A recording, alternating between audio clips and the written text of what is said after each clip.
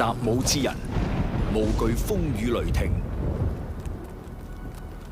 習武之心，靜看流水浮雲。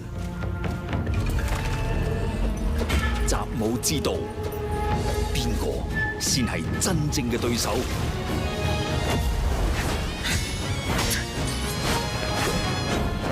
讓本帥看看，對手究竟有多少斤兩。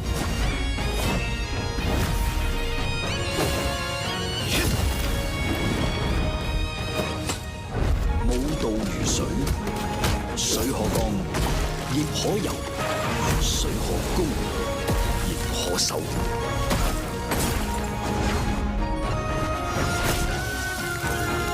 滔滔江河，奔涌无形，无形为形，无道即道。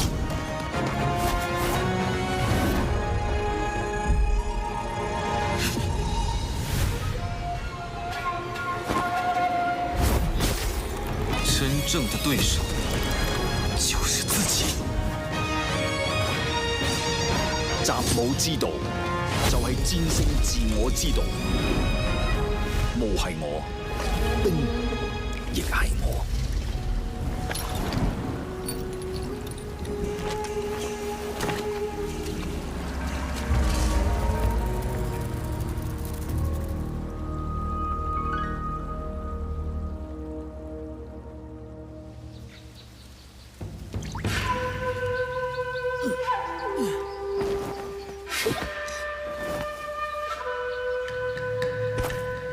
诸位，可愿为本帅俯首？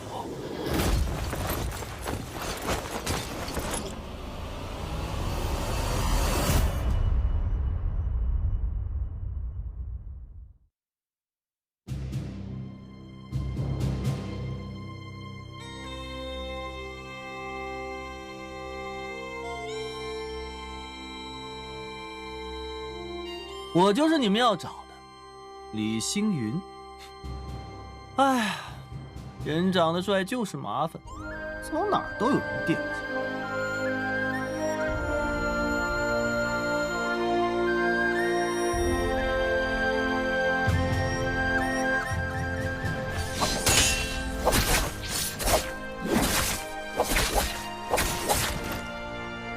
记着，本姑娘叫姬如雪，是幻音房的人。 幻音房的剑，从来不会迟疑。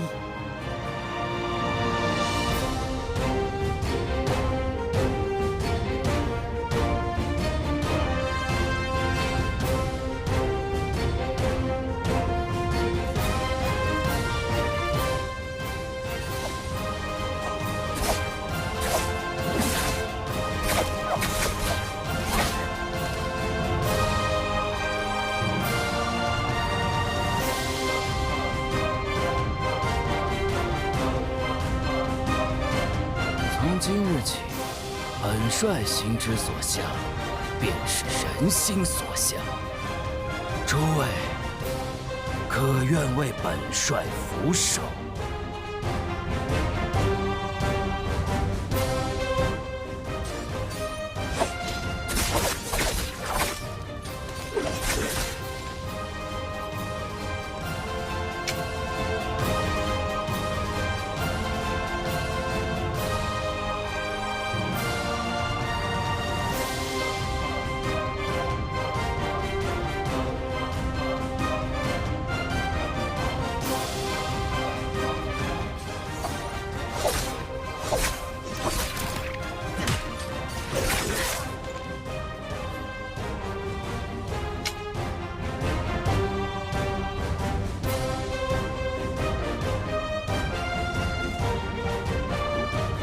我是齐王，亦是幻音房的女帝。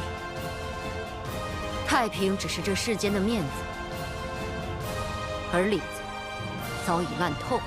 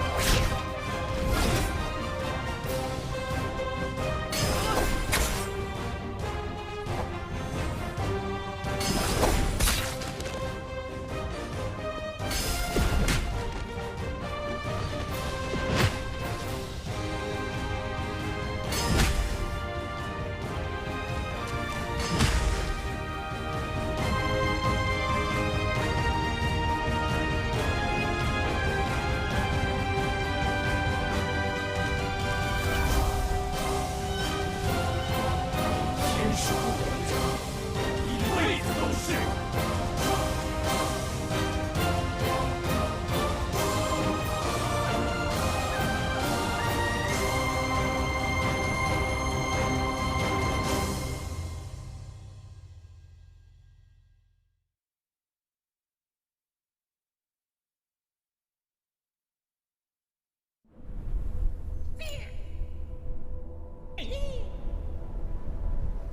As chaos tears open the heavens,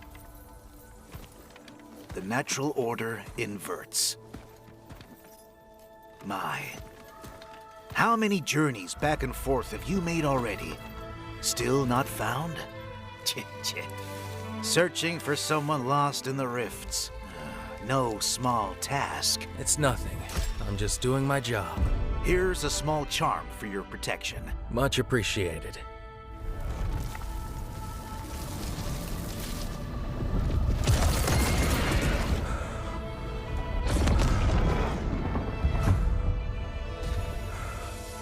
This is nothing like I remember.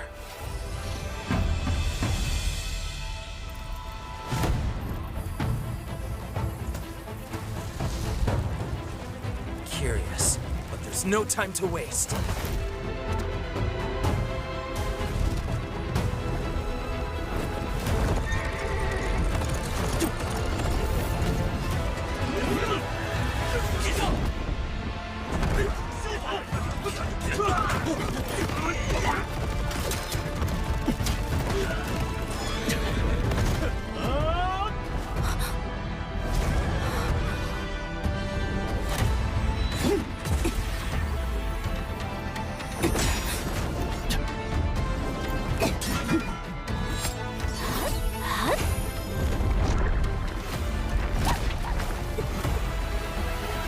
All that, Justina, only to become the matron? Traitor. I will not listen to Akiria's lapdog.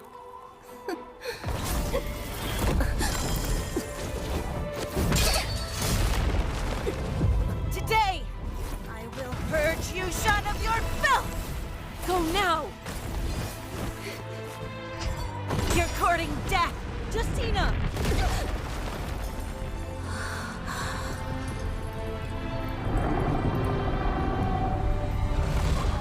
Excellent. It's taken the bait.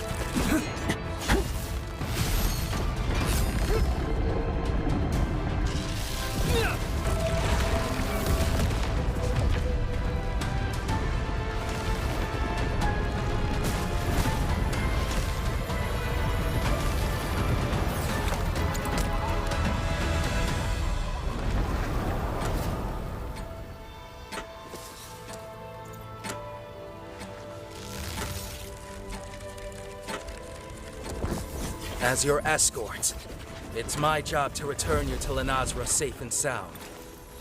So, no matter how many times it takes, I won't stop till I find you!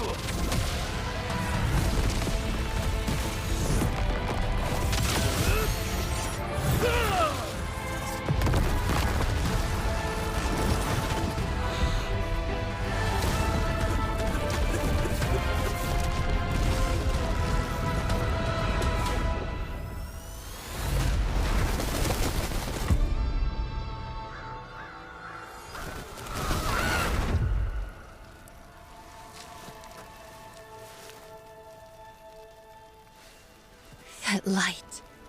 Does it burn brighter than I do? When you find her in the rift, I'd like to see her for myself.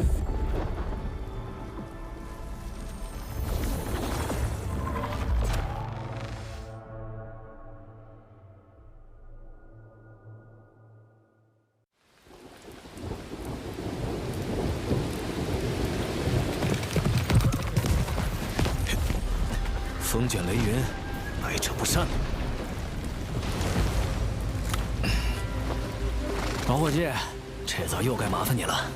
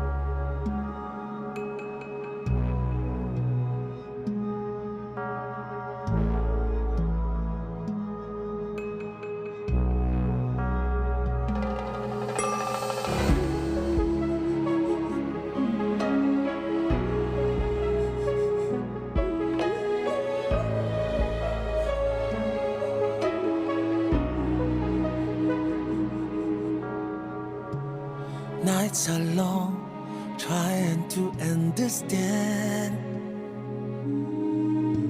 a life of words unspoken. How all of her hopes, all of her plans, told so much of what I meant to be. How some should stand, but I'm broken. Your love will help me so near.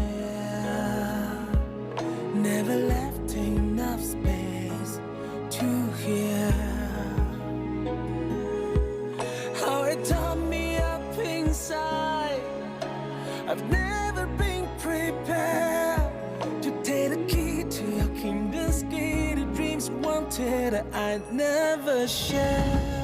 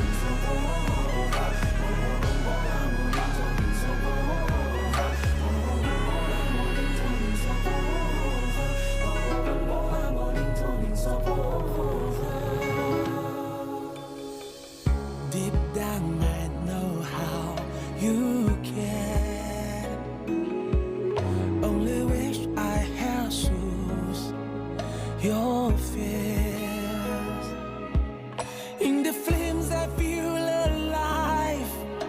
The burden in my hands are climbing up to the heavens gates. Defy the fates to show you who I am.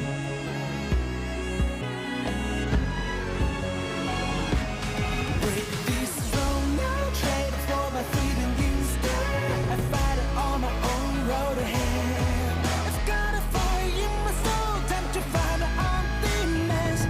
Never hold me back. Break this throne now, face the world with all that I have. Lay forever held within my hand. NARAKA calls to me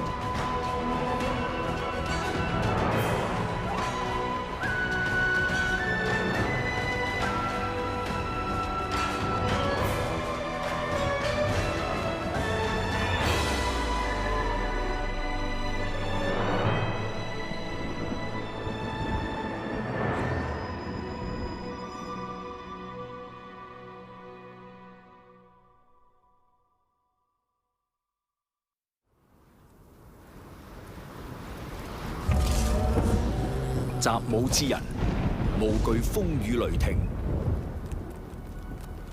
習武之心，靜看流水浮雲。習武之道，邊個先係真正嘅對手？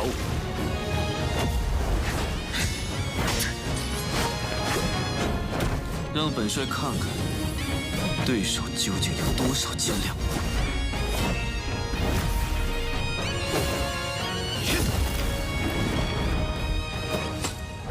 武道如水，水可乾，亦可游；水可高，亦可收。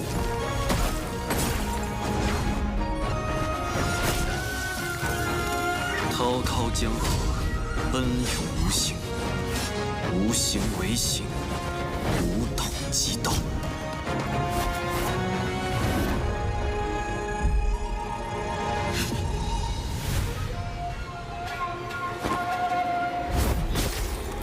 真正的对手就是自己。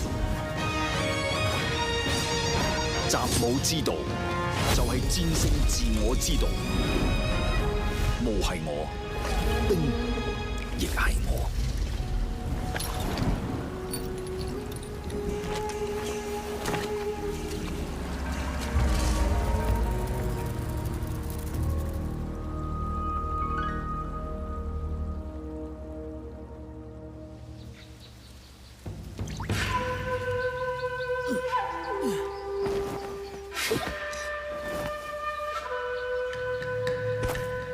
诸位，可愿为本帅俯首？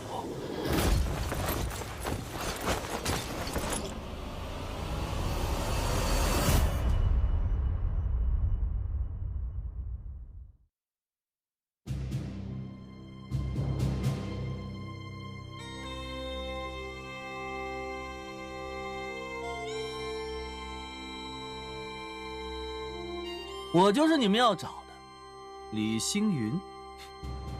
哎呀，人长得帅就是麻烦，走哪儿都有人惦记。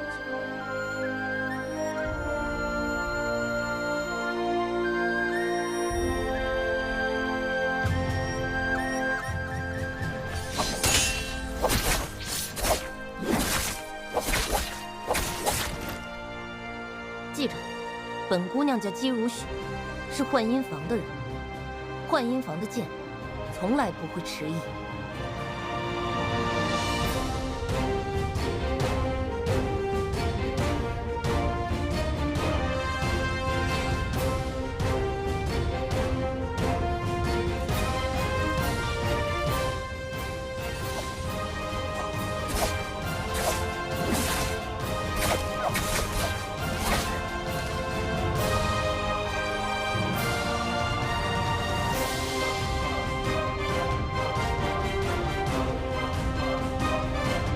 从今日起，本帅心之所向，便是人心所向。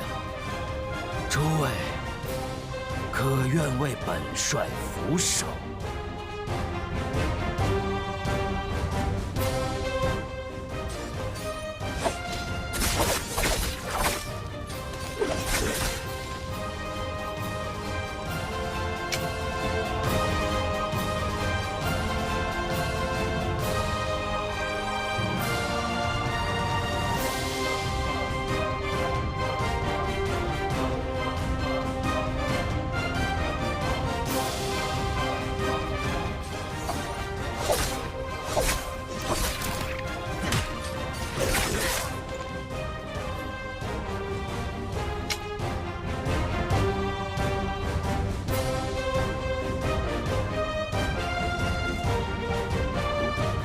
我是齐王，亦是幻音房的女帝。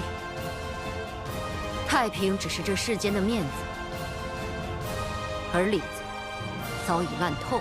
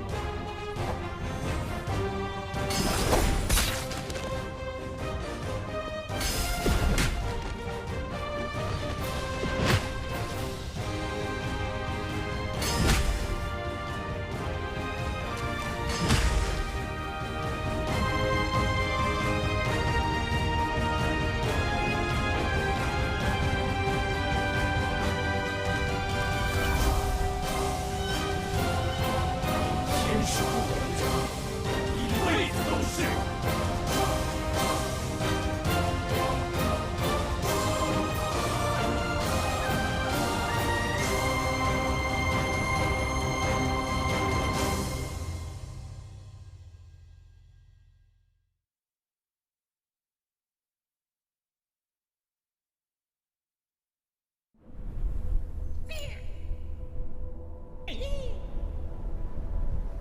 As chaos tears open the heavens, the natural order inverts. My, how many journeys back and forth have you made already? Still not found? Searching for someone lost in the rifts. No small task. It's nothing.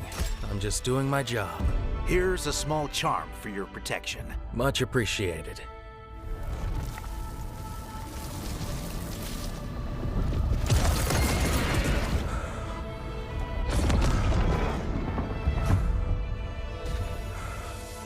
This is nothing like I remember.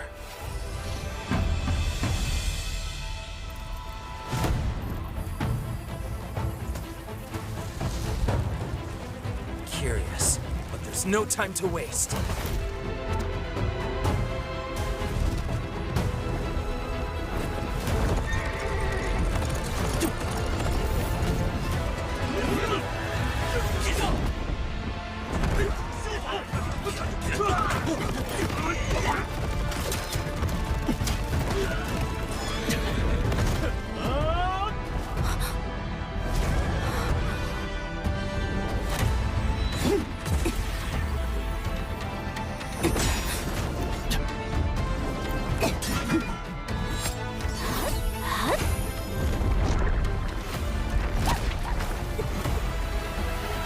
All that, Justina.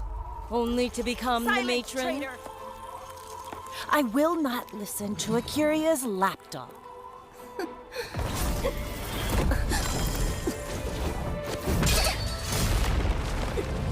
Today, I will purge you, Shun, of your filth! Go now! You're courting death! Justina!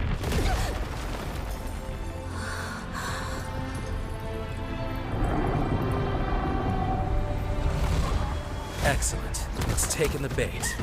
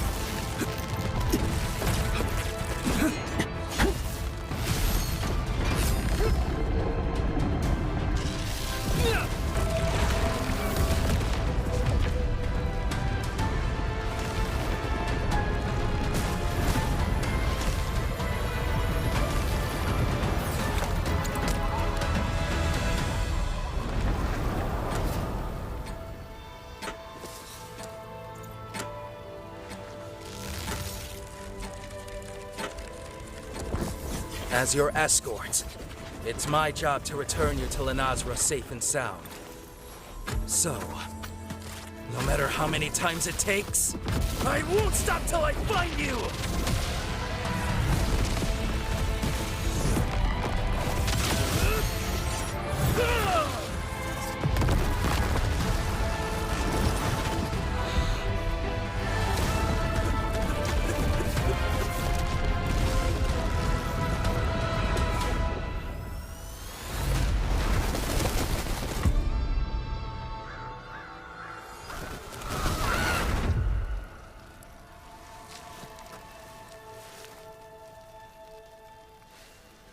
That light. Does it burn brighter than I do? When you find her in the rift, I'd like to see her for myself.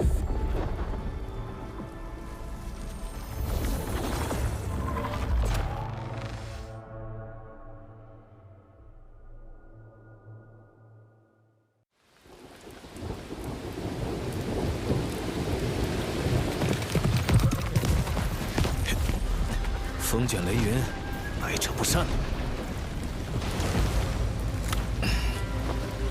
老伙计，这遭又该麻烦你了。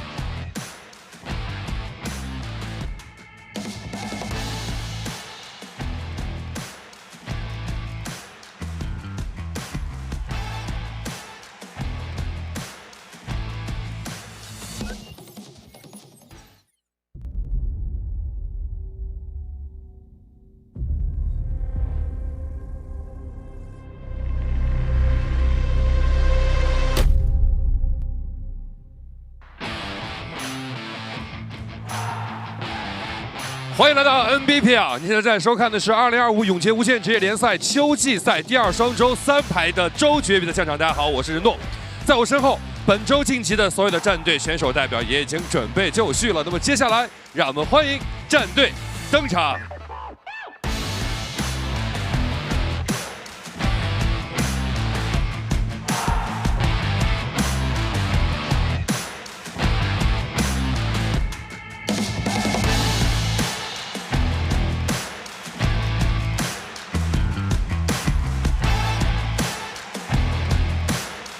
第2双周3排的战队选手代表也已经来到了我们的台上。那今天在我左手边、右手边的2位，曾经也是前队友，但是今天是对手。有什么话跟对手说？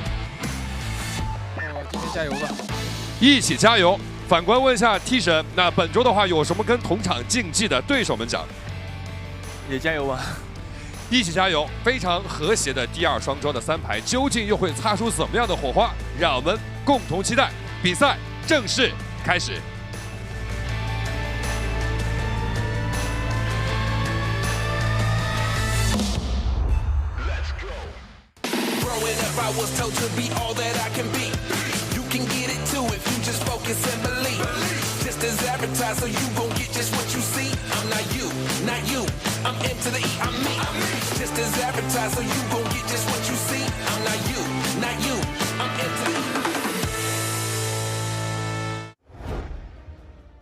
And ladies and gentlemen, we are here for the second week bi-weekly finals for trios in the autumn season. My name is Severio. Alongside with Raven PLZ, we are going to go ahead and start getting you guys going for this day. And Raven, it's going to be a phenomenon, right? This new pick ban system, we're running through the cycle, and it's also going to be coming up here. I'm excited for it. Day 2 of these 2 finals. Past 3 days has been very exciting for Pro League. I just had back-to-back casts And I'm super happy to see both finals. I mean, for me at least, seeing the best of the best on this new rule set. I was super happy to see it in solos. I'm excited to see how it's going to be in trios. I mean, at EWC, we saw SR come out, dominate, take it out super fast. Will we see it the same way with under this new rule set? 2 first rounds of 2 mirror rounds. But first, ladies and gentlemen, it's the NBPL Fall Twitch Drops Collection.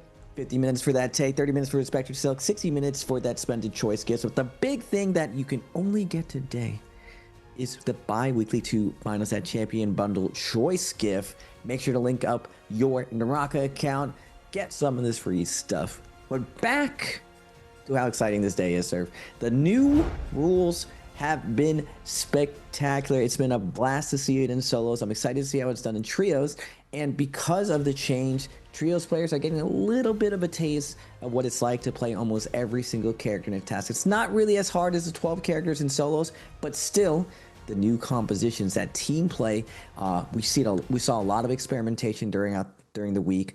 A lot of teams limit testing to see what they can get away with, because today is it playing for keeps. They need to win it today, and we're going to see a lot of new strategies show up and iron out with, I mean, different compositions, but a lot of what we saw before. The composition I really want to see more of is the Liam Tessa, something we normally see in ranked, but we actually see it at the highest level of the game.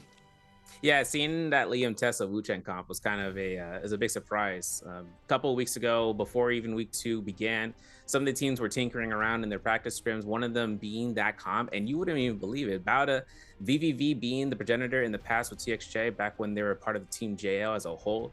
I think he was cooking in the kitchen when he made that comp for the team. And I think that was one of the big reasons they're also playing it. That round was their best round in that day. So seeing about how that comp is kind of being brought up inside the Nbpl means that there is some sort of value to it. Of course, we saw some Akko's gameplay somewhere in the middle going through, but that's a different comp for a different day. We got a little bit of the scoreboards for the pre-final points that are being brought in so far. With FPX with 10.5, 521's in 11th with 11.7, 12.8 for Wolves, and GG with 14. There's 14.8 points given to Alliance and SR for 15.1, and then bring into SS1, they have 15.7 points, OUG with 16.9, 17.8 for ASC, 19.3 for Bauda, OA for 19.5, and JL having the most points out of this first 3 days for the bi-weekly to have 23 points proposed into today. Now, 63 points is what they need to get the match point. That's for any of these teams. So having this head start, having this game worth ready of points means that within 1, 2, or 3 rounds, if JL has enough to work it out, they can easily get themselves lifted to match point status.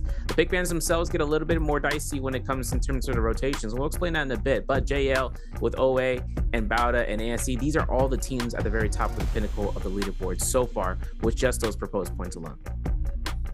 And just to review a little bit of what has happened so far, OUG was able to take down the first bi-weekly with an advantage on their strategy with the old facing, but we have new facing today. We do have the map rotation coming out. It's going to be Doria, Holoroth, Nighttime, Fireflies, super fast games with those mirror matchups. Then we're going to move on to Morrisile, back to Berdoria, Holoroth, Morrisile, and ending on some fast play again, if it goes a distance on Holoroth and Morris.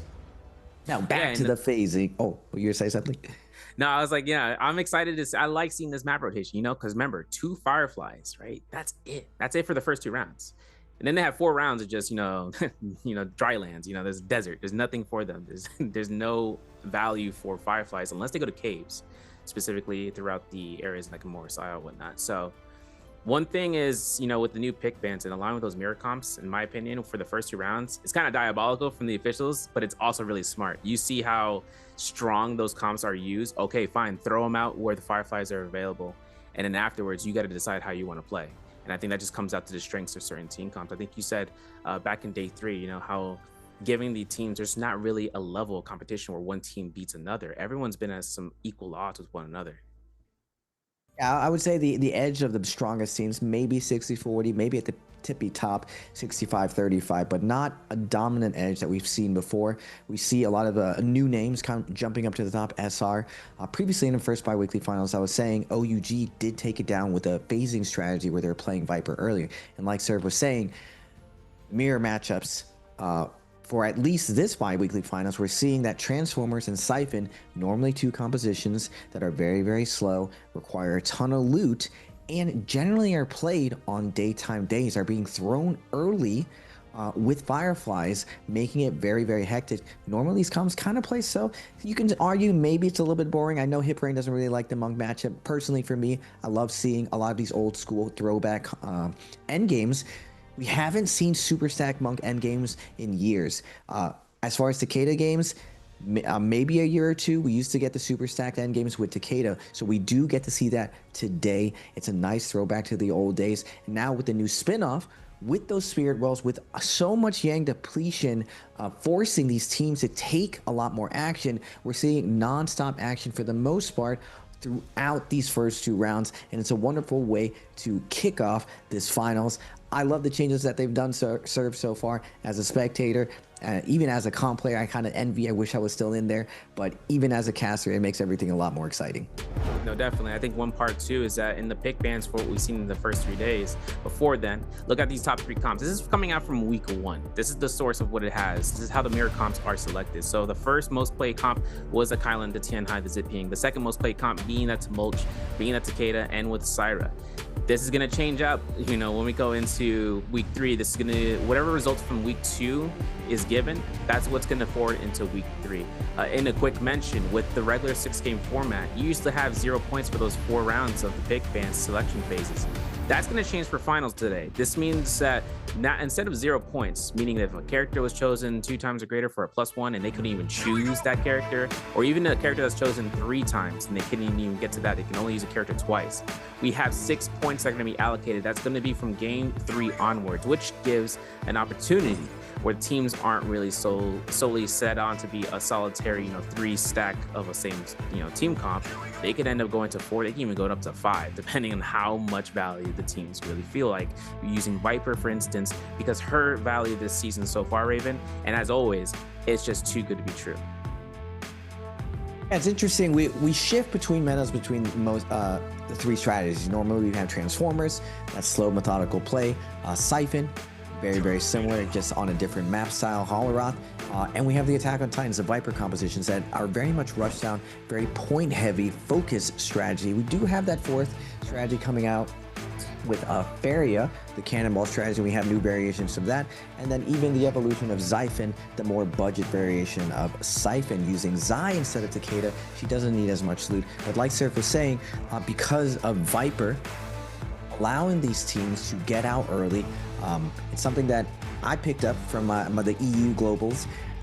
Hex, they always started tournaments with Viper, and I feel like playing Viper allows you to focus more on finding the kills early and not worrying so much of going into Yang. Now, the modern version of Attack on Titan that we're seeing with Viper, we are seeing it go into the realm of Yang. It hasn't been solidified which Viper composition is the actual best. Now, we are opening up with the mirror matchups, but when we get to that round 3, it seems like a lot of the teams with the Syra change to her V2 are using that old school season 1 strategy of that Temi Viper silence into 5-second stun, with the combination of Syra being able to do it basically like the old school V2 Viper stun with the Temi ult. And it is absolutely diabolical of how quickly that team can hold your team down when you're buying, when you're on Spirit Well, when you're going to a cave. It catches so many teams off guard, and because of a lot of the modern 2025 strategy,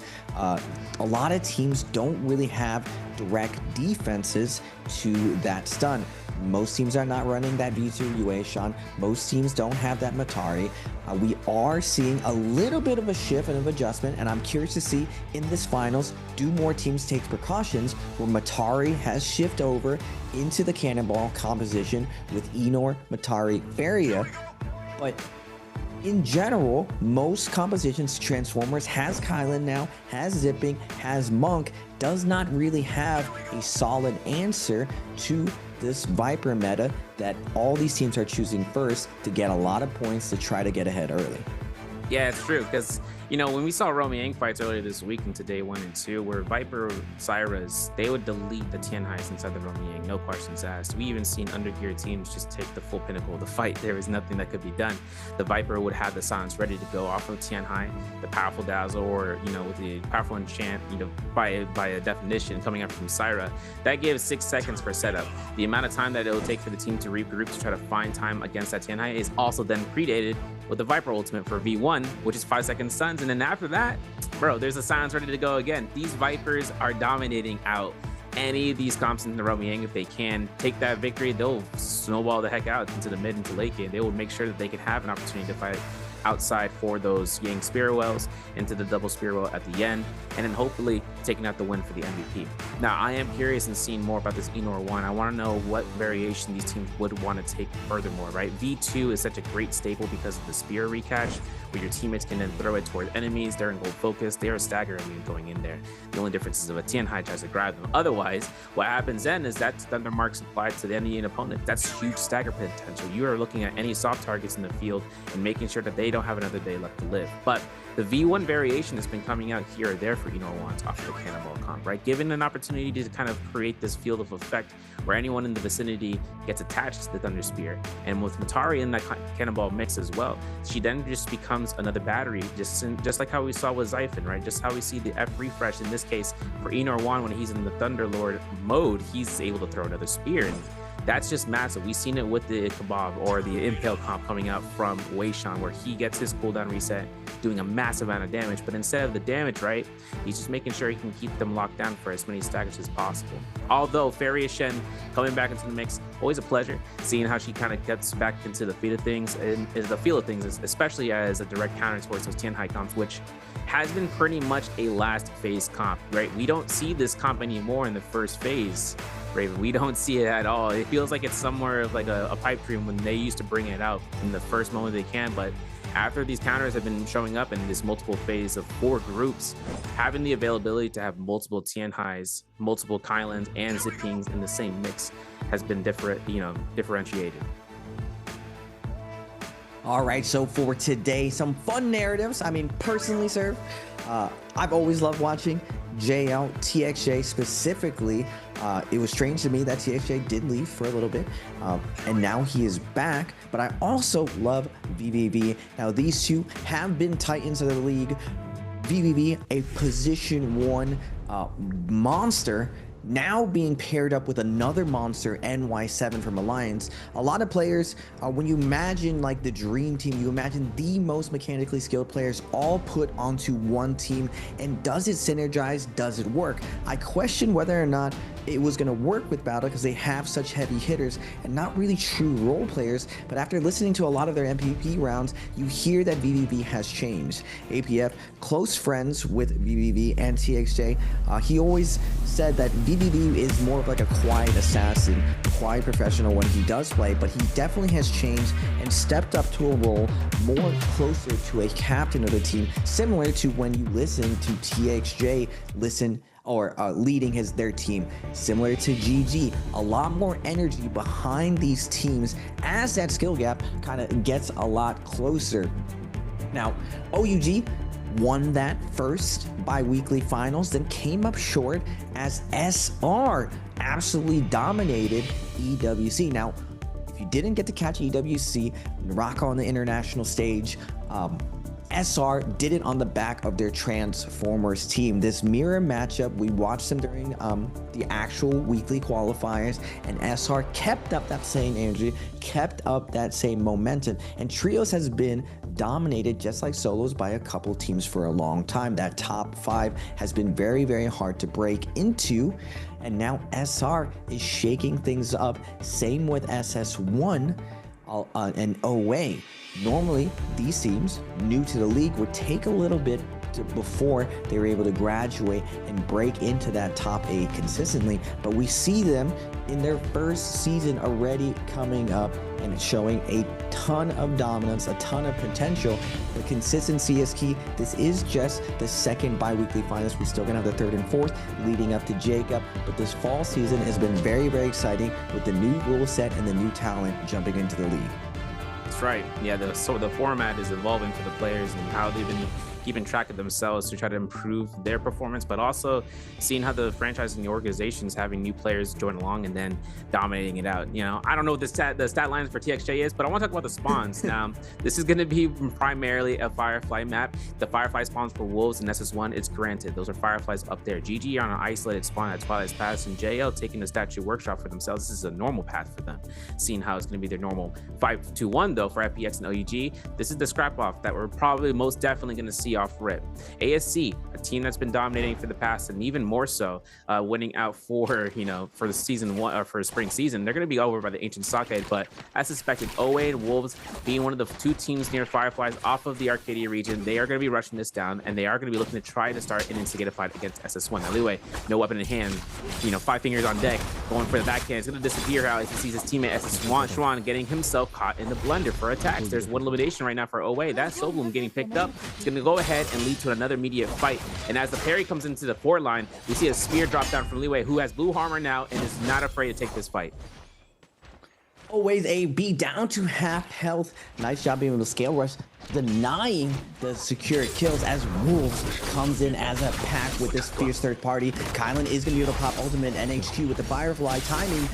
They do get responded by a mirror Kylan ultimate, but with the full HP advantage away in a tough position as NHQ is going to go Kylan on Kylan violence right here, keeping NHQ coming through with the slashes, trying to hold down OA's Tudyk, but Tudyk able with no HP to fight back, and Wolves U is gonna fall down as AB comes back and shows up with the flank onto Wolves. What a awesome turnaround coming out from them.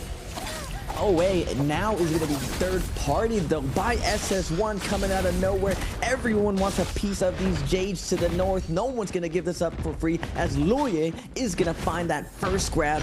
AB jumping into his face with the scoops, boxing it up with the monk. Loye is going to be jumping out of there. They are down to a 2v3 situation. Kylan ult is going to be invested. Yuan doesn't get the zipping ult up. OA has SS1 against the Groves. Can they clean this up?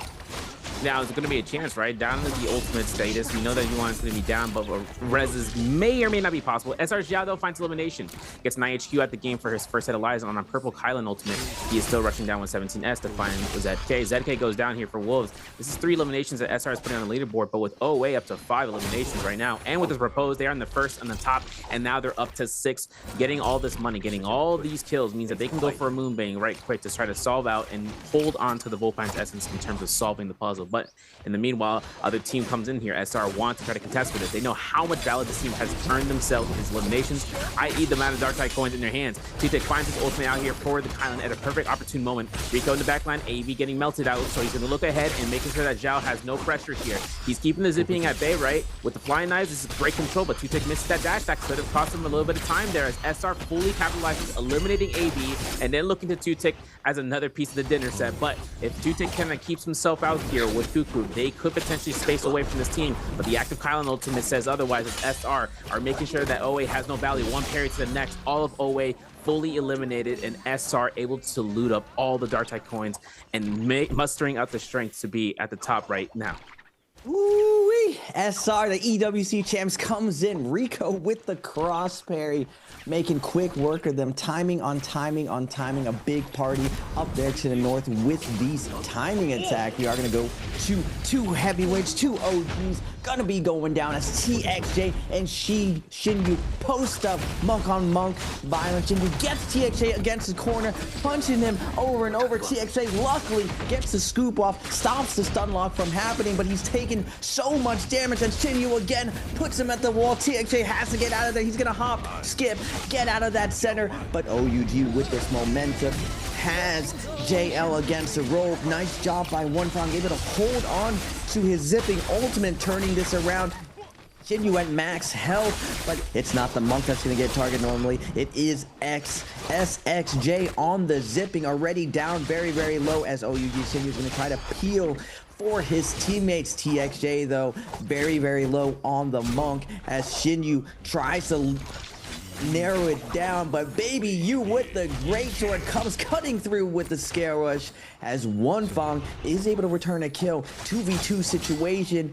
He's OGs leaving nothing on the table for the first fight of the day. Both these teams very, very stacked. Junks, combo breaks gonna be coming out. Now everyone thinks playing for keeps. Shinyu, combo break getting invested. Now it's just all about the read, all about the boy. But one Fang is gonna fall. Junks is gonna fall to OUG's Shinyu. Last one left with Junks, as TXJ does salty respawn 1v1 for all the marbles, for all the bragging rights. Shinyu does able to get his ult up, as now Junks is gonna back off of here, cut tail.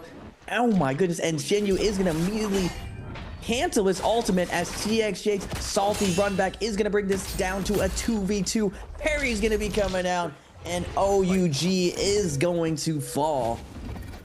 Yeah, it's crazy. TXJ is running out. He's like, no, I'm coming back, homie. And all the other other teammates are from OG. Just don't go through with it. That's okay. We still have another day to fight. Otherwise, we're looking at this grab coming up from ASC, a double grab from Han. But by the time that the Tianhai ultimate depletes, now the launch off the fist blades isn't going to do much, as Han is now in a predicament. No F, no ability, just full send. F1 comes out here from the backline from Xiaowen to try to keep him alive, as Han gets caught out here by two teammates. The jump LMBs for the longsword and the greatsword to connect. The whole check of destiny comes into play for one more dash effort. He does it again. He gets a parry. This is the jump LMB opportunity, but he doesn't even go for it. He is waiting this out, and the whole checks are working in his favor. Wait a second, looking for the RMBs if he can get it, but that's from the RMB spear kill. That's Young Jung's kill for Alliance. That's going to be their 6th kill on the board.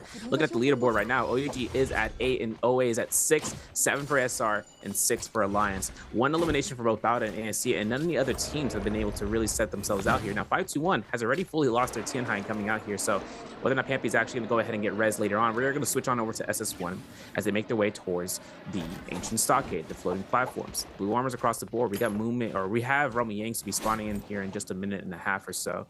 The teams are going to make their approach towards this. We're looking at GG and seeing what gear they've got. They got Jays on standby, and they got 2 purple armors and 2 purple weapons minimum on the board. And for GG, this is great. This is going out here by the Ascension Forum, making their way towards Imperium, as FPX is at the Skygaze Cove, approaching this out here. 1 purple weapon primarily on the Kylan as it comes out, and a purple armor on water. Just try to keep his scaling alive and making sure that he can, efficiently use it for his ultimate scaling for the Vajra state. Now, seeing about to switch on over to the Hong Sword, we are going to see a Tempest Kick on Kiki, and then seeing a Sunwing shot, slow shot for ZGE.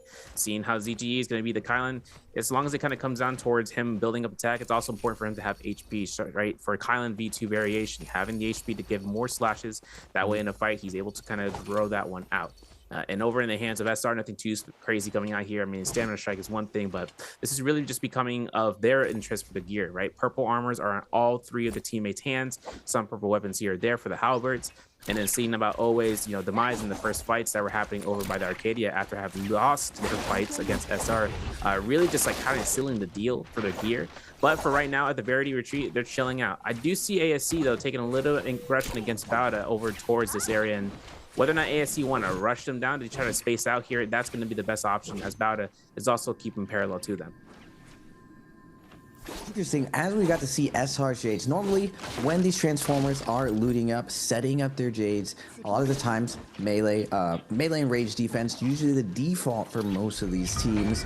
A lot of the times secondary going health, because just Transformers very, very durable, but we did see SR do something that most of the teams are not doing. All of them have secondary attack on their Jades. We are going to get a fight, as both of these teams not able to get in a Rebel in the end. We're going to get FPX versus JL. TXJ again boxing it out with water, but TXJ is going to be the victim of this monk fry strategy of FPX. He is going to find that first hop, jump over, get the hip, and get the scoop onto water with eyes in the back of his head. TXJ avoids that last little hit and turns the favor onto JL. Kiki now against the ropes right now, goes for the armor swap. He is going to get a parry onto TXJ, finding some brood. Kiki, the zipping of FPX, is finding an escape route as TXJ is hot on his heels. Another armor swap one more time. TXJ now has to slow it down, but he's gonna keep up the pressure onto Kiki as Kiki comes back, trying to send some Fs to help out his teammates, but TXJ hot on his heels, trying to lock him down, cannot. Now we're back to a 2v2, one Fog, the zipping of JL, able to find the parry onto Kiki as Kiki fades out, again, kiting it out with that fan, trying to keep some space as water goes with her flank over and over. TXJ desperate trying to get involved, trying to secure the kill on the Kiki. Tap dot comes out. The F goes to his teammates as a last-ditch effort to help them out. And again, a third armor swap goes to Kiki. Finally getting up a second zipping ult, and we're going into phase 2 as ults are being refreshed for both these teams. This is full Valley Zone right now. Oh my god, the uppercut. Gonna burn out the bell, and seeing Kiki getting fully focused out. If they can get one RMB off of that parry, one Funk secures the kill. That's it for the zipping. No heal potential off of that water. Getting caught in his back and no combo breaker. We just saw been consumed. And then looking in the background, ZGE, the Kylan, gonna get eliminated out here. JL earnestly putting themselves up to 6 eliminations. That group kill really coming from one Fong was one thing, but the palm mining and all the hits in the back end, that's just gonna be strength in numbers. And now for SS1, now for Alliance. Gold Flying Knights. We didn't even get a chance looking at the Romy Yang fights. This is going to be a replay situation unless Alliance gets ambushed on by SS1. They're playing smart. They're at the shop. They're waiting this out. Purple Musk is going to be swapped out here for PP, but one thing is for sure, right? This Vermilions comes into effect with 9 eliminations. Alliance is now keeping themselves nice and tidy in second in this game, but 10 eliminations for SR. They're coming through here after their Romy Yang victory. Having SR taking in the victory with gold fist blades on the Kylan for Zhao, this means that they're going to be having a great strength in numbers moment, and he's going to be one of the first ones in the fight alongside Team JL. We just saw them minutes ago taking a fight, and it's immediately into the fray for another one. SR having 17S on his Tian High. He's going to be on active mode as Rico gets caught into a grab, but 17S is getting melted alive. TXA immediately seeing the response. SR is taking advantage of the fact that they have that Vermilions left. They immediately dive. The recovering JL, they just wanted the loot. They just wanted the Spirit Roll, but they're going to have to fight for it as SR is going to be coming in. 17S, though, in a tough position, getting boxed by TXA, forced to detransform, and it looks like GG's going to be showing up to the party. JL in a very tough position as all their ultimates have been invested. TXA trying to get out of this situation. Junks, one Fong, trying to peel for him as GG desperately looks for the low HP Monk, but TXJ does a wonderful job of getting out of there. CJS does find a different target, though. It's the Monk of SR. Zhao doesn't have any ults to his name, but he does have that Vermilion as well. He is going to be able to get out. JL managing to get out of the center of this third party. SR, though, can't go anywhere. Big parry going to come out from Rico, trying to bring back momentum for his team, but it's too much for them to overcome as OUG, a fourth party, is going to join the party, showing up, and can they clean up now? GG with just LXM with his Monk ult. This is going to be strength in numbers moment. The Tian High ultimate is ready to go for LXM, and he ain't popping it, not yet. He's making sure whether or not the Valley comes out here from CGS. The Tian High from Jinyu comes out. Now it's going to be whether or not they're going to be wanting to burn for millions, because LXM is pretty much one sneeze away from death. He's keeping himself aloof, though, as the double grab is confirmed. There's the double slam, and there's the eliminations. And as CGS burns out Combo Breaker immediately, even though one of his teammates are down, the Soulblooms are picked up. OUG are clear for takeoff. There's another grab coming up for 3PL. That's another elimination. That's OUG up to now 11, and they're looking up for 12, and that's going to be a nice situation, and actually nice and tidy at the top for this situation. Up on top, we looking at Bowda. We got ASC. Both Tian High Vajra are up, and the grab is good. Look at this. From NY7, he is pushing them out and trying to look to use the catapult, but with a double grab, there's only one situation where VVV stays alive, and that's by tapping E. Of course, for XCM, it's not a problem. He got slammed, but this is going to be a problem for Bowda in a second. Listen, Romy Yang depletion is still in effect, 70 seconds, and they can't get one yet. The full ambush coming in from OUG forces ASC into the zone, and one F1 in the dream comes out from Baby U. If he needs to use it, there will be a time and place. Having the background is a situation from Han and Zhao Yuan is going to be coming out to those R&Bs. How are they doing? And now the Kylan ultimate as a response. Baby U has it in him to try to look for the immediate slash. There it is. Try to get his teammates to connect off of one target. Maybe missed, maybe even Han, because since that Tian High had already procced ultimate, all we need to do is make sure we keep helling him down into the zone. And the further he goes, the less chance of him surviving. The Stoneform comes out here. The launch into Narnia comes through, and Han, only one strike away from death, finds a nice armor swap, but while his HP is low, OUG just realized that they are in the wolves' den with how much pressure is coming out from these enemies. All the Yang Depletion teams finding this fight over here. Bowda gonna be showing up a little bit late to the party with 25 seconds left for their Yang Depletion. They need to find a kill desperately. It looks like XCM is gonna be able to cleanse. They find just enough to get some Soul Blooms out. ASC not as lucky as their Monk with one left alive, doesn't have that cleanse available. He does have a little bit of money. Maybe he's able to buy and get that resin time, but it's looking grim for ASC. Now SR, remember we saw them in the beginning getting jumped on. They find their way out of that sticky situation and managing to capitalize.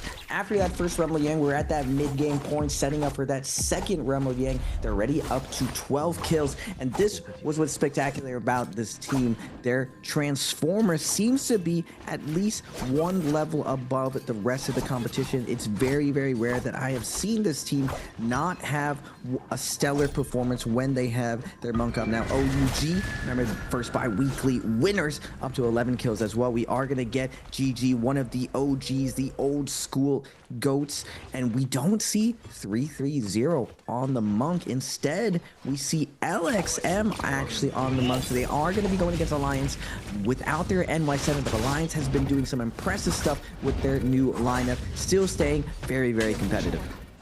Now LXM has pillar play. He has himself to try to look for a line to also disrupt the other Tianhai. For people, this grab it on CJS, kind of a scary situation. We need to see about him surviving. There's no chance for him. He did not have the ultimate up beforehand as a Kylan, but a double grab from LXM.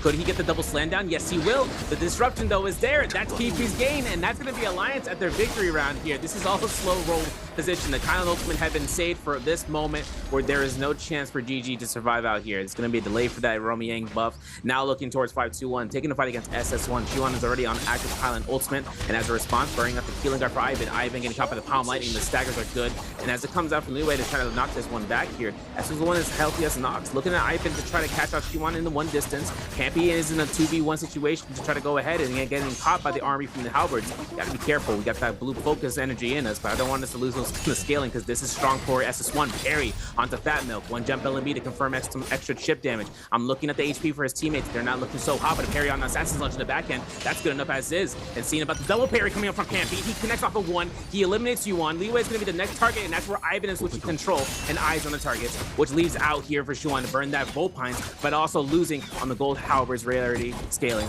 And now it's coming to 5-2-1 to get the win. Big win coming out from the global scene represented as 5-2-1, able to clutch up that round of Yang. We're going to get some old school violence as OUG is going to fight their revenge onto JL.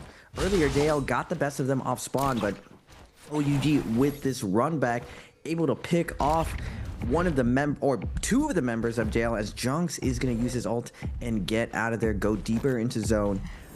In this, like the third shadow phase, Yang or the shadow corruption isn't very, very high, so Junks is able to go fairly deep into zone, using the catapult to come back and possibly come back for a little bit too late for the res, unfortunately, but he is going to be able to find a little bit of loot and possibly res his teammates. We are going to move over to the rest of the lobby with two teams losing with that Yang depletion, SS1 and a GG. This is where the meta has definitely evolved a lot more. All of these teams have a very, very good read on the timing of this Yang depletion.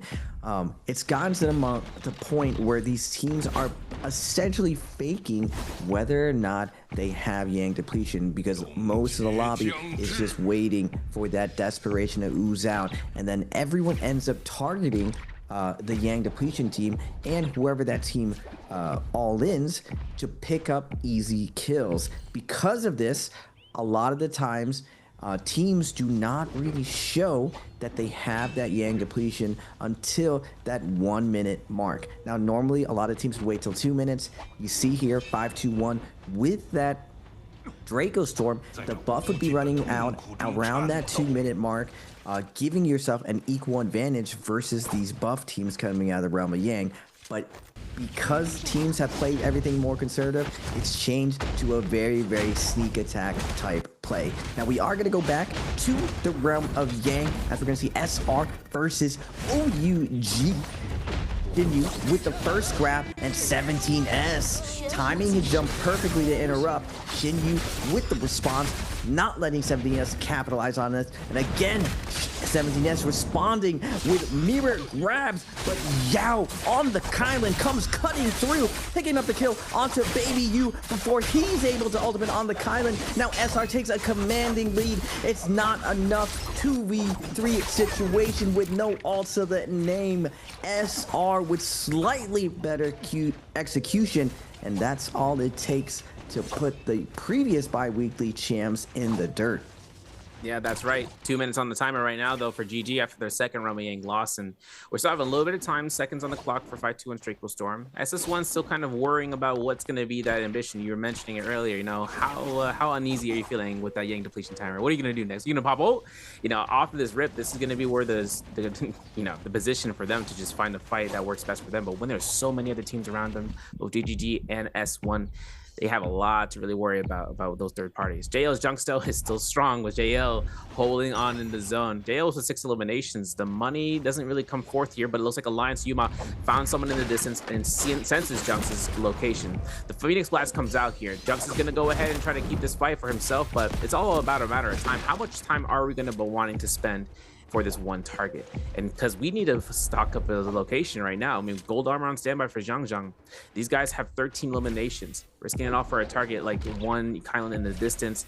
When the secondary, you know, when the next objective for the Yang Spearwell is about to be postured for, they have to make sure they have that going for them. Junksto, Mr. Catapult. The whole time so far we've been seeing him by himself. He's been taking massive use of his catapult, and the new verticality system is great. He just launched himself though near towards a fight that might be ending up with GG up against SR. 17S popping into TNI ultimate first, looking to try to go as the Ice Giant and trying to capture one of the folks, as GG's LXM is popping ultimate to try to contest this fight on ground unit duty. We look at 17S, who gets denied. Not going to be the case for the slam down. He doesn't connect it, and CGS has an opportunity on ground level to try to look this out as a Kylan. And as you can see coming out here, the double slam is good. The elimination's not had. The B1 from the zip is still going through, and as for 330, having the availability to pop the ultimate to keep his team aggression going with the Kylan ultimate.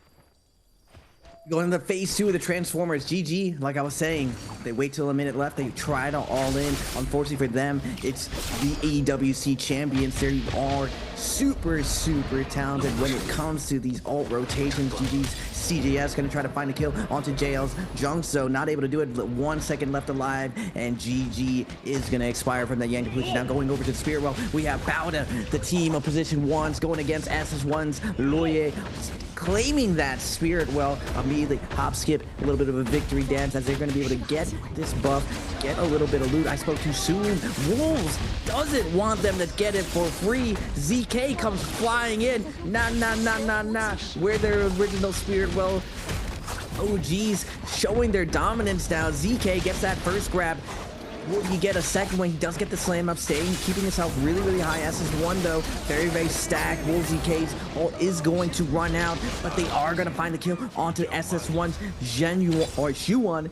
Wolves ZK coming in with that wonderful third party with the Monk ult. They're able to claim this Spirit Roll, get that buff, and put themselves in a good position to try to climb up the leaderboard of points, as everyone else is going to be forced in a tough position. And this is what I love about this new endgame Surf. Everyone gets this Yang depletion besides the teams on Spirit Well, and it forces everyone to a decision. You can't just sit back, wait to see if you can play some placement points, wait to see if someone else makes a mistake, sit out with your range. Instead, eventually you will be forced to a decision here in order to win this game.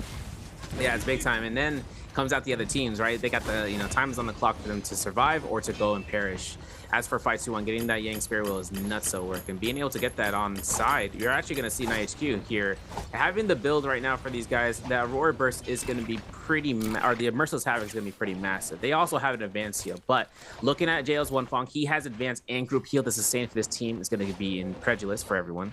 As for themselves, they also have Soothing Boom, so if One Fong burns through resources, it's got a little bit of the RNG chance to make sure he doesn't lose that back for the armor patterns, and especially the vitalities, considering that the Kylan ends up burning through his HP. If he procs it out with just 1 HP down, he can get the team going right back up. And then considering that their timer is going to be applied for anyone that has no buff, JL is going to be having one of those timers only for 2 of their teammates. If they get a red, or they did have TXJ to be clear from the effect of it. And it's crazy, right? Thinking about the fact that JL is coming back through here, coming right through, but Alliance is stacked out of the mind. I mean, Phoenix Blast is one thing. Skyforce on Yuma for the Kylan is nasty work. Repair roll on PP with the Meteor is, they all need is Rupture Gale over him. And then he's set to go with 6 repair chests and start thrashing across the field.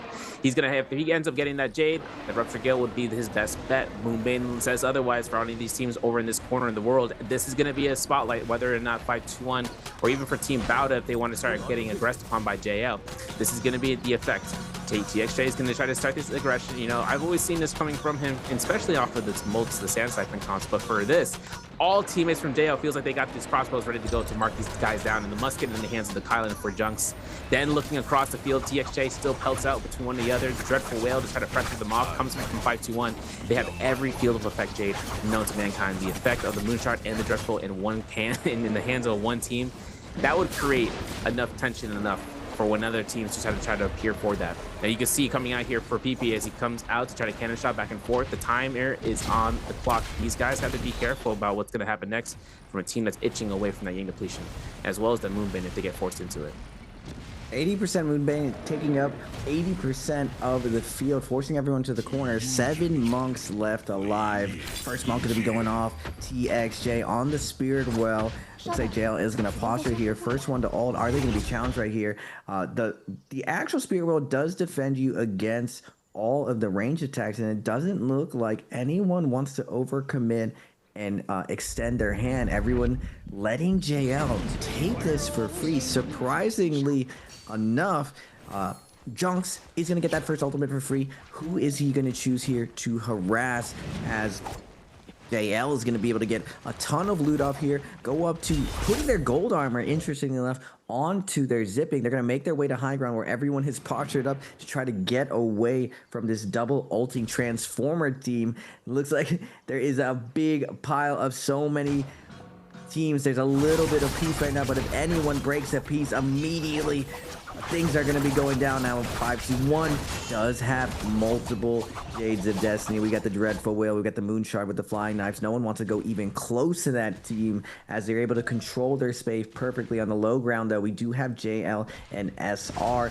Cannon shots are going to be raining out right now, but it looks like everyone's happy to kind of move on and not contest their situation. They're waiting to see if anyone else makes a mistake here, shows their hand, and ults. But what we're waiting for, ladies and gentlemen, when that first monk goes down, everyone is going to respond with this monk ult. This verticality, this cliffside, there is no cover to hide away from these monk grabs, and without your monk ulting, everyone's going to be hiding under their feet, trying to avoid the double grab situations.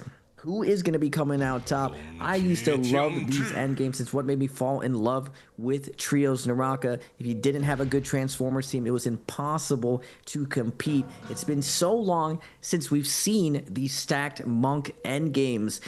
21 players left alive, with OUG and Alliance at 13, SR at 12, Wolves at 11. Any one of these 4 teams can still take it. JL is at 7, and it's not unheard of for teams to get more than 10 to 15 kills with this many players alive. It all starts with the first monk ult, and OUG's Shinyu is going to be the first one to kick it off. Yeah, the Manifold starts pressing against one another, and it's getting folded. All the Tian High ults, and now it's up to whether or not none of them are doing anything, except for S17S. He finds one grab against one of the players of Wolves Night HQ, who does get a chance of getting right back in there. He's looking for another chance of regressing upon that. As ZK from Wolves, he himself is going to try to disrupt that, and Jingyu deforming. Remember, he was that first one to get that ult off, but we pushed him away from Baby You getting caught to the double slam, and the lead to deny it means that there's no chance for Pampy to secure that slam down, and Pampy, as a result, gets focus fire. Remember, he did ult at full armor, so he does have the HP to sustain this. Once he deforms, he Dreadful Whales all the way down the cliffside. As for SR, they are going to keep that King of the Hill position. They want to make sure and see what the kind of ultimates are going to be doing next year. As you can see, JL's Junks is going to be using his ultimate as a response to one other player. The SXJ in one corner of the field might be launched to the zone. We're looking at Junks to try to go for those 1-slash hits. He does find another level 2, allowing for that rendering the proc through. Now the Cooling Guard is in effect for Junks. It's all about launching them into the zone and denying them entry. TXJ and Wonfong are taking a lot of people trouble of damage. Seeing Wonfong getting the ult off, though, means that there's enough time for this team to look towards NY7 on that ground level. We're looking at TXJ for the Tian High grabs. Can he earn himself out for eliminations? We see Wolves ZK go down. The Katana Tome is being used. The slam into the zone gives NY7 little hope to survive here, and the last minute is going to be pushing this up here for JL to try to stay alive on the bottom floor. Yeah, TXJ on ulti low right here, looking for any of the scraps as they fall from the high ground. Multiple teams trying to stay up, away from the suffocation of the zone coming in. TXJ jumps up, down to no armor, the sliver of health. He's gonna find a little bit of heals from his teammates, from his zipping. Multiple players running up this tree to try to stay alive. We go to the high ground, the POV of ZK as he's looking at a buffet of grabs. He gets one player from 5-2-1, punching him onto the cliffside. Can he find the follow-up? No, Ivan's gonna be able to dodge out. No, he's not. I spoke too soon. The Collin's gonna be able to get re-grabbed by ZK. Nice aim coming out from him, but now ZK is gonna de-transform, gets a little bit of health from his zipping. Back to the low ground, EWC champions. SR17S is going to be de-transforming, but the zone is taken away on him. His health is taken away on the high ground, though. JL has postured perfectly as Junks is shoving everyone into the zone with his Kylan ult activated. TXA desperately trying to get his second ult online. The zone is closing in. Junks able to find a ton of kills by pushing everyone into the zone. That one slash, that knockback, sending everyone flying, and JL is able to control the center here. Can they get the ultimate? Because Wolves MHQ with their Kylan ult is going to be able to come in. Bowda comes to the top. JL's one function is going to fall. NHQ is going to fall. And it looks like OUG's Shinyu is going to be the last one left standing up, securing that first place. That's insane coming out from OUG to hold it down to secure that. Everyone was launching each other off. And SR comes out here, though, with the most amount of eliminations, with the points. As MVP for game one, this is going to be the first mirror comp round going through. A lot of thrashing came out. We saw how those TNI ultimates just came through and kind of getting themselves to burn them out before the Kylan's really were the playmakers there. And then having just enough time to build the rage back up, the Kylan's were able to come right back and use that high terrain. That's what I was talking about, that 1.0 slash off the Kylan ultimate. Although level 2 gives you the rendering, right, gives you that little clone behind you, it does cause a little bit of a, stay in the air moment for players. But if he does the 1.0 slash, they get sent. They get sent to whatever direction he's facing to try to push them off of the cliffside. So that way there is no guarantee to live in the zone for as long as they might think, considering by that point zone tick damage is hitting for 80 per tick, and there is direct HP damage at that point. It doesn't matter how much armor you got, as long as that tick damage goes through, you will start to die slowly throughout that round. SR MVPs for round 1 into the Biweekly 2 finals. Yeah, Predorio, for the longest time, has had a lot of compositions that have abused the fact that Perdorio's predominantly these cliffside endgames. When you get to this endgame where the zone is closing in, and the zone can be your foe or your friend, you see all the Kylans, they're just batting up, looking for that one slash, and there's a boom, just sending everyone straight into the zone. Before it was Takeda and before it was Hadi, now we got Kylan using those one slashes on the Transformers. We see JL launching everyone into zone, flying off the cliffside, and the zone does so much damage in that end game, and you can secure so many kills from it. And JL was definitely the pioneer of doing it. But speaking of pioneers, for the first question of the day, ladies and gentlemen, which hero will be the MVP of Game 1? Is it A, Tianhai, B, Zippy Ying, or C, Kylan? Only 3 choices. You got a 33% chance to win it, to ship it. Make sure to put your answer in that Twitch chat. Yeah, I feel like statistically it might be 50-50. A Zippy Ying getting MVP, that would be the day, bro. That would be the day. Most last hit confirmations to get those kills would be her best situation. But we did see the Zippy Yings kind of moniker out, right? We saw how it came through, thrashing through from the Kylan ultimates, gold armor to supply. That was JL's kind of ambition to kind of work that out. And it's kind of interesting. We always talk about, well, the reason they use this is because of X to Y, is because TNIs would get the armor to increase their HP. But if they give it to their soft targets like Zip or even Kylan on the ground level, that gives them a little bit more time to kind of, be at a survival stake. So usually seeing Kylans have the blue armor in that early game would be the best way to kind of give purple armor to anyone else in the team, because when he's activating ultimate, he still has enough sustain to be earned out from striking opponents with that V2 variation. But, talking about how the playmakers have been doing this since the beginning, seeing how the Kylan former, or rather Kylan, the TNI, the Zipping, that comp itself has been really making its strides into this game for the first bi-weekly finals with this new big pick ban system of everyone playing that same comp, which starts to settle down.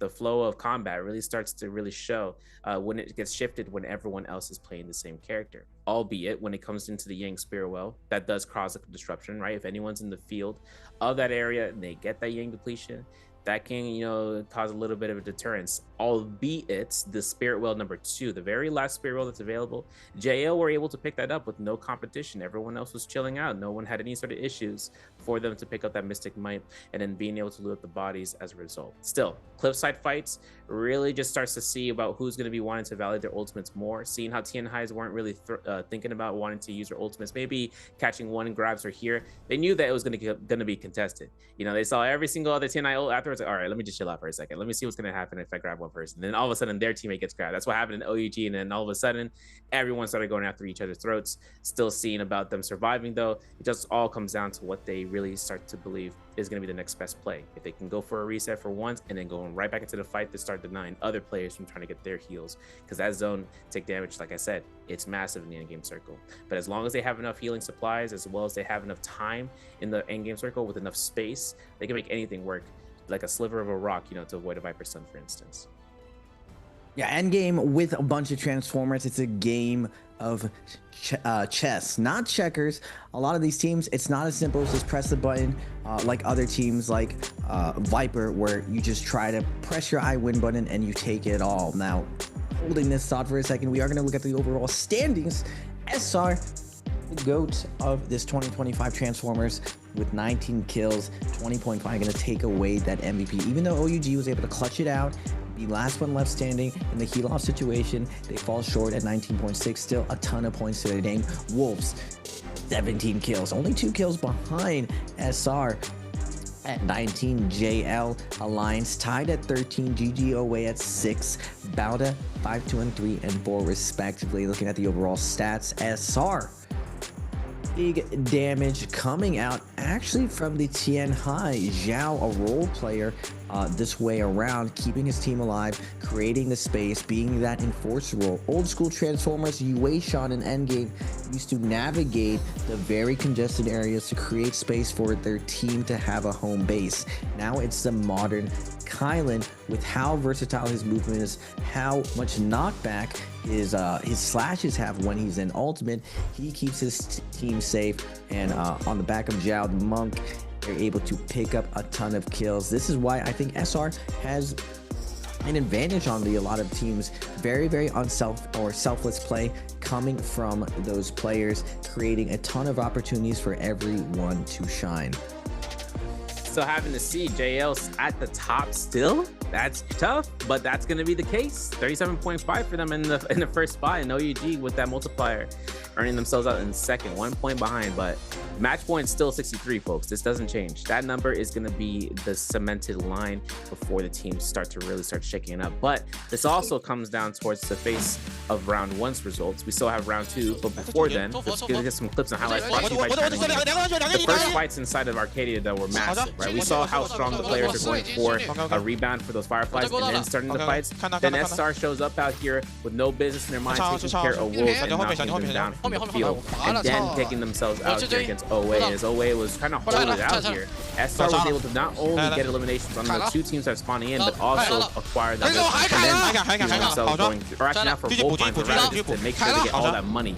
Inside the Realm Yang though, first fight happens out here where SR was kind of pressuring off with this Tianhai, and then with the bow strikes coming out, it didn't matter. At least the longsword here was trying to catch here for some saggers, trying to catch a toothpick, and trying to confirm those last hit confirmations.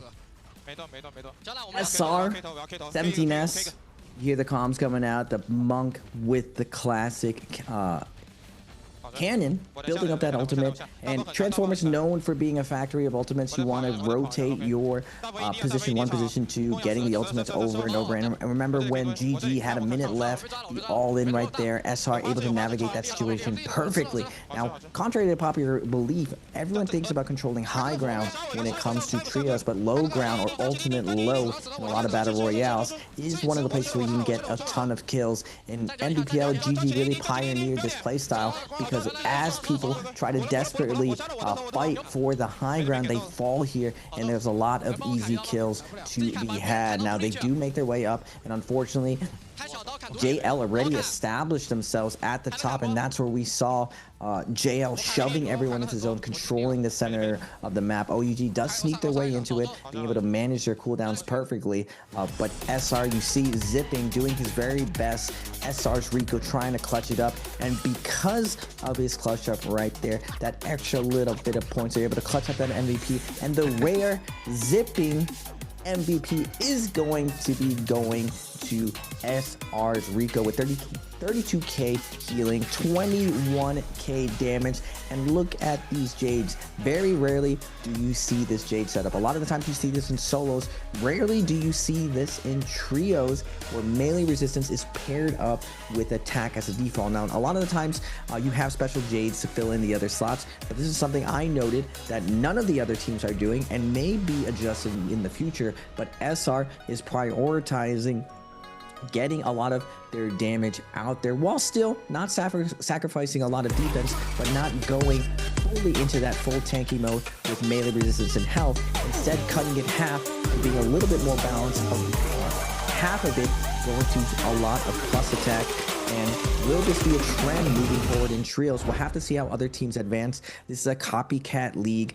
Everyone has VODs available of other teams, but it's definitely something that I picked up subtly that SR is doing different than all the other Transformers in the league.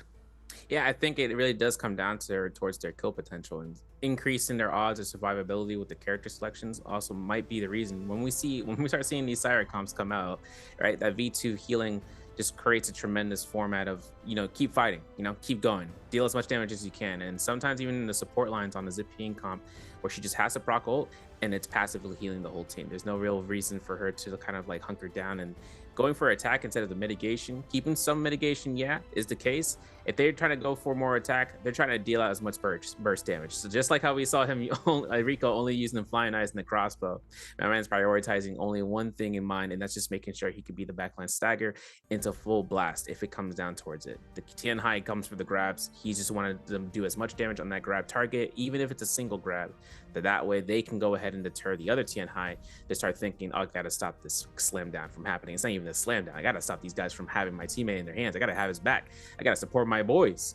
This is gonna be where it comes down to this next round, right? We're going to Holoroth Starry Night. We're gonna have the effect of the Takeda, the Tumult, and the Syro in the play.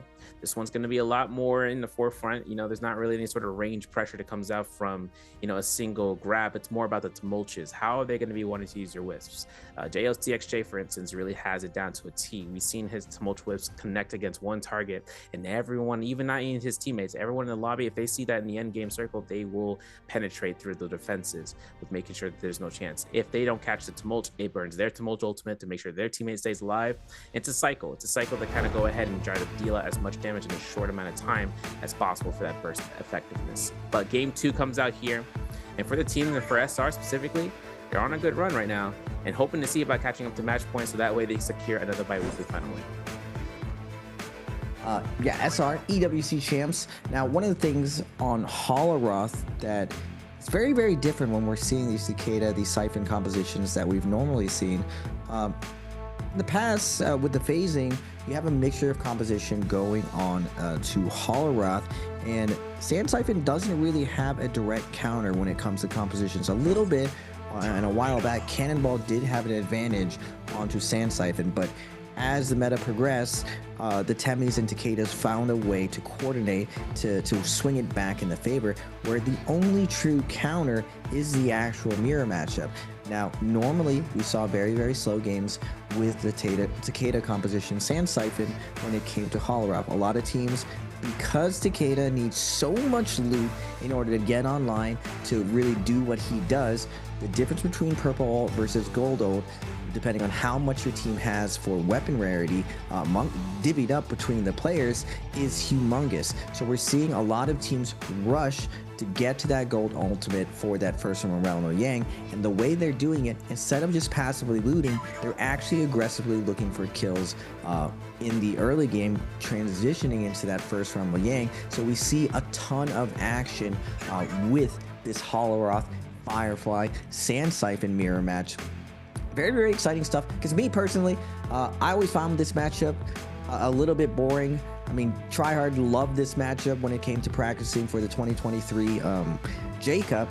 Not me personally. I felt like as a zipping, it was just me getting chased around with the Takeda all being absolutely insane. But now with Syra being introduced and this new buff, the composition does play a lot faster since Syra kind of heals and plays like an old school V2 Viper with the stun as well. So it's very, very volatile off spawn and in that mid game. We saw a ton of action during the week where a lot of teams actually had to post up on ballistas or post up near no ult zones in order to stay safe transitioning into that early first Yang, just because all these teams are trying to aggressively make plays with normally what we've seen a very, very defensive composition. That's right. You know, seeing how like teams like GG kind of switching up their locations, noticing where other teams are going to be ending up, gives them like another advantage, like you said, for the ballista towers from what we've had, and even more so, just switching up from the normality of it, where the spawns lead into. For Fireflies, for instance, JL would necessarily take some advantages to try to keep themselves as centered to the map as possible if it's available to them. Getting contested for the Salvation Podium is also one of those main objectives inside of this comp selection, although it does create a little bit of a power vacuum for them. If they decide to get the gold weapon, that gives them a little less, digress to the effort of trying to get those scaling, but they still need to find those weapons. With the weapons that can either be picked up from dead bodies or even purchased with the gold Dark Tide coins from kills earned and money found.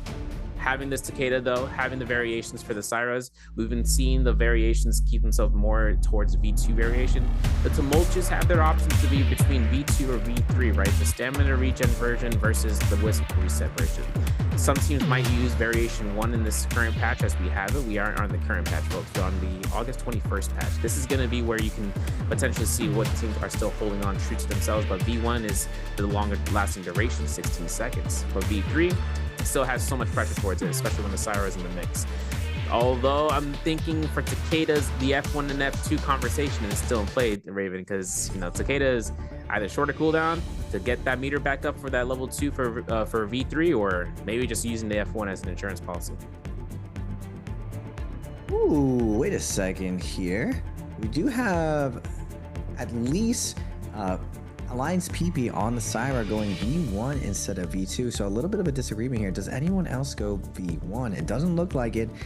Kind of the oddball out Alliance, not really believing in the V2 Syra. Could be a glitch, or it could be that there's might be something to playing V1. Yeah, they're the only ones with anything remotely different. Wait, but there is a little bit of difference between the temmies between V1 and V2.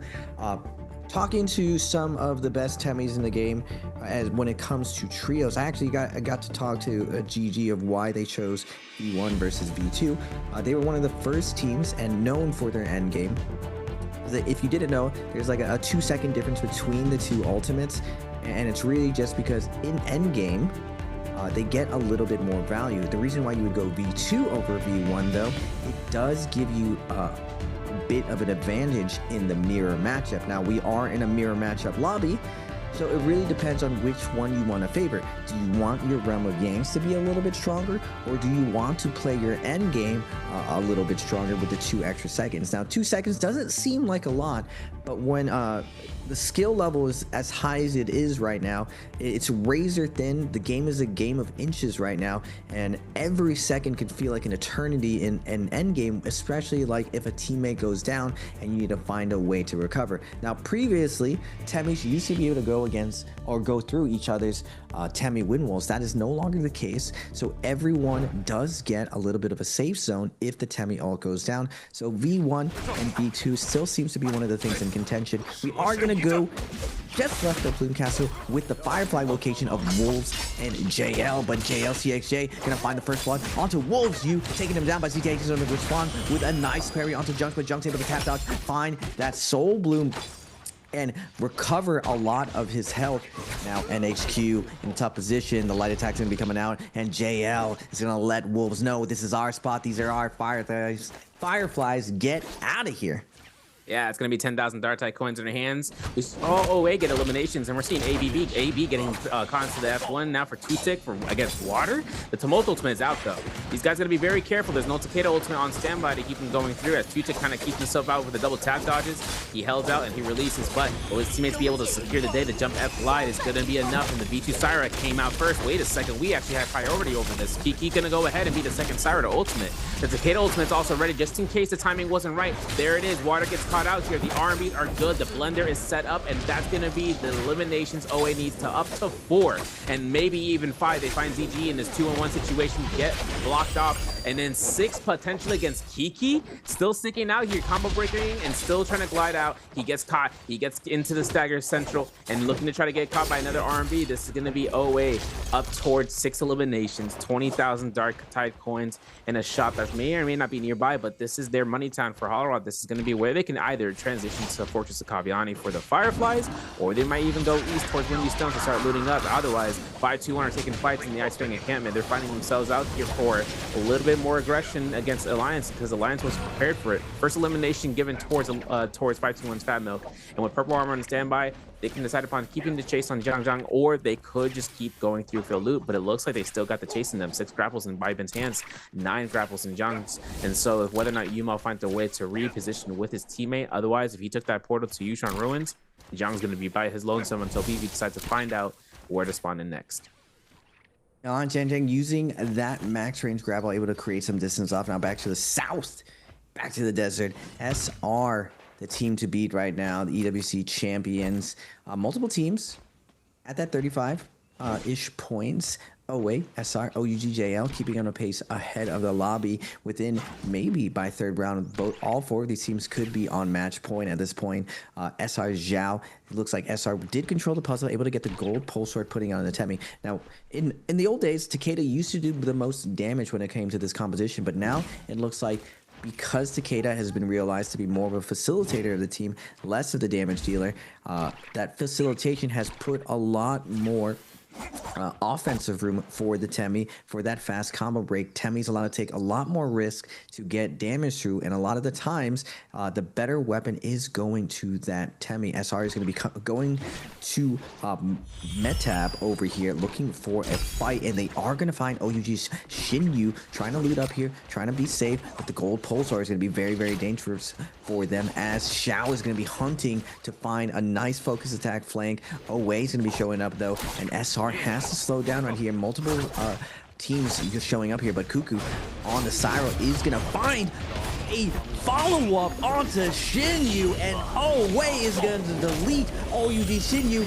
Chaos is gonna be setting up as the Temi ultimately is on. Moonbane is gonna be coming down. It looks like it's always Moonbane. The trap is gonna be set up. SR17S is gonna get stunned by the Syra. Locked down right now as Cuckoo is trying to lock him down, not let him out here, but Rigo's Syra ultimate is gonna zone him out. That stun is threatening them, but SR repostures gonna be holding their ground as they reposition, and all the ultimates were used by both teams. Now we're gonna get a nice Zero Band gonna be coming out. No, but I spoke too soon. SR17S still has his ultimate. He does have white armor to his name. They are gonna be connected to Tutik, the Takeda of OA, trying to lay down the law, trying to take him down. 17S under a ton of pressure. Both Takedas swinging at each other. Xiao trying to make some value out of this gold pulse. He's gonna come chopping down, taking down Tutik with a little bit of help. He saves that soul bloom for his teammate. 17S able to come back to full health, and SR perfectly played, avoids the Moonbane trap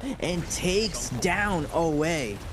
Yep, OEG though looking to try to keep the third-party energy alive as SR gets a chance of resetting those armors, man. This is big. This is coming out from SR's end to get that gold pole sword, or rather to start scaling through here and making sure it works in their favor. This is now where OUG baby you. He is stalking them. He is making sure he keeps the distance.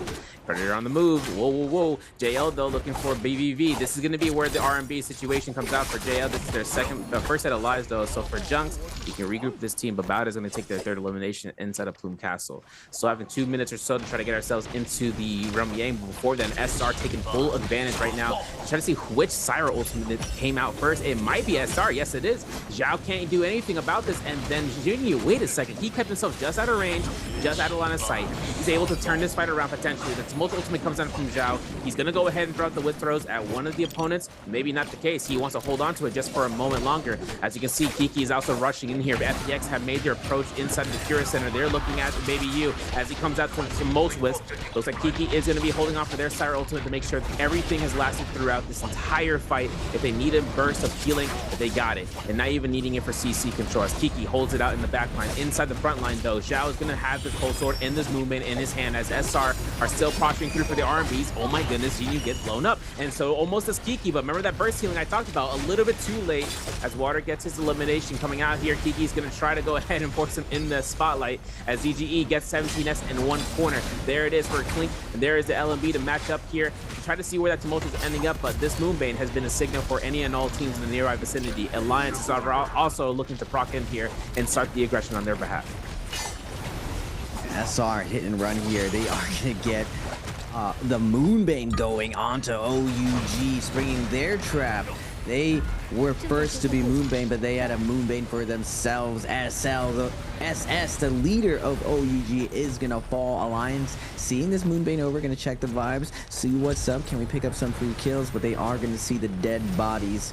A little bit foreboding here, because OUG was victim to this Moonbane. Now, they do have two ultimates mirroring SR, and it looks like Alliance showing a little bit of peace here. We just want to use the Storm, man. Just check it out. SR looking a little swirly, not really trusting the buying here close up. We are going to move over to the south as OA is trying to recover their game after not having the best off spawn. And like I was saying before, all these teams taking very, very aggressive routes off spawn to pick up kills. Siphon counters Siphon when it comes to all-inning using your ultimates.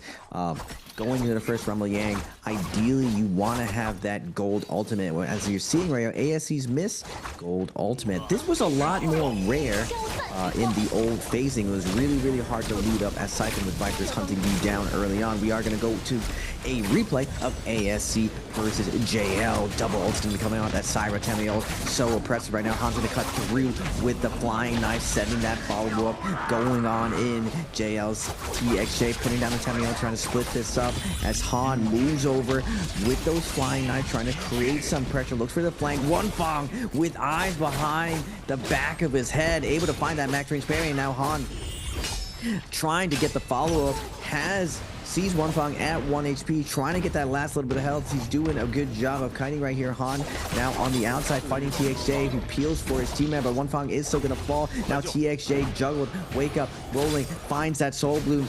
F is going to be coming down as Zhao Wen comes chopping through with the fan. They're able to secure the kill. Now into the live fights. We're going into the Rumble Yang. We have SR up against what seems to be a big fight against them, against SG, or I said GG. As CGS is in the distance to try to force out this F from the Temi. There it is. LXM is now burnt out. The Volt Twist comes in the perfect motion for 17S to get blended out. The jump LB extensions come from 330 to try to keep the dream alive. The Cicada Fury at level 3 at golden status. This is enough for 17S to create a whole field of effect. He finds the double blue focus rubber round, and he's looking for 17S. He's looking for 330 here as he's keeping himself nice and tidy in the corner. The Rampage comes out. Might not be enough time. The F1 came through, and all they need are chip damage against the Cicada to keep him dead and down in the dumps. And there's 17S. Oh my, don't do it to him, bro. Jump R&B. The F1 catches 330. This is enough to try to turn this out. Well, they could have gotten the elimination against the Cicada, but 17S is just too good for them to kind of keep himself out of there, to keep himself alive. This is gold fist blades. This is crazy for them. They're scaling up tremendously well.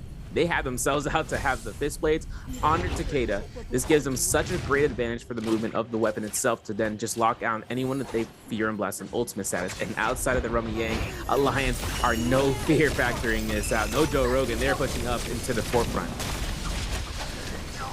Oh my goodness. Old school versus new school. New school ends up winning out versus GG. SR 17S now coming out to the outside, finding Alliance right here. Yuma already under a ton of pressure. It's like the Takeda is going to be the focus fire for this new meta, but nice shot from you, but it'll back off, move over to that no ult zone. Cutting off everyone's ult short. equalizing the fight. Alliance trying to slow down the pressure of SR's momentum, but SR wisely slowing down, backing up, getting the heal here. 17S looking for that RP, jumping there for one, finding it in, bring his teammate. It's zipping, setting up for a nice focus attack. U1 gets sent to the ground, trying to make his way out, but SR, 17S gonna go help his Syra to keep him alive. Both Rico and Zhao very, very low. It's up to 17S to peel for his teammate. Parry's gonna be coming down, jumping. Ariel's gonna take down Yuma.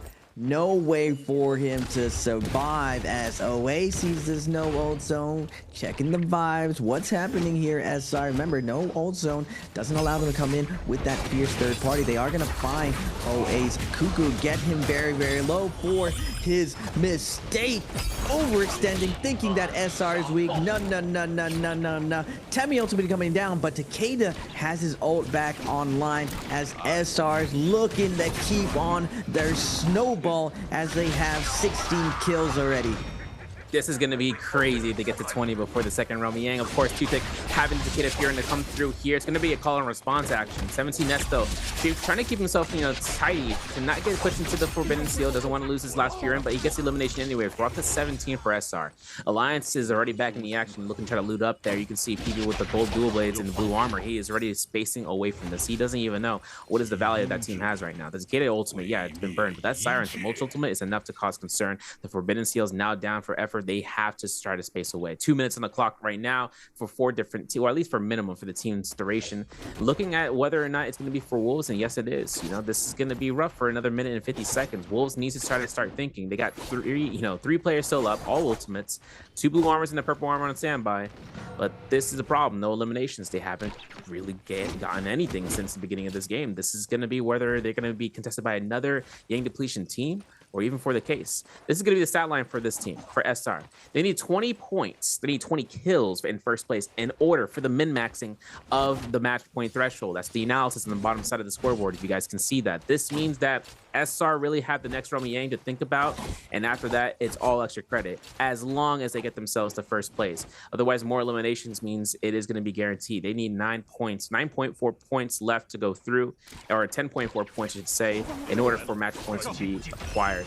5-2-1 at the Feather Lake are pushing up against what seems to be SS1 as Owe goes completely down as Bowda in the backfeed of the kill feed gets eliminations. But with Pampy actually seeing his aggression coming out first and foremost, they have the advantage so long as Liwei doesn't disrupt the next file of blue folks is coming out. Both shots from Pampy doesn't confirm the kill, and Fat Milk is caught in the corner.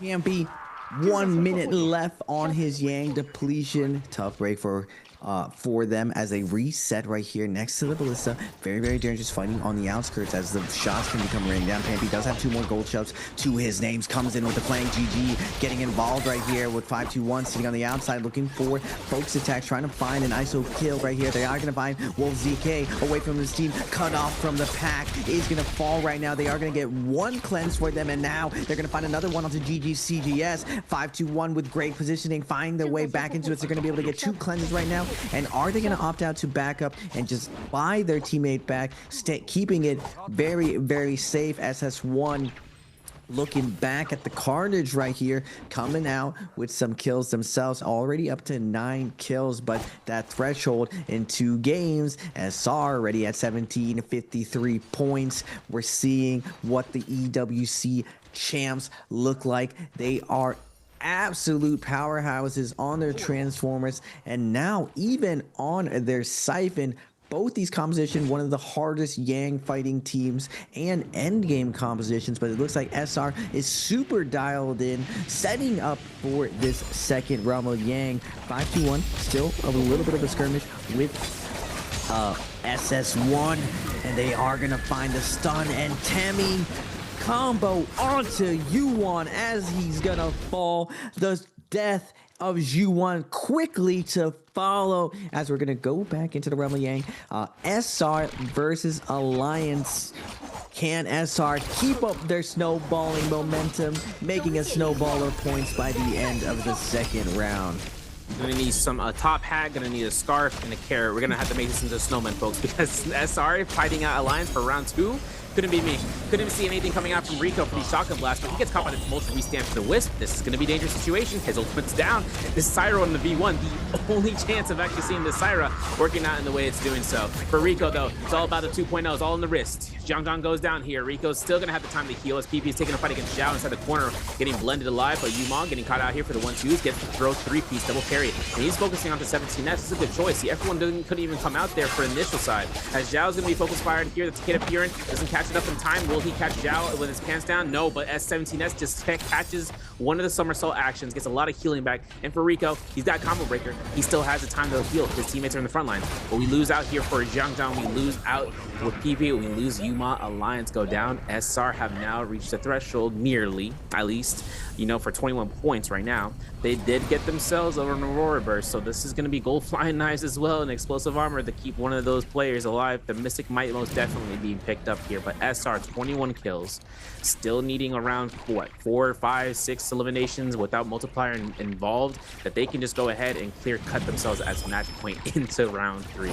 Unbelievable effort. ASC though, these guys are when they're Rummy Yang and they're chasing down Bada over by the mid top on the Western side. Yeah, who can slow down SR right here? Bauda already down. Their Takeda XCM has already fallen while NY7 trying to make his way out of here, trying to reach the safety of Metab, trying to create some space here to get some scale rushing going, but nice job by ASC denying all out. I spoke a little bit too soon. NY7 able to cut line of sight just for a second with that longsword, trying to hop, skip, make his way out of here. He is going to clank right now, and ASC is going to make quick work of him. Nowhere left to go, and F's going to be coming out of nowhere. Wait a second. ASC with their Mystic Might, gotta keep their eyes on the road. They could get blindsided with SR flying on through with the Draco Storm. It looks like SR looking to see if they can find someone a little bit easier to kill. We are going to go back to the highlights. ASE inside of Rumble Yang versus JL. We're seeing that common Temi Syra wombo combo to open it up as Junks is going to get put into the blender, into the wall, but Miss going to get peeled off by One Fong, the teammate of... No.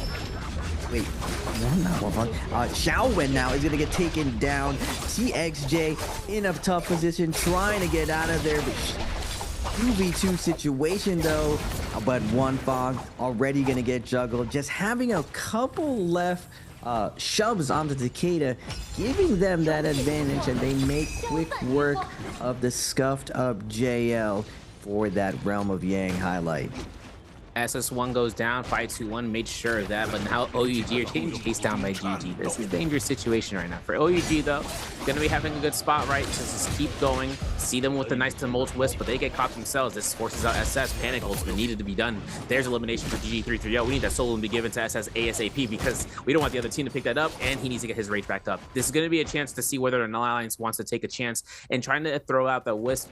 This mirror match comping round, this is exactly the point for this comp specifically that I enjoy the most, but more so when the terrain is like this. There's a lot of ditches, a lot of a ravine, you know, for gorgeous for the matter, where the players can start hiding out and try to keep themselves out of sight, out of mind. But if they do so, teams get a little bit curious, and they might try to check around the corner with a Tumult Wisp, and then that's all the range shots that's needed. Forbidden Seal is still active, this time over by the Jin Armory, where OUG and Alliance still stand by between one another, but the Rummy Yang depletion is still an effect for both Alliance and JL. This is that itchy, you know, itchy feeling, right? Whether they feel a chance of going aggressive right now, Yuma's got the gold fist blades in hand. He is going to go full lock-in with PB and Jiangjiang.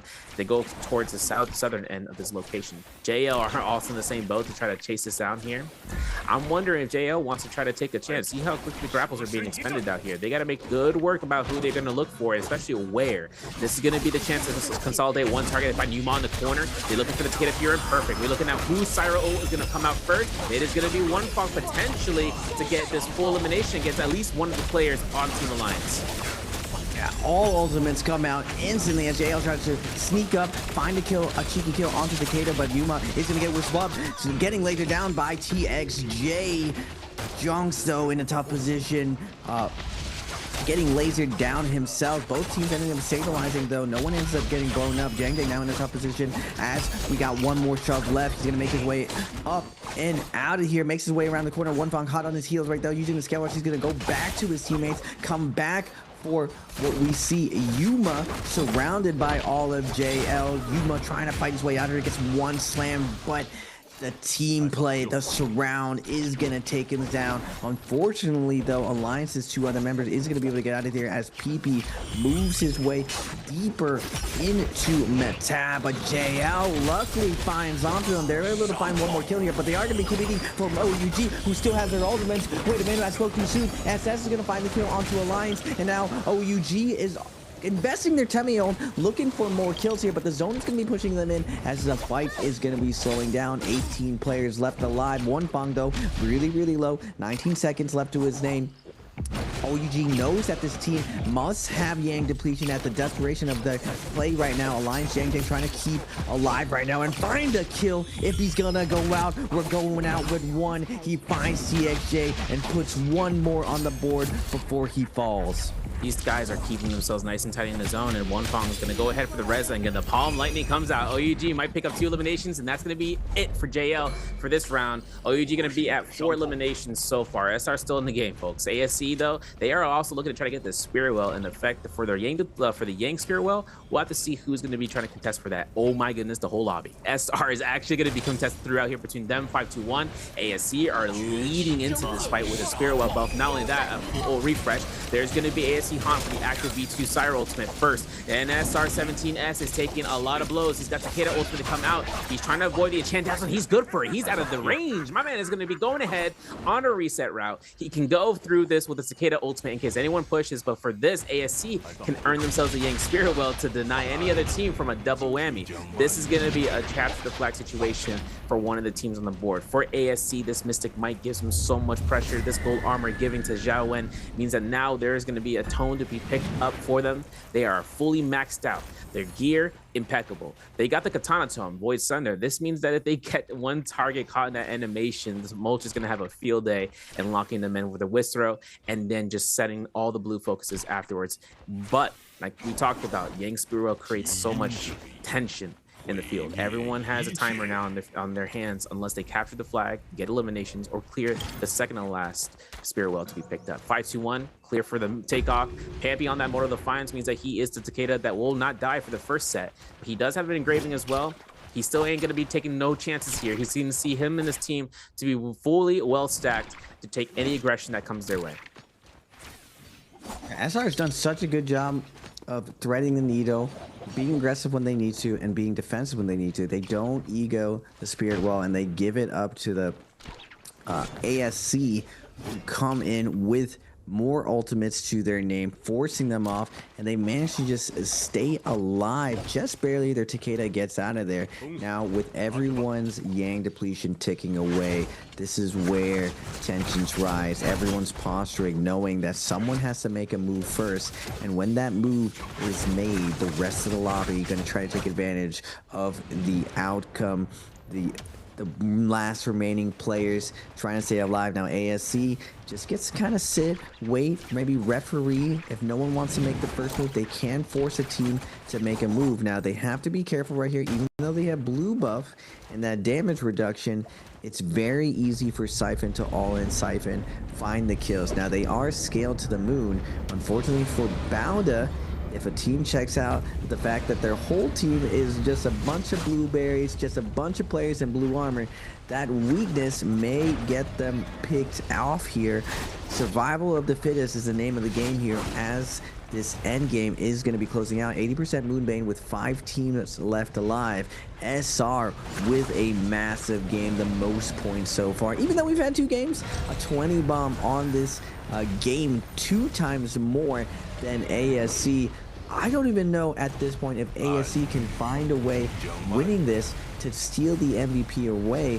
SR has pretty much cinched this up, but the name of the game at this point, a couple more kills. They want to get that match up to that match point. And will we see a Game 3 finals ending serve? Like, I don't think it's ever really end in 3. That's absolutely insane, actually. 4 maybe, but 3, that's absolutely nuts. I cannot stress just how amazing SR has been playing and how they've been able to keep up the momentum from their championship at EWC.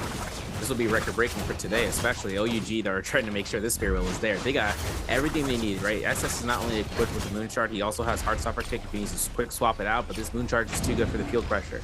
75 to 80%, Baby U insurances it with the ultimate cast, waiting to see about clearing out the buff and pushing everyone away. We got a minute left on the clock right now. 75 seconds for anyone who is afflicted with the Yang depletion. SR having almost get caught by armor piercing, right? Well, getting caught by armor pierce, but also with throws. This is going to be that turnaround for that Forbidden CO. How are we going to be wanting to use this Forbidden CO? At which point does anyone want to go into zone for that to try to disrupt any of the Takeda ultimates, any of the Syro ultimates in play? As Rico gets his enchant going out here for the powerful Dazzle, he gets almost gone to the corner side for this Mulch-Twist to really get stopped by Mulch-Twist, and it doesn't even happen. NY7 locking himself with the combo break the heck out of there, but for Vados XCM to get locked into a corner, this is going to be whether or not Takeda ultimate comes out. So Takeda sends it out to the Furin, trying to pick up the weapon if he can, with the enchant will come through. The powerful Dazzle is in effect for 17S. Okay, Furin has to be used in the predicament, right? The army comes out, protection comes in, but there's Xiao Wen with the snipe with the musket. Now it's up to whether or not there's another elimination to be given towards the players against SR as it comes out for the parry. XCM gets caught, and now he's going to enforce himself for the Takeda Furin. BBB launched out here, both shot from ASC's missed in the distance, gets a solo, completely eliminating out XCM. That's 22 right now. We're at 59 point, what?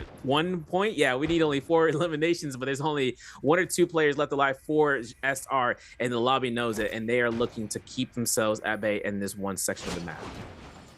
Yeah, 11 players left alive. SR, they lose their Takeda, but they can still play this a little bit slow, see if they can stay alive. ASC, though, they need to clear out the rest of the lobby if they hope to steal away this MVP away from SR. Now, they do have triple gold armor. SR's Rico forced to make a decision here. They know that they already lost their Takeda, and immediately they're going to go over and see if they can slow down ASC, try to get them lobbied out. If they can't win, you can't win either. But Han going to match their aggression with some aggression as well. The B2 is going to be popping. The Temi ult is going to go down, but Han's going to get parried right now, slowing down his momentum. SR's Rico is going to be able to stay alive inside zone, but he is going to get picked up by OUG's Shinyu's crossbow, and ASC is going to hold the ground and stay alive, but it was all a decoy. Rico Zhao able to go into zone, stay alive right here. He is going to not give the kill to anyone else, go down to the zone, keeping SR at 20 kills. Unfortunately, not going to be able to get match point, but you know, Old Zone is going to get pressed at Baby U on his Takeda, legendarily having that Draco Storm, putting on the pressure onto 5-2-1. Ivan is going to get executed by the gold fist of Baby U. He picks up the soul boom, getting very, very low, but on the outside, ASC, Xiao Wen, nice longsword, going to cut them down. ASC is going to be locking this down, looks to take this first place so far, as they're gonna reset right here with 7 people left alive. Miss on the Takeda. F1's gonna be popped as they're gonna find the leader of OUG's SS, taking them down. Now we're gonna get a 3v3 5-2-1 versus ASC to close out Holorock. Dangerous game right now for Mist, but he's still keeping himself cool and understanding, because with Mist on the spear, he loses Han. Han didn't have a chance of proccing out the ultimate, wasn't prepared to do so. 5-2-1 are at 7 eliminations right now. Looking at Xiao Wen with caught by the RMB blue focus. Mist is looking to try to keep him down. The Cyan Fang is good for the dual circle. I know there's going to be a chance for the LMB cap. I might win for a sheath. Uh-oh, Spaghetti-O looking for the RMB, gets caught in the face, has F1 still to go, gets jump LMB, burns that Mortal Defiance that we were talking about earlier. When LMB doesn't come through, Xiao Wen gets elimination. There's going to be the Syro ultimate to conceal the deal. This is going to be where that 5-2-1 can kind of keep it out. OUG Xingyu is keeping himself out of the radius of the circle, but Xiao Wen is leading him towards it. Could get the Dazzle. Oh my goodness, he gets the RMB. There he goes. Gets elimination right in the nick of time, though the Fear and Blast wasn't enough, and he picks up Soul Bloom. This is going to be the Fear and Blast of Destiny from Mist. Catches a parry, looking to tap dodge and getting another Soul Bloom. Fat Milk is able to get himself up here in the zone. Gets long sworded. It gets caught into the back end of the Fear and Blast. Only 15 percentage points, 5 percentage points for that ultimate to be ready. And this is going to be the F1 here. He can't blue, so now it's up to Fat Milk to keep the team's energy alive, keeping the scare rushes denied. Looking for the tap dodges to come out. Level 2 comes through. This is going to be a guarantee. What are we going to be doing, Fat Milk? Because we got to set this up. Ooh, the RMB just enough of damage to not kill. They're disrupting, and that's it. The Dazzle wasn't disrupted. My man min-maxed the damage there. Incredible. Wow. Rare 1v1 we get in trios, and Syro, we clutch it up. We go for the Soul Bloom. We play it nice and clean. nice with it. We did the laundry. Did we doing the laundry, taking out the points to go? But still, SR, massive game. Over 20 kills. Anytime these teams get over a 20 bomb, absolutely insane. It's incredibly hard to do it under the current rule set. And we saw the high octane action on the Takeda Siphon day. Oh my goodness, this is the Firefly day. No one plays it slow. Everyone's able to get to that gold ultimate by first yay. And in this end game, because of the Spirit Wall, all these teams so aggressive onto each other using all the stops. We saw a very interesting play with the no ult zone, cutting up a lot of the safe play. You can't really hold on to your ultimates if there's a no ult zone. You got to find a way to get value. There's so much playability with the no ult zone and the Temi ultimate. You're seeing the EWC champs there walk off the stage. SR, satisfactions on their face. They're absolutely running away with this. Now, I was going to see if they were going to hold a new record of ending it in 3. They're not able to get to that threshold, but they are right on the cusp. I pretty much, there's no way they don't make it to match point by the end of next round. There are a couple other teams as well that are in striking distance, but SR for sure is going to get there and possibly end the tournament very early again. Now, this is the exciting part of the day. We're going to see the new rules come into effect that we were talking about. But speaking of the new rules, we're going to have a question first for all of you guys in the chat. Which hero will get more kills in the winner? Which hero will get more kills in the winner team in game 2? Was it A, Tumult, B, Takeda, or C, Syra? It's going to be up to the, I said Zipping couldn't get MVP last time. When did she end up getting MVP? It's crazy. And I think the biggest notion comes out here for the new set for rounds 3 through 8. We don't know how long this is going to be lasting. Our dictation is that SR have a high probability of being one of the match point teams. And as for any other teams to try to catch up towards that point threshold, they're going to have a baller drops inside of Morris Isle. This is the, if I'm not mistaken, for the morning time. So that means that there's fog, there's line of sight. A lot of teams are going to be a lot more prepared, but the new system where the highest most point scoring team, including with SR, means that they can choose whatever comp they desire. This is going to be where the mind games come through. If we want to try to hide ourselves within one of the bottom phasing teams, that way we can see what works best. Obviously, that Viper Tumult to Syra, or even for this, instead of Tumult having Justina, that's going to be a comp that can be selected here from this point on forth, and it doesn't limit itself for the first phase.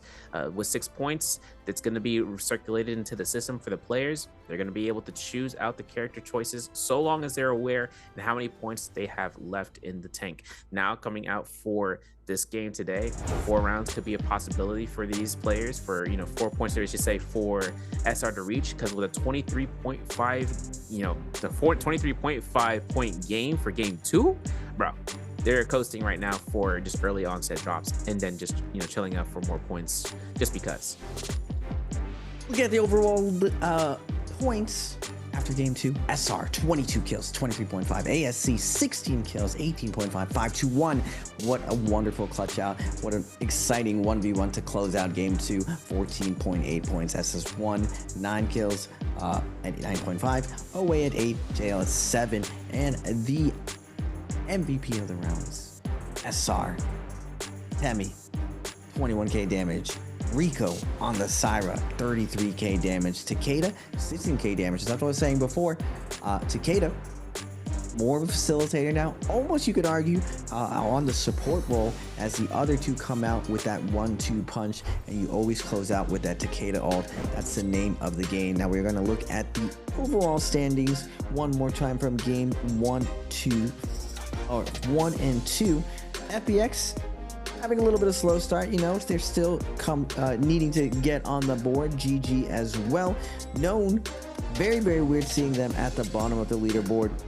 SS1 having a decent second game battle, consistency with the 5.5s, but at the top, where the teams are having bigger performances. Alliance and OA, solid game, but ASC getting that pop-off game. JL and OG OUG, another solid game. Anything between 7 to 10 points is a solid game. If you go 8 games with 7 to 10 points, you're going to be at the top of the leaderboard. But in order to end the tournament fast, you got to have some massive games with some back-to-back 20 bombs, and that's what SR did. Getting out some tips and highlights brought to you by China Unicom. We're starting out here with We're looking at the fights that happened over by the Cura Center. When we saw SR take the advantage against OA, and then taking another fight going through here inside of the Cura Center. This is going to be where they really started to propel themselves in terms of the eliminations, the gold, the Dark coins, using the Moonbane to their advantage to pressure out, and then having to survive against what seemed to be ASC in this fight scenario, where the Tyra Ultimate didn't really come out to effectiveness. Double parry came out, a little bit of a scary in the backside, but not enough to really do much of an impact since there was a low tempo in the click. And then here comes the Syra play, right, against an enchanted opponent, or a dazzled opponent. Scene between her and Tessa, man. I'm like, and there's going to be a chance of looking at the Takeda ultimate to come through for a little bit of pressure into this position, right? This low-key position of Takeda being as low as he is. Seeing how 17S was able to kind of maneuver around and jump R&B in the face of all that, he takes an F1 to heal back and still pull himself up together to get back into the team fight, and especially after this insane like send-off for the kill with a parry to resend it. Look at it, and then this team confirms the hits, and he confirms Takeda, and that's no shit. Diabolical work. Yeah, SR, just, you see the team play, you see the role playing of everyone else. Everything is just flowing so well together as they make quick work of every single target that's very low. You hear the communication of getting the shoves off. Temi is very low. You see the flank coming out from Rico to confirm it. It's so hard to fight against targets that are always flanking you. If it's not Temi flanking you, it's Syra. If it's not Syra flanking you, it's Takeda. All of these players creating opportunities for each other as they're going to close out that fight. Now going to the end game, unfortunately not able to find the position with the Yang depletion. Instead, they get lobbied out right there. We are going to see a Syra MVP of SR for this game 2 at 33k damage. Now looking at the overall Jades, a little bit different. Actually, not that different. It's going to be attack and defense again. Now soft step and Gecko Food does give you that invisibility, but more importantly, that extra scale rush damage when you're in these end games. A lot of times, if you use a pulse order, if you use all these weapons, scale rush, very safe, a nice way to create space and find opportunities for your team. So definitely worth having, kind of one of those underrated Jades. It's definitely my favorite Jade going into end games using a pulse sword, for example. But wow. We're now moving on to game 3 and my favorite part of all of this, the new rules. Now, Sir did point it out before, the points, the highest points is going to be able to move for that game. But first, ladies and gentlemen, we are going to be going to a break before we get into that game 3. Don't go anywhere, where it's about to get even more exciting as we move on to the rest of the day.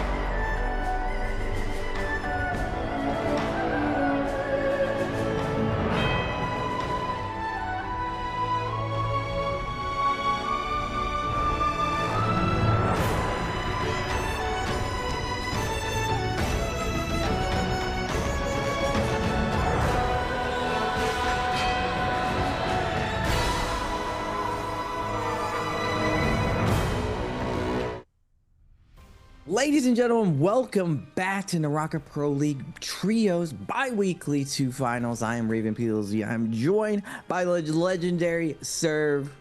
It's been a wonderful day so far. Mirror matches are over and we're moving on to the new rules. New picks, new point system. Before we went to break, most amount of points gets to pick, and with SR dominating right now, they're gonna get to be able to pick the comp that they want in order to get over that MVP match thresh point. Now, will everyone else be able to keep up pace, or will they steal it away? We saw this at EWC, sir. SR, they ran away with it. We thought someone else was gonna step up, normally what we've seen before, but lately, first bi-weekly, OUG did the same thing. EWC, we saw SR do it. SR seems to have the formula when it comes to these compositions, but you know what is going to be exciting though? The new compositions that we have seen so far. We even saw Tarka show up in a double healer composition. I'm hoping to see something new, something innovative that these guys have prepared for the first time in this finals. That would be great. I want to see some rabbit in the hat comps to come out, just because, you know, that type of ingenuity to be brought out in a final situation means that this team is really wanting to bring out their ace up their sleeve in order to get the backup on the points in the leaderboard. But like we stated, the phase rotations based on the scores in the standings current. So SR, JL, and OUD are taking that first round selection. ASC Alliance and OA are taking the second round. Wolves 521 Bauda taking the third round selection, and SS1, GG, and FPX are in this stuck, standstill location of being in the fourth phase. Now, it's kind of rough is that the teams, like I mentioned this earlier, where giving a Kylan Informer is actually a debuff because most of the majority of the team comps in the first 3 phases can end up being straight up counters and making sure that team doesn't have any sort of value whatsoever. But things can change when there's 6 points given. This is going to be a change up where the first phase comps end up being brought into phase 2 as well. The teams will, make sure they can burn their points if need be in order to blend themselves in the masses of the top scoring teams, forcing out fights, but also taking the maneuverability of how strong those comps are to take full priority of it. This is gonna be a little bit dainty. There's only 6 hero points given. The phase pick bans inside of this is a lot more stricter than it's been before, because now that it comes down, at least have a little bit of wiggle room for 6 points. But if a character shows them twice, that's +1. If it shows them 3 times or 4 times, that's 2 points on the board, bro. That's a quarter of the points that's in the tank for any of these teams. Hoping to see if there's going to be new variations. Obviously, the Tumulch, or rather the Siren Viper, has been really pretty much a staple in that first pick. Tumulch, though, is either going to be chosen with that comp or Justina. We've been seeing between those two. I am personally thinking Justina will be more prevalent to be a choice pick option in that team comp selection, just because the value that she kind of brings out is allowing for the team to catch up to anyone who's trying to escape, but more importantly, just saving that Tumulch in case they need to bring it out for later on.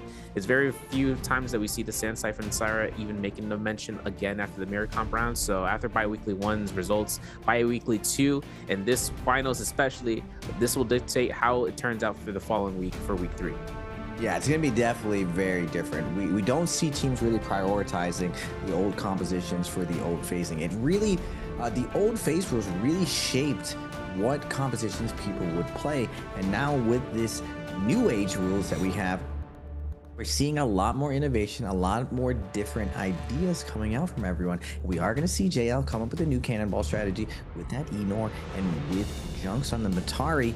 A lot of the times we've seen first picks going to that Viper composition. This kind of goes back in a throwback to that first week OUG win where they switched it up onto everyone playing Transformers. They opened up with a Viper composition, and JL is following suit. They're going with a counter to the Viper composition, instead not going with the Viper themselves. What are they going to be doing in phase 2 now that as they see and Viper's points are going to be increased? Now, just because pick a different composition, the groups have been a little bit different than before. Before, there used to be 4 teams in each group. Now there are only 3 with 4 groups. Now, during the week, we saw that a lot of teams like to prioritize Viper for that first pick, and then in the second round, a lot of teams like to go with the Enor composition, the new Cannonball with Matari in, and Enor were playing Yueshun. Hadi has kind of fallen out of the meta, and we saw a couple teams experiment with Hadi, but it turns out just Matari pairing into there ends up solving a lot of issues that you have.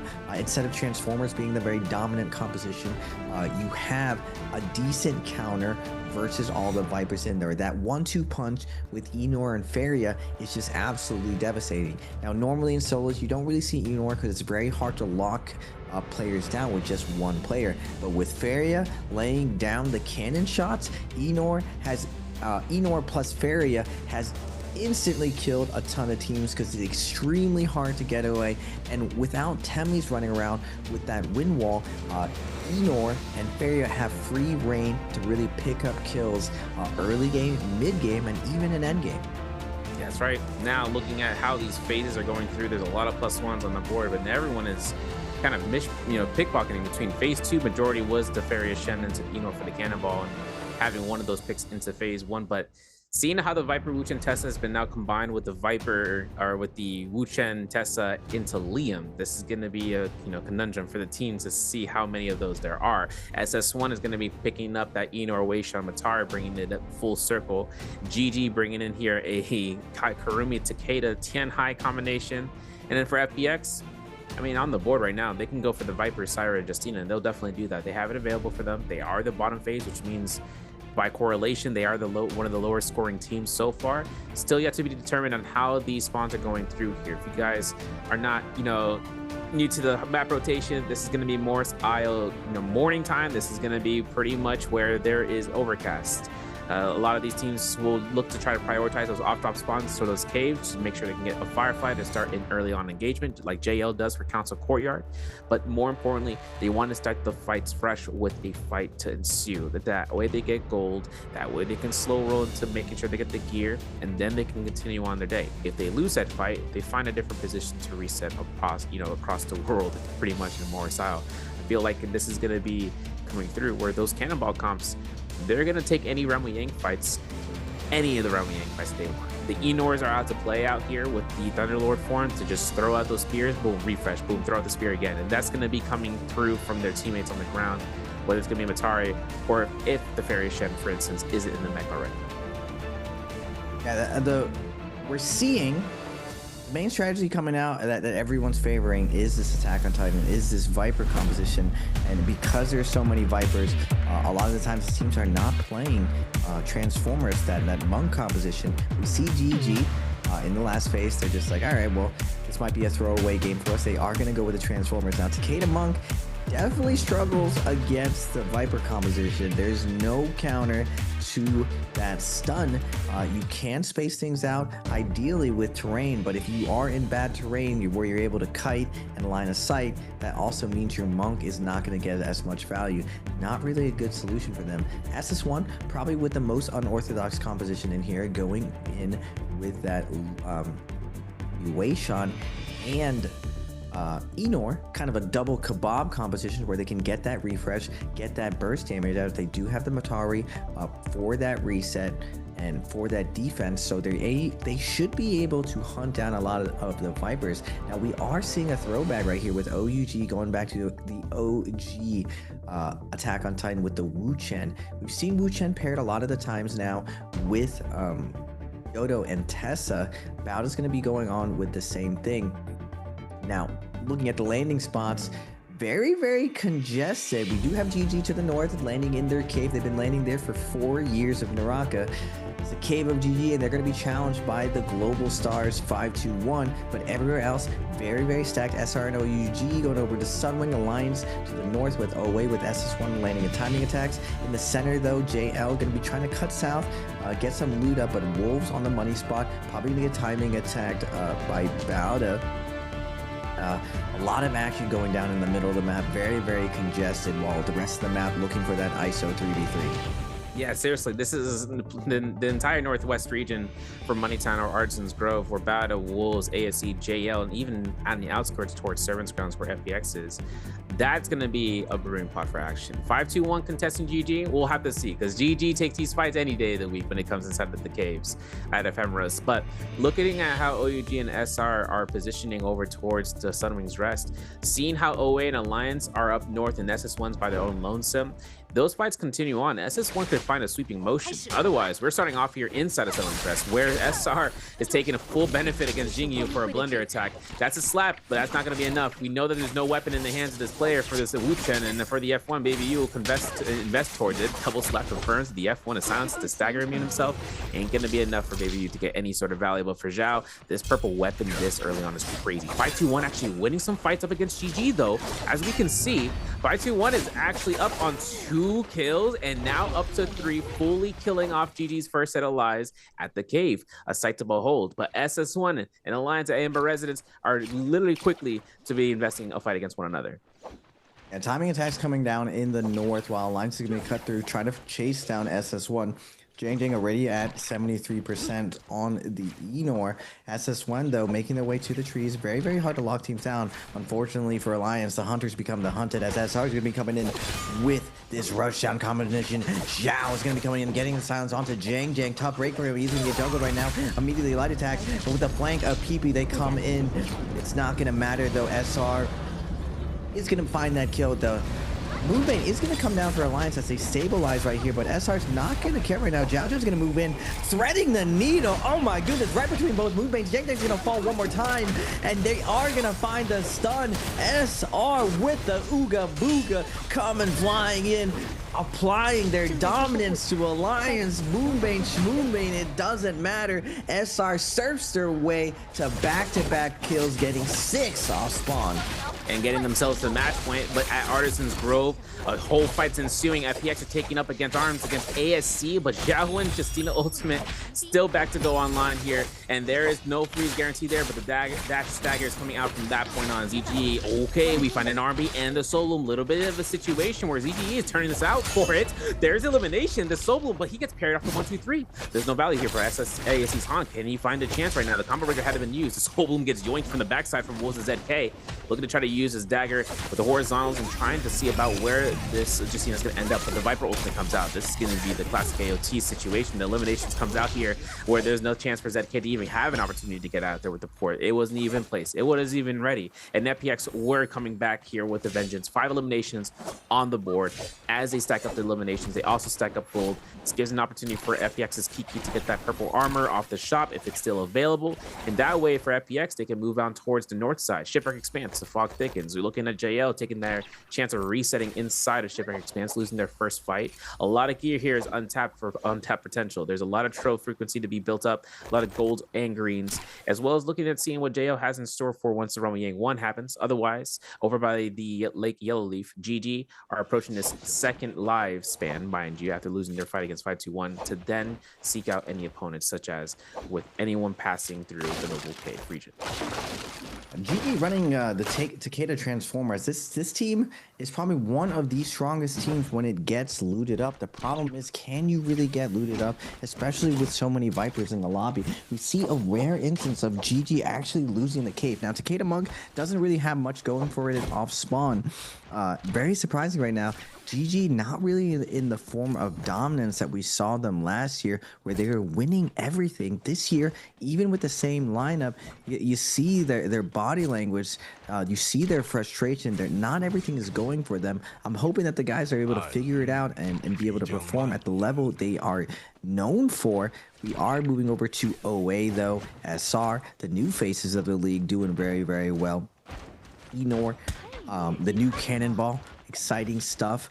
I'm curious to see what this mirror matchup is going to be looking like inside the realm of Yang.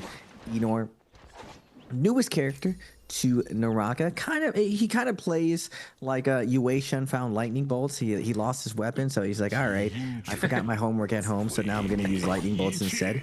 Character plays very, very similar, a little bit more flashy, but essentially the same role within Cannonball. Not as defensive with that V2 usually preparing saving you from Viper stuns, but instead a lot more offensive, looking to lock down and looking more to play off Feria. So similar style, a little bit different, doing a little bit more damage. I know everyone loves the damage out there. Make sure you have that high average damage or hide your stats. No one wants to see that. Big damage coming out from the new Enor Cannonball composition. Yeah, you know, it's crazy too. We've seen the variations of V1 and V2 across the first 3 days for this weekly, and it seems to solidify V1 to too much of an apparent reason, right? Because it doesn't really require you to recast the spear throw where your teammates have to be there. What happens is that full field of effect inflicts the Thunder Mark immediately, and if anyone's not immune to that, as long as Enor has the execution ready, he will impale, he will allow everyone to go into it. And then Matari ults. So then he gets another spear throw or another chance of afflicting that volcanic spirit. Then everyone gets caught out with the pants down for another Thunder Mark. There's the Thunderblade though attached. The F2 connects off of this for the F2. Now the Thunder Lord form comes out. Juan from SS1 comes through. The Silence though sideswipes the situation. He can't do anything about this, but the Syra ultimate comes out to kind of counter out. The Impale's good. Juan's gonna go ahead and try to push this out, as well as avoiding out the Syra. I hope he does not have the energy for this, but the Matari ultimate comes out in just a niche moment. He has a chance right now with the Matari ultimate to try to outlast this Viper ultimate. Zhao's looking for this Moonbane to be passive, and it's going to be good for it. For SR, though, this is going to be a crossbow shot in a dream. We see Rico full investing the chase down on the Matari for Yuan, but Zhao is just dealing with his almighty general. The Terracotta is tough, you know? No pun intended. This is Zhao's in this impale state of being caught out, but all he needs is a 1-2 slash and a solo to go back and try to get through with Yuan, who is caught in a 1v2. The F2 catches. The F2 from the Justina, though, it's better. It knocks him back to combo breaker. As 17S is looking past this, just trying to go ahead and keep the aggression on Yuan. Gets caught by the chance for throwing the Thunderblade. R&B is good, and I think as 17S gets jump and beat. If he could have, and he should have. There's one chance for Lu Wei to come out for the 1-2s, and 17S, quick enough with the dollar, gets the elimination with the musket. Even though he still goes down, he's clean with it. SR Rico buys so much time right there. SS1 and SR evenly matched. Still though, GG coming in with that third party, that nice timing. Moonbane is going to be coming down as they make quick work of the last remaining players of this battle. GG now getting a ton of loot right here, multiple bodies right here, gonna pick these clean as setting up for the Realm of Yang now. Moonbane just got used right now. Unfortunately for them, this Viper team is going to show up and be like, is that a monk right there? Can we find a nice little third party here? It doesn't look like Battle wants to invest into this now that the fight is over. Raw 3v3, they're not interested. They want to find that nice third party. So they're going to keep cutting across, see if they can find any other teams in their battle. We are going to move over to JL. Off spawn, looks like they are absolutely blessed with their strategy. Purple armor, purple weapons, full jaded up, and like we saw SR before, a little bit of a difference than other teams. We're going melee defense with full attack, maximizing the execution inside the Realm of Yang to burst out other teams. And it kind of makes sense with how many teams are super stacked in endgame, especially with the buffs. You don't just want to be able to kill other teams. You want to kill as quick as possible and try to get out before the lobby turns and finish you off. First Realm of Yang's going to be coming up. JL is going to sneak their way in, and they are going to find Owe. Old school versus new school. Owe being very consistent. Unfortunately for them, they're going to be going against a very stacked JL, but inside of Realm of Yang, anyone can take this as long as your execution is clean. That's right, F2 gets caught out here. Both the Enors are pocket ultimate. There's going to be TXJ first to go through. Whether or not we're going to see a chance right now, the V1 spear gets thrown out here. The Voltaic Hawks are coming out. Look at the Thunder Mark. He's looking for the Impale. He confirms it. This is good. Look at the back end, man. I'm looking at 2-Tick, who is putting out pressure against Junks, and Junks has to find a chance of getting back out of here. We see one of the OA members gets eliminated with AB, but then 2-Tick gets caught by the refresh. Looking for the Thunder Mark. 2-Tick is at 1 HP, having a little bit of armor, but the Fairy Shen Beacon to try to save the day. And as you can see with One Fong inside the mech already, it is not going to be an issue. Looking at he is denying the escape for 2-Tick. This is going to be that 3v2 situation that works so well in JL's favor. This is going to be where they can earn out this elimination from a first loss to end up going through and starting this Realm of Yang with purple armor and doing phenomenally off rip and eliminating one of the key people, the Matari, out of this mix. Gives JL just enough time to stagger out this buff for them to lead outside of this map. This is going to be their Realm of Yang victory. This is going to be a gold weapon to be accrued. most definitely seeing also Junks with Juggernaut means that he's going to be picking up those stacks. Gold Halberds, seeing a chance of picking up an engraving, and then also just going ahead with this buff, most definitely going through here with the Vermilions. Outside of the Eventide Temple, Bauda's just sneaking by. We're looking at this ultimate refresh comes out here as Bauda with the White Tiger's prowess. This most definitely comes out from the Spear on the outskirts, but they're waiting to see where those winners from Romiang end up, and they're taking the ambush with a drop down ultimate. XEM with the drop down. He's looking for it from the skies, trying to set it up. Not able to find it. He's just going to look for the silence instead. Tessal's going to be coming out onto him, but they don't find the execution that they want as GG is showing up to the party. LXM from max range looking for the double grab. Everyone's trying to skedaddle. They don't want to get grabbed right now. Oh my goodness, the one character that doesn't want to get grabbed. Wu-Chen, Fat Note, going for a ride. His F's going to keep him alive for a second, but it's not going to matter. The Wombo combo with the Takeda ult coming through with the flying knives. GG's going to find a nice execution onto 5-1. The Hunters become the hunted. All these Vipers setting up the third party, the Realm of Yang winners, but unfortunately for them, GG's going to be coming up. Now GG's going to be backing off. Tessal's going to go on to Sem, so his V1 is going to get staggered right here. NY7 and Bowder going to be fighting on the outside as Wolves is going to be jumping in as well. So much chaos coming in as 5-1 is going to be the victim of all these third parties. LXM in the center right here is going to get Tesla ulted as you tries to find the flank right here, but he has to be careful. So many teams are out. The call is made. Wolves trying to sit on the outside. Doesn't want to be monkey in the middle. As 5-1 is going to come flying in. Pampy's going to find a kill on the CGS. And HQ is going to take down LXM. Now we're going to go over to the other side of the fight as Bauda. They did invest their Viper ult, but they still have another ult in the chamber for Tessa. Now to the skies again. Multiple teams trying to find that drop down Viper stun, but everyone's going to be moving out as so much chaos erupted there, and so many bodies littered field. As I see the Viper in the sky, the Ace combat theme just starts playing in my mind. It's just craziness coming out from that point of view. But ASC Xiao Wen finds a beautiful blender. That's a one elimination against one of the members of FPX. He's looking for his EGE though. He doesn't care about the other member. He's making sure that there's a chance of stopping him out, and there it is. Kiki as well goes down, but this time from SR. So SR is up for the engagement. They're up for round 2 here. They're looking at the scene about the word this Viper ultimate's going to stand by. Everyone is dissipating from this area as ASC kind of keeps himself going. Zhang Zhang goes ahead, activates Thunderlord. 2 minutes on the Yang depletion timer right now. Doesn't have V2, right? He can't teleport, so he's going to go right into the Forbidden Seal, no matter for the cause. He's looking to see about forcing out and pouring the team in one fluid direction. This gives Alliance a little bit more effort, right? Yuma has ultimate still, so does PP for Alliance. This means the Matari and the Fairy Shen are ready to go here for worst case. The Thunderblade's attached. The hits are mitigated out by the Syra ultimate. This is bad news right now. Zhang Zhang can't stay here within the vicinity. He's got to wait the full 8-second timer for her to start going ahead and proccing out the Dazzle. And this is going to be now the time for all the teams in the zone. It is strange. This is the second time we've seen these teams fight this deep in the zone from round 1 to now, but it is a high position, to think about it, because if any teams come through, there's the Ballista Tower in the range. 17S is going to make full value of it and getting PP out. SR are still in the mix to try to get as many points just in case match point doesn't work out. They still hold themselves at the top of the leaderboard.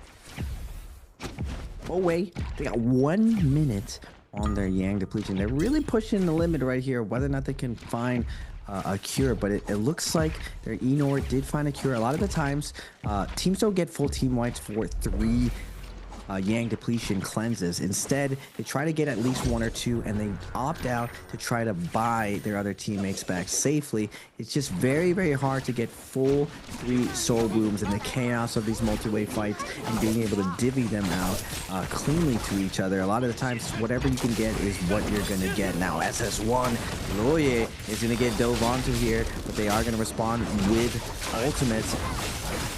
Tudik with the Ener or cutting through, lightning bolts coming down over and over. Tessa ultimately coming through, dashing through OA, realizing, wait a second, this is a little bit more than I expected. Biting off more they can chew. They are going to call the retreat right here, but one of them is going to fall from Yang depletion as Tudik is going to get picked off by OUG. Flying in, Baby U with the jumping aerial is going to cut him down. 5-1 here, also on the edge of the zone right here. Lots of kills to be made. They see OA's AB on the outskirts right here. As soon as they see that health, they're going to be licking their lips. Free kill for them. AB trying to make his way to the safety of the tree line, but he's not going to be able to get it. Pulse sword a little bit too slow. 5-2-1 is going to carry on to them. AB trying to cut through, holding that R&B. Is he going to send it? He's not going to be able to. Fat Milk is going to land the bow shot, taking him down and getting a free kill on the way. And now going into the realm of Yang. Old school on old school. Some of the oldest names in the league going at it. JL versus GG, a classic. Now throwing both Transformers, Thunderlord versus Vajra, who will win? The B1 cast has been made. The Nbpl is good for CGS, but he gets staggered. This is unfortunate. This means that there's no full maximum amount of damage. This is going to be the launch. The Matari ultimate has been casted, and we're looking to see where this next spear comes out. There it is. Double grab is good. The slam is good. It's confirmed. One Fong goes down immediately. The Kurumi ultimate for the insult to injury. 2 down for Chunks as well, as JL are now thrown down of the ring here. This is going to be TXJ just being let out here, being bled out pretty much. If he can come back on this is all due to mistakes from a blue focus into a parry. But then again, these guys are smarter than that. GG had just earned themselves that victory, like no problem. Other Realm Yang though has ASC up against ZGE, getting caught to the dazzle. But one problem to the next. Combo breaker for Han means that this is going to be a weird investment for the timing. Obviously for the Viper, it's a 2v2. ZGE still at 1 HP health wise, or at least for white health. Hoping to see about the parry off the scare, which doesn't get it. But Han is still managing the parry timings to make sure that he can catch it. The hell check, not a worry. He's looking though to try to keep this alive. Even though the whole check R&B comes out in the dual blades, he resends this parry. He launches it. He gets eliminations and he holds R&B. He releases on a. Oh my goodness! Han's coming out with the victory for the team, keeping them in the game. ASC's Han, the hero that ASC needs. With eyes in the back of his head, he lands the Snake Eyes parry. You think he's not watching. Snake Eyes, we got that parry unlocked. And then again, you think we won't parry one more time. Cross parry, finds the follow-up. You think we're parrying again? Nope. Back to the basics, one charge. Han clutches it up, making it look easy. Ooh. I thought it was, I'm not gonna lie, I didn't think ASC had that, but Han proved me wrong with a very, very nice clutch. That has to be the clutch of the day so far. We are only on game 3 as SR is gonna be able to make it past that threshold. JL, ASC, OUG, they're having very stellar times right now, but just to show you how crazy SR has been going, they are just a mile ahead of the rest of the lobby, already at 96 or 69.6 at that match point threshold. Can JL make it there? Can ASC make it there? ASC in a little bit better position. Not dead, which is ideal, but already at 11 kills. You want to find that 1.2 multiplier. You want to get that MVP of the round, but it is so volatile in these end games. You have to stay active. You have to stay aggressive. It's really any of these teams' game at this point. We've seen SR really control a lot of the tempo today, but ASC as well has done very, very well in these end games. Normally we see the heavy hitters, FPX, GG, JL, but the new faces, OA, ASC, have been doing even better, as well as SR. Look at it, OUG, only at 1 kill. 5-2-1 though, they have been nobly fighting along, representing the global scene, already at 8 kills. We've seen them do well in the end game, a little bit slow in the early game, but this game they've been starting off very, very well, coming into this mid game with already 8 kills. JL in a tough position right here, 2 minutes and 40 seconds with that Yang depletion, being chased down by wolves. Johnson's gonna get Tesla ulted right here as Yu is gonna try to connect on him. The Tesla ult pop is gonna be coming down, but Junks, nice job, gonna pop that fairy ult, able to iframe the stagger from the Tesla ult as TXJ turns the defense into options, lets the wolves know who you chasing right now. Nice peel gonna be coming through by the Tesla of NHQ, using the combo break to create some space from TXJ as 5-2-1 is gonna come in, try to take advantage of the chaos, but JL very, very well, very, very composed, is able to retreat, gain some space, and back off before they're surrounded by both teams. JL is in full retreat as 2 teams start chasing them down. This is going to be now inside of Eventai Temple. I mean, I already see this coming from JL, but FPX is swell. This comp can just go in and lock in. TXJ finds it. He looks towards Ivan. Okay, so he ultimates first. This is going to be a tough situation if he gets a full view of the lobby. There's going to be a chance right now to see TXJ standing still. The Atari Ultimate's active. The stealth is made, but look at One Fong getting caught by here. This is going to be a huge play right now to try to keep him alive, and that's going to be the case. They pressured him off with the Thunderlord. For TXJ, this is good, but if not for Junks, it's a whole different story. Finding the launch here is going to be TXJ to try to go ahead and keep the Thunderlord active motion, and as well as 521 and just look between both them and the other Liam Orb squad. And look at One Fong here getting caught out when the drop comes in, and that's going to be another orb this time against TXJ out of the Thunderlord form. This is going to be a huge blender attack. The meter dump not as well placed as for ZK, but it's still buying time for the other team to realize what is going on here. And finding out TXJ, that's going to be another elimination under JL's banner here. Now they're overall in second place. I'm not sure if Junks is going to give any sort of eliminations, nor is he wanting to, but it doesn't even gonna matter here. SR's Rico is looking to try to pummel him down. The Justina ultimate invested just for this moment to ensure that that second place team has no posterity to stay alive. SR up to 11 kills, 70.6, tied with ASC. But FPX having the best score so far at 13 kills. Unfortunately for them, they aren't at that Yang depletion. They need to climb out of the leaderboard. Remember, the higher the points, the higher you're up as far as picking composition. Now, FPX, a little bit of hopping, waiting to see how the lobby is going to be playing out. 24 players alive, a lot more stacked of a lobby. Siphon lobby, second round. Everyone rushed everyone down, try to get an advantage. First round with Transformers, similar story. 21 players going into endgame. We have 24 going into the first Spirit Wells. FPX celebrating here that they're going to be able to claim this uncontested, able to cure this Yang depletion and try to take advantage of their situation. Ideally, lobby is so competitive that when you get a ton of kills, you want to get that first place in that multiplier because it's very rare that the stars align. And when the stars align, you want to shine as much as you can and get as much kills as possible. So one part, like, you can have the most sound strategy, but sometimes things don't go your way and multiple teams may choose to lobby you out. You have to take a lot of risk here with the Spirit Well and Yang depletions, so it's a lot harder to control your games, keep things consistent, at least for now. So FPX in a wonderful position to climb up the leaderboards. They're in dead last. It'd be a crazy story for them to somehow climb all the way back to the top, but at 13 kills, can they get the 20 bomb with the Viper, Syra, Justina? Now, this is a problem kind of with Attack on Titan and all the Viper compositions. It's very, very good early. It's very, very good mid game where you're sniping out people going into the realm of Yangs, people buying up, trying to scale up. But the other compositions with Transformers on it, it scales so much better with the armor and the weapons, so it loses a lot of horsepower, a lot of strength going into these end games. And really, really tough to play off with the all-in. Ideally, you want to move into a more defensive stance in these end games, a positional defensive stance. But we've seen Vipers before kind of thread the needle, find places to get good third parties going. That's the origin, at least, of why I've always called it Attack on Titan. When a Titan ults and they de-transform with LXM and the couple fairies in the lobby, that's when the Vipers dive in. That's when they take advantage of the situation.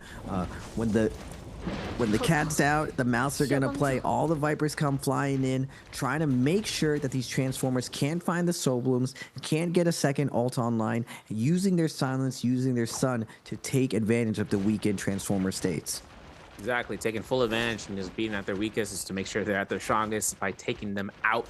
For this play, though, for SR to stay going through, this is just for celebration, right? GG, though, they are pretty stacked out, right? Looking at how they are right now, is if anything happens, they want to focus one team and they can get those 10 high grabs before the Vipers have anything to say about it.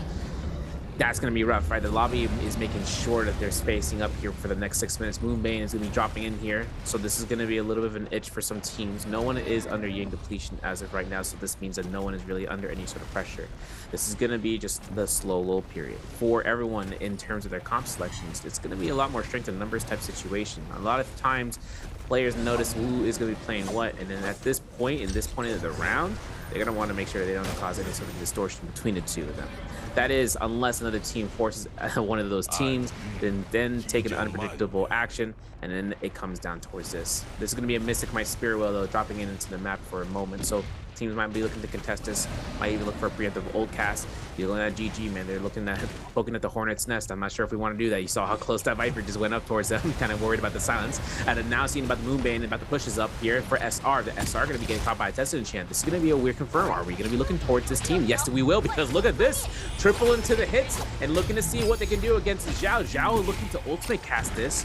But the Matari was able to go through our answers. Zhao was able to get this for no problem. Jinyu gets ported out of the test enchant, not connecting. And now for OUG to invest all those ultimates just to space away. About to have the Spirit Weld in their mindset right now. Wolves are going to say something otherwise, but FPX are still fully healthy on their ult rotations. As for SR, they still got that V2 Sire ready to go. This is going to be a play for the test enchants. We connect 3 targets here from GG, and it looks like it's going to be a problematic situation, right? What is going to be happening here as we iframe through LXM? 330 is caught by the Dazzle for the enchant. I'd say he is going to be in the distance, and no one is looking in his direction, which works out perfectly for him as he gets the full reset. And now going towards GG, holding down this Spirit Well, with no teams looking to try to ambush this just yet, but with the meter running down the clock on this Tianhai ultimate, once he deforms, LXM will look to try to get this chance of going right back in to protect his teammates and pick up the armor upgrade if they need to get a full reset. There's a port out for the Wu Chen, and as GG are with Mystic Might, that damage mitigation in line of sight means that they can keep pushing out the aggression. We see GG CGS getting kills against Wolves' U, and he has that Skid if you're on standby with Jad. Yeah, GG in a crazy position, super stacked, and this is where Cicada Monk comes online, getting all this loot going in the endgame, but there's so many Vipers, nowhere left to hide, all the Vipers popping over, trying to take advantage of everyone's weakness right now. Shinju's gonna get stunned right here, but Tessal's gonna come for the peel. FPX trying to find this kill right here, as Shinju makes his way to the opposite side, down to 1 HP. He does make himself to the other side with Syro stuns coming through, slowing down FPX's roll, but Baby U now stunned right here, as FPX is able to connect on the top of this hill. All these guys very healed up by their Syro ultimate, but multiple stunts to be coming out. FPX wants to find his kills. All their kills being taken away from, as SR is going to find the kills of everyone scrambling to try to get away from the staggers right here, but a GG. The GOATs of Endgame finally coming online right here, picking apart all the Viper teams who blew through all their cooldowns right here. SR on the other side, though, picking up a ton of kills. GG slowly, methodically using their cannon, using their range to referee and push this fight across, as CGS with the jabbing, trying to poke out, find someone very low. BBB down to 1 HP. CGS doesn't want to overcommit here, getting to the center right here. XEM very low. GG knows that another Viper stun is going to come out, able to max range this, as GG climbs up the leaderboard, already up to 10 kills. SR at 16, ASC at 14, 2 minutes and 42 seconds, as some of the chaos is going to be slowing down. We do have 4 teams left alive, everyone with every member alive right now, so nice little 4v4 or 4-team endgame going in, as we got ASC over here on the rooftop controlling the position, SR on the other corner, GG super stacked on the water, and FPX with the cannon putting some pressure on the Monk team. Who's going to be the next team going out as the zone closes right now? Name of the game is holding your space like SR's doing with that Merciless, or using your range to force another team into a bad fight. You don't want to go first right here, but I gotta give it to GG here, Serve, for this endgame. They got all the strongest characters stacked to the brim right now, but they're going against 3 Vipers with no Viper counter, nowhere to hide. Someone's gonna have to make a move soon. Who's gonna take it?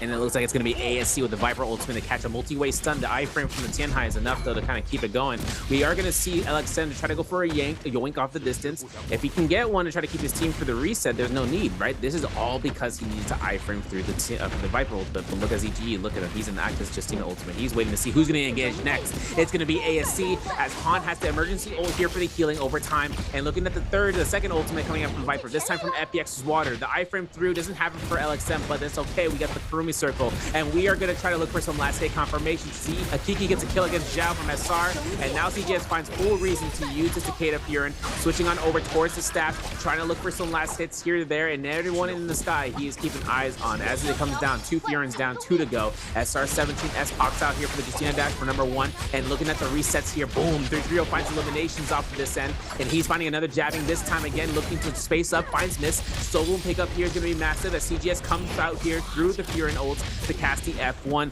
and the jump LMB confirms ASC out of the game. And looking to see what FPX has to say about this. The F1 was ready to go for CJS, and the Viper ultimate could make the play if everyone is grouped up together. The grab is good for Kiki to go ahead and be caught, and the double grab isn't going to be confirmed from LXM. So with a little bit of timing here, CGE, could he be the disruptor for GG? This is going to be the hit. CJS still has a little sliver of help, but in the zone take damage, that's all it needs to get him out of the fight, and that's going to be what FPX does. They come out here with 19 eliminations. They get first place, taking the MVP and taking the win. Woo. The triple Viper versus the singular Transformers, but that Transformer team stacked to the brim. GG fights their way out, almost able to clutch it out.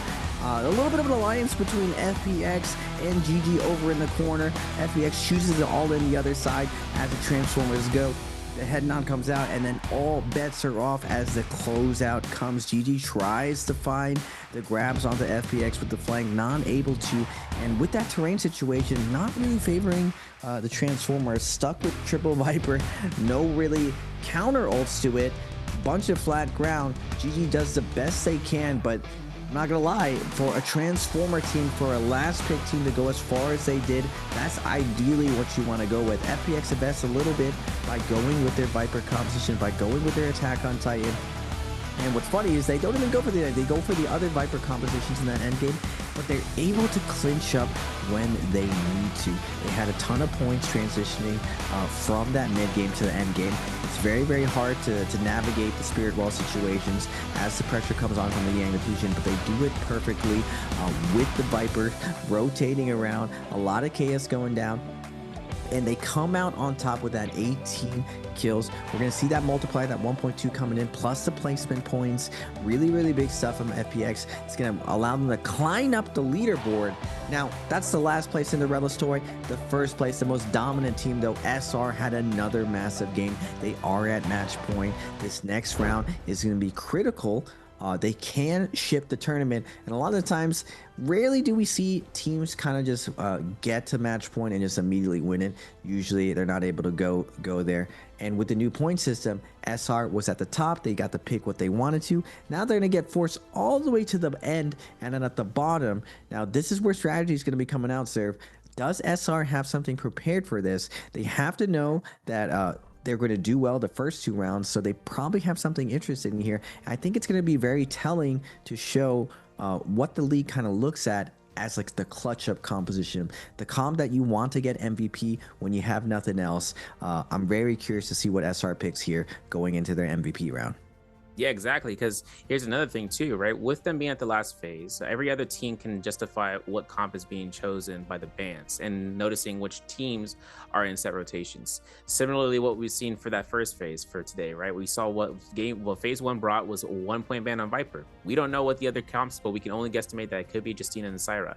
In the 4th phase, you can kind of keep yourself hidden throughout the masses by those pick bans. You can try to slide your way into an unconventional comp for something that's, like I said, you know, ace their sleeve if they have it. If they don't, what they could potentially do as well is what we've seen for Justina, Syra, and Viper, who can then be available for them to be picked up in an in-mass situation like we saw from that round. But for SR being the only team in match point, that means whatever the bottom phase team, in this case, they're going to be grouped up with OA and SS1, if I'm not mistaken, to kind of similarly be in the same pick phase. This means that they will be their coinciding match, you know, with not match point gamers, but they're going to be the teams that are coinciding with them in the phase pick. Whereas ASC, JL, and even OUG, all those guys are going to be going ahead and picking up their characters in that first phase. There's been like that reversal tactic, right, where they see the pick bans in the last phase and they choose them in the first phase. I'm not sure if they're going to try to shimmy that way, because in the 3-way phase system, that's how it usually was seemingly. But in a 4-phase system where there's 4 groups of 3, a lot more difficult. Not a little bit. It becomes a little bit more detrimental to try to figure if you can afford, in order to do that, to create that tension for the 2nd and 3rd phase teams to allow that 4th phase rotation to be expected. ASC, JL, OUG, they're in striking distance to get a match point this round. Now, what's interesting, these teams do their homework on each other. Now, even with the new match point difference, they have been doing scrims. They have played this full week. So there is a little bit of an idea of what teams want to prioritize on each map. So I'm curious to see how the lobby is going to react that one team is on match point and it makes it a little bit easier to narrow down which team they are. They're not going to be picking the two meta comps going up, and as we've seen so far, Vipers get picked very early, then second phase Cannonball gets picked with Farias very early, so they're going to be somewhere outside of that current meta. And if we see a team getting a ton of kills in the kill feed that don't fit that matchup, I feel like the lobby is going to be able to narrow down who SR is. And we've seen these guys make calculated choices when it comes to target selection in these end games. Can SR kind of navigate that, and will they be able to sneak their way to getting an MVP here? I see it as very unlikely, but they proved everyone wrong at EWC with how well they played. Now granted, EWC was under a different meta, different patch, and it was the absolute end of that push to the brink. We are in a new patch, we are in a new rule set, but what SR has really shown everyone is they do get this patch as well, and they have been keeping up their momentum going forward. Looking at the leaderboard, you see a little bit different here as other teams are waking up while SS1 and Owe are cooling off a little bit. Bauda consistent over here. Wolves, a little bit of a slow start still, but FPX popping off from last to the middle of the pack with a 26.8 game. Alliance in the dead center. But overall, the top 6, GG, another slumbering beast, waking up with a 17.5 game, going up to the more consistent route at 40-ish points with OUG and 521. But the very tippy top, Jay on ASC 51, 53, having massive games throughout the day. But just to show you how crazy SR is playing and how many 20 bombs are going, they are in a league of their own right now on match point and possibly going to send this tournament home early. Yep, seeing about these clips and highlights though with ZG in the beginning, it's gonna be a massive play against ASC there. They were like, what's going on with this guy, dude? And he's going crazy for it, and he was worthwhile making his team come back for the fight to continue on. And ASC found a blunder moment against FPX, right? It was a return to sender moment. And ASC were really pushing out and outside of this Forbidden Seal. This is where we saw a lot of zone fights happening, but inside the Romiang number 2, where ASC were taking this fight, Han pressured beyond belief, but he was cool. You know, my man was like, all right, focus and lock in, look for the parries every single time. Look, he's gonna throw that one, I'm gonna parry that. I see the F2, don't worry, he's gonna throw another blue focus. How much you wanna bet? All right, here's gonna be the catch up here. This is gonna be what ASC Han was kind of waiting for to see. By getting hit by that last blue focus and seeing what Water was attempting to do in point blank, he was ready for anything. That was going to be the case, and he winning the Romiang for his team. Inside for GG, we saw this coming out against the one comp, but the double grab with the Takeda was just too good to be true. This gave too much motion for GG not to take it for the win, and into that final circle fight. At the last little bit of the circle, GG in a prime position. FPX risked it all by being the first team to run ultimates going into that last leg, and it ended up paying off as they picked up more kills and managed to clutch up versus GG. GG sat back, didn't really dive into the Viper dog pile right there at the end game, and ended up costing them.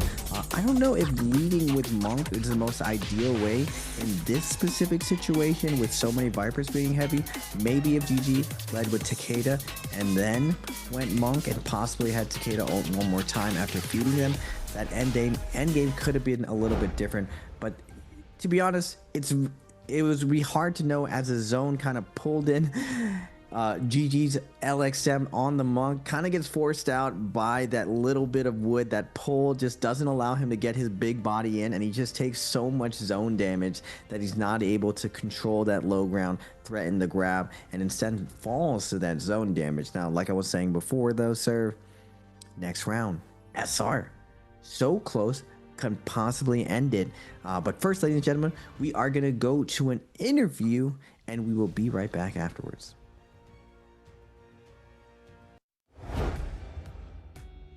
Ladies and gentlemen, welcome to a post-game interview. This is Jaeger, and now I'm standing here with our player, and let him say hello to our audience, please. 大家好，我是小懒。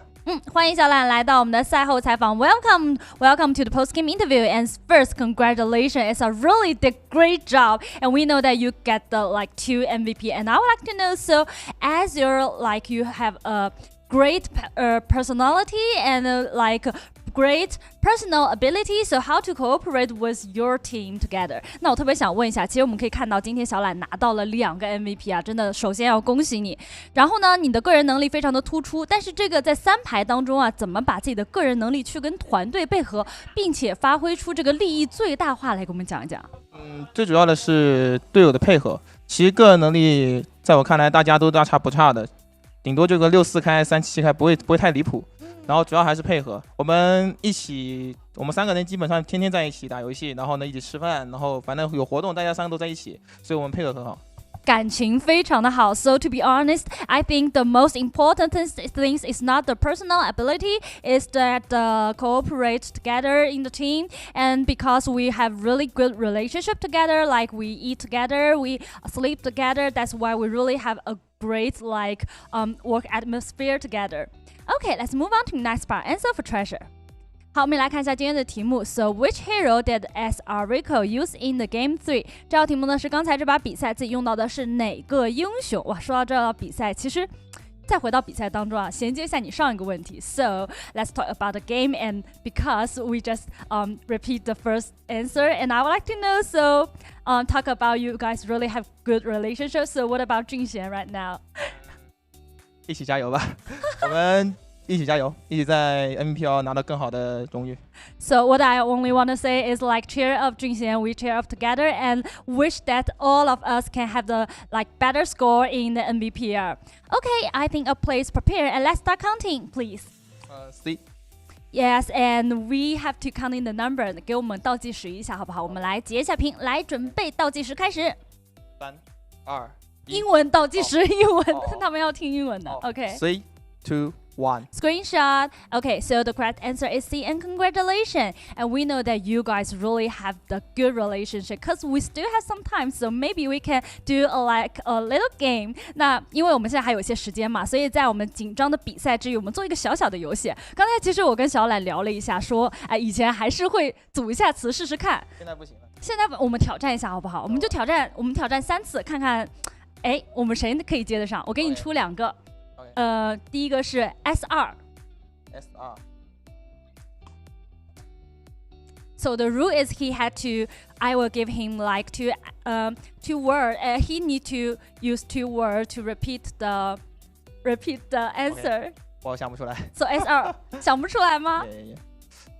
其实那个是我们其实有缩写，就那个英文嘛。对，它这个英缩写，但我不会念，忘记了。啊，非常非常可惜，不过没有关系，下次记得要过来的时候先查一查，然后也给我们介绍一下战队的历史，好不好？So we have the SR, we have a long word for the whole name of our team, but I really forgot it. But it's okay. Maybe next time, just please introduce for us. Okay, so I would like to know, did you before you came to the matches today, did you imagine that maybe we can finish the game in the game 3, we can finish it and get the championship. 特别想知道来之前有没有想过，也许第2把真的能开赛点，第3把就可以结束比赛。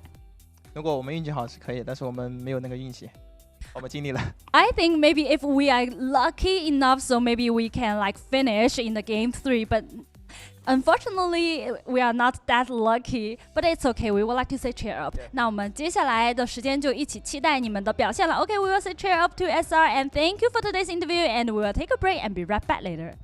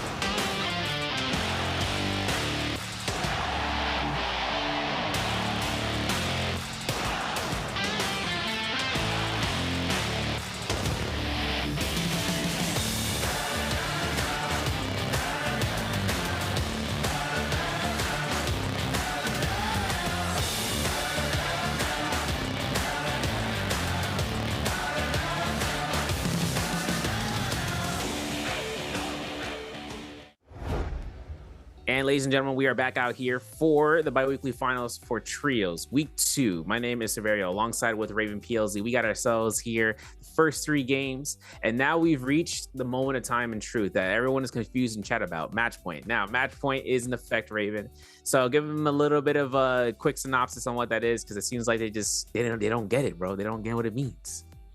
It just means we've passed that point, that what was it, 64 points threshold, SR.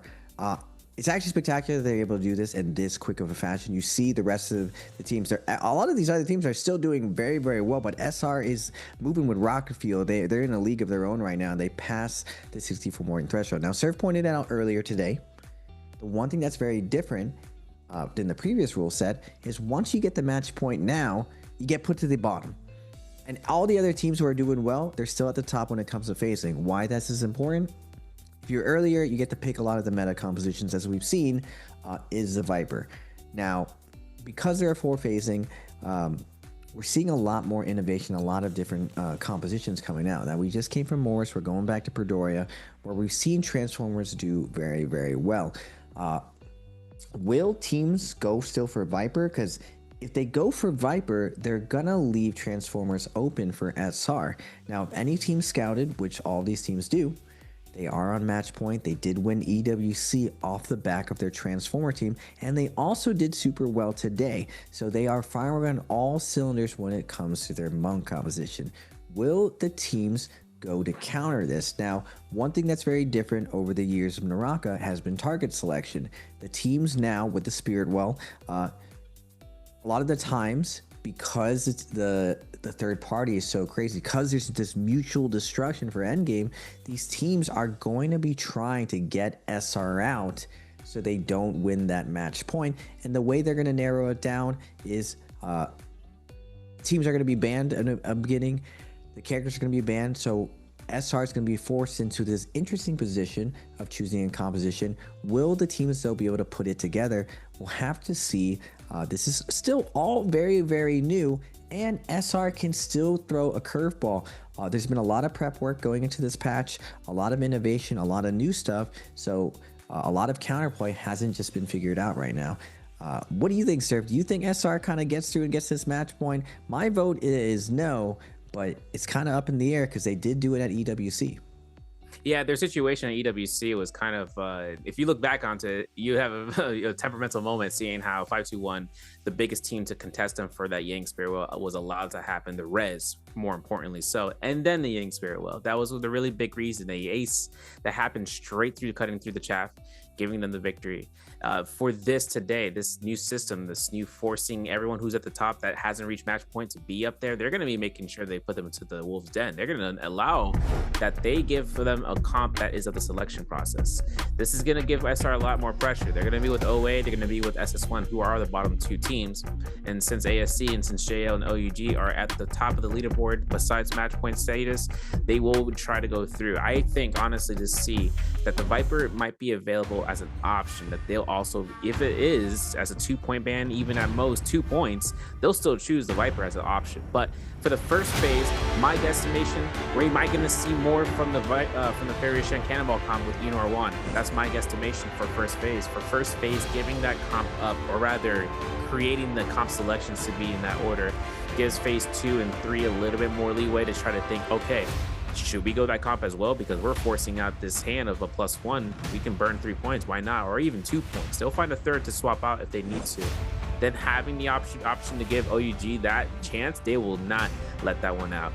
That is, unless OUG wants to try to create that close gap of points, right? They still need a lot of points to make it into the match point status, even more so than ASC, who only need less than double digits. They need less than that to get it back into the ring to then match up with SR, so long as SR does an MVP. And I honestly don't know if SR has an opportunity of MVP in this round. The chances are is that once the slim pickings are made, that SR is forced to a comp selection the teams are anticipating. They'll notice it if they lose or win in the Rummy Yang. They'll see to it to that team that way that there's a chance of pushing them through the edge and not being able to loot out, and then seeing about these on-drop situations. We go into this map selection to see about daytime, so like we said before, for these rounds, there is no Fireflies. The fights are going to go through, and if I'm not mistaken, getting our chances, the fights off rip are probably going to be the biggest ones we're going to have so far. Man, looking at GG right there, who's just on the camera, their body language is so different. Last year, you always saw them calm, cool, and collected, very, very relaxed, almost like they just got a massage. But now you see them a lot more tense, trying to find their footing. While you can see it in the other teams right here, even looking at BB and Bauda, a lot more relaxed, kind of just contemplating on what's going next. But something that I always pick on, and one of the reasons I love seeing the players' perspectives, is just what the vibes are going on with each team. You can definitely see when a team has momentum that there's more smiles, there's more laugh, less tension in the shoulders. But when the teams aren't performing to what they expect, these guys are their own worst enemies. There are a lot of these guys are perfectionists. They want to perform at their best at all times. And GG last year, I cannot stress, they absolutely dominated almost everything. They just fell short at Jacob, losing to Wolves, but still had a very, very good year. Now, for a lot of these teams, the big one is the most important. NBPL is kind of testing grounds for it, even though I would argue during these NBPL seasons, you have really the best teams in the world going at it. They're playing on the same computers, the same time frame, with tons of practice over and over, so the metas get pushed to the absolute limit. These guys are absolute warriors by the end of the year. Now, when Jacob rolls around, it's a little bit there's a little bit of luck that comes into it, because just a new patch usually comes out. There's usually a curveball. Last year was Syra. What will it be this year? Will it be the new weapon? Will it be a new character? We'll have to see. Back to today, we're seeing again the meta Viper compositions. We see a little bit of something different coming out from JL, the Kurumi fighter Yueshan. I have never actually seen this ever. So we kindly get my wishes in particular. Show me something new. TXJ showing us something new with that first pick with the Kurumi Yueshan Viper. What are we going to be going for the second round though? Yeah, it's interesting. The same 1 point ban on Viper. This gives phase 2 teams a question mark on their head. They're like, huh? What's going on here? Having an opportunity to see in a Kurumi though with the Weishan as well, that's interesting. That's a culmination though. That's going to be GG picking up the Viper, Justina, and the Syra. Now 5-2 in Alliance. Their options of picking a +1 point ban. This is good. It's a double-edged sword though, right? The moment that they pick this character, boom, 3 points the next following time they choose them. So I'm hoping to see if 5-2-1 want to try to operate off of the idea that they can bring a cannonball, but we are going to see the Akos comp. This is most definitely V3 Akos from Alliance. Want to see this comp come back into play, because I think I saw from one of the scrims they had V2 Wuchen, and I'm like, we're really blendering like that? That's crazy. This is going to be now 5-2-1's chance, and their opportunity brings into Mulch as their third instead of Justina for the Viper and the Syra. But for third phase Raven, man, this is Wild West territory right now. Yeah, I'm not a big believer of the V3 Akos. It's just budget Temi if you don't have points, but it's too sussy, considering like Akos just doesn't get as much value in trios. It's too easy with very, very good positioning and discipline to lock down a lot of his pressure. And he definitely gets destroyed by the Temis. We've seen from TXJ, we've seen a lot of teams, the double wombo threat of this kind of old school variation of Attack on Titan, the Temi Viper wombo. Temi goes down, sucks all the stamina out. You can't really get away from the stun. And if you don't have Viper stun up, you're going to have Syra stun out. And if you want to try to take down Steam, it's even more durable than it was before with that Syra and her V2. Now we are going to get the cannonballs coming out. A decent counter to that Viper idea. But this is the spotlight. SR, what are they going to do with this current meta? I said it earlier, they're going to have an answer here to the Viper and Farias. That's what the league has been doing so far this week. Do they have something secretly prepared for us for this MVP round? Now, they could try to blend in, investing all of their points, or they could go with one of their Transformers composition, and this is what they did at EWC. Now, I don't know, sir. It's going to be pretty easy to pick it out, and we call it Attack on Titan for a reason. They are going to spot out the one Titan in the lobby. Well, the Inferiors technically count as Titans, and so does Enor. But we did see GG the previous round do well with their Transformers. can SR replicate the same thing? And remember, GG has been struggling a little bit this year, and they were on kind of an old meta variation of Takeda.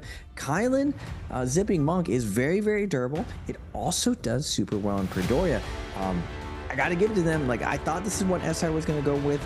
I was hoping that we saw something different and something special prepared, but this was their bread and butter that's carried them so far, and they've had so much success today and even on the international stage. So I guess it's no surprises that this is what they're going to be going with, the tried and true. If it's not broken, don't fix it. That's right. That's right. You know, it's really tough to see because I'm looking at that comp and I had an exclamation. You know, I'm like, OUG's coach, bro. I'm just like, what's going on? I'm rubbing my head. You know, things a little bit going through there. New tech. I think a little bit coming out from this end though is the fact that there is so many variables when it comes to what you see on the pick ban board on how many exclamation point, how many points, or how many teams are choosing XCOM, right? Because it's going to be either 2 or 3 times that that character is chosen. There's a limitation to that rule set, so knowing how many teams are picking up X characters. So you see the Enor, you see the Fairy Shen, you see the Matari, you see the Viper, you see everything kind of being selected upon that. For the Kylan Former, and not only to this, being the last phase, SR has that hidden distinction moment where they don't get solidified out. Now it's coming down to the skill set. I'm looking at everything as fast as I can because I know it's going to be really quick. V3 Yakos with the V1, okay, for the Lions, that's going to be the case. But the Enor ones are opting in for the V1 variations, of course, and then seeing about the V3 Tumult from VVV. Looking across the field, though, in terms of this pick ban, or rather these skill sets, V1 for SS1's Tumult, seeing if there's any other changes, no, that's not going to be the case. ASC's AOT is going to rock the F2 V2 variation for Yodohime. And then as for JL, they're going to be using F3 to V1 for their Weishan comp with the V3 variation. That way Weishan can just keep everything defensively against Matari ultimates to deny the stun and then keeping the fight going. As TXJ can be protected from the Weishan V2. That's going to be the best counter, or rather the counter option against the other Viper. But the drops are in. JL, SR, and 521 all on Skygaze Scope. And Raven, this drop is massive, like Arcadia, as well as Azov Peak with those other clumps of clusters of teams. I was thinking about JL's composition with the Kurumi Yueishan Viper. He does go with the defensive Yueishan, and Yueishan has really fallen out of the meta. We've seen him come back with the Kebab comp with Matari and Yueishan going with the Spear. A lot of players are just not used to dodging the damage of Yueishan. This is more of a traditional Yueishan, and see a little bit of the rationale that Kurumi has been recently changed. Well, not recently, but I guess relatively recently in the last 4 years, where her armor circle now heals Transformers, and that's one of the reasons that Yueishan kind of fell out of the meta, that a lot of the newer characters, Kylan, does so much damage to Yueishan that it was very hard for him to get value, especially when everything staggered him. Zai was very strong against him, so we'll have to see how this really pays off, with considering how many Vipers are in our lobby. We are going to start off with the team on match point. SR70S starts off with a great sword, switches back to dagger, was looking for a triple check right here. Pampi's going to get cut off here. Nice parry going to be coming out from Pampi with eyes in the back of his head, and Fat Milk as well finding the parry. SR though going to stabilize right here. They're going to be able to find the first kill, and SR17S, big parry going to be coming through with that great sword. Big damage going to be coming down by Zhao in a tough position. Burns the combo break. SR17S trying to find the peel for them as they move over to try to cut off 521's retreat. Ibin looks like he's going to be able to get a heal right now, while JL lurking in the shadows looking for that third party. Kurumi, Viper, Yueishan, weirdo composition, looking to do some weird stuff with his flank. Yeah, I looked at in the Vulpine's Essence is already picked up by SS1. We're going to talk about that later. We're going to have to look at S-Star's ambush here coming out. Might be a little bit of a spotlight for Junks. Remember, F2 is going to be initiated for the stagger, but he's going to be denied. 17 that's looking for the drop, and poof, he's successful for it. The 1 HP in a dream situation for that Weishan.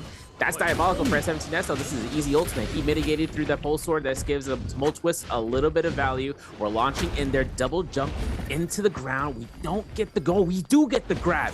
This is going to be an elimination we need to get earned right now. There's Junks going down. No Weishan in sight. Fat Milk going to be in a distance, but I'm seeing some bow shots. I think Ivan's as a result. He's the reason for that.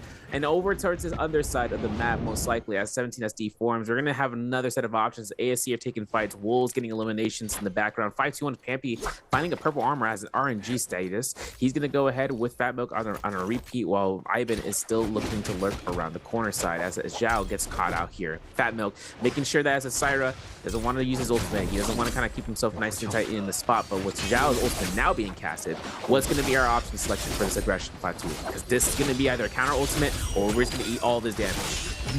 Looks like we choose eating the damage as Xiao was able to cut through back-to-back landing some of focus acts. SR is fighting absolutely insane.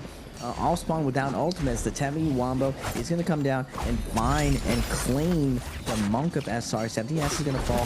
Nice stun's going to be coming out as Xiao is trying to retreat right here, but JL also staggered right now, but 521 doesn't care. They want the Transformer team out of there, and they've done their homework. They have to know that this is SR right here, so they slow down SR, eliminating their off spawn, but unfortunately them, you can't turn your back to the flankers of this off spawn. JL is going to clean them up for neglecting it, but it doesn't matter. 521 happy with their kills. Off spawn is going to make their way out of there with their nice 2-piece to go, and they're going to start looting up and scaling up. On the other side of the map, we see FBX landing a kill on the ASC, but is JL going to really do this with the white armor bandits?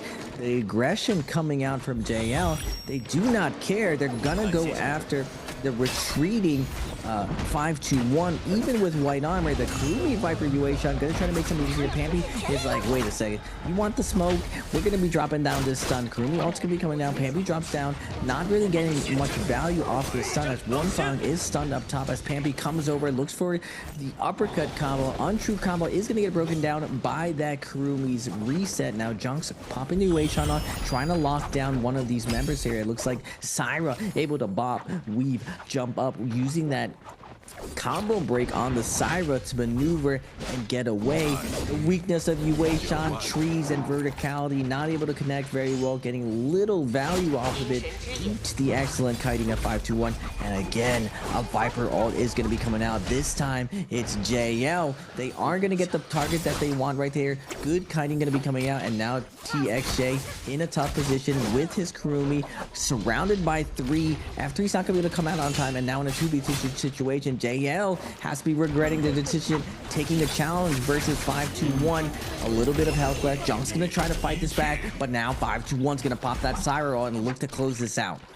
This is going to be 521's chase. This is going to be earning for them 3 eliminations after those skirmishes. Still having an opportunity to look for Junks for the 4th and hoping to see about a parry there with the Sans. Good parry coming out from Fat Milk. Nice anticipation off the halberds, locking him in place and making sure that he has nowhere to go. This is a lot of money right now. These guys can go for 2nd purple armor, even to the case if they really want to for 3rd. But otherwise, other fights have been happening, y'all. SS1's been taking their strides over into the map, and they've been looking pretty snazzed against SR, though, on a reset. This is tough. This is going to be a rough fight here, as SS1 is done a direct counter. They find 1 grab. They find 2 grabs, and now we look to get the slam down. We get an immediate elimination on both players. The stun won't do a dang thing. Leeway is going to be the 1 player on their team. So, ironically enough, I believe with Wolpines, there it is, and he's gonna go ahead and go down somehow, some way.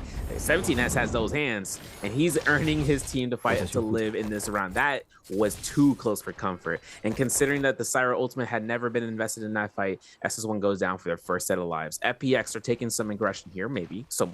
I mean, I would say some aggression against Wolves, but, you know, hippity hoppity scoopity, we're looking at switching on over here. Alliance is up against 521, trying to keep eyes on the field of play. This all goes with the frog fit. Classic.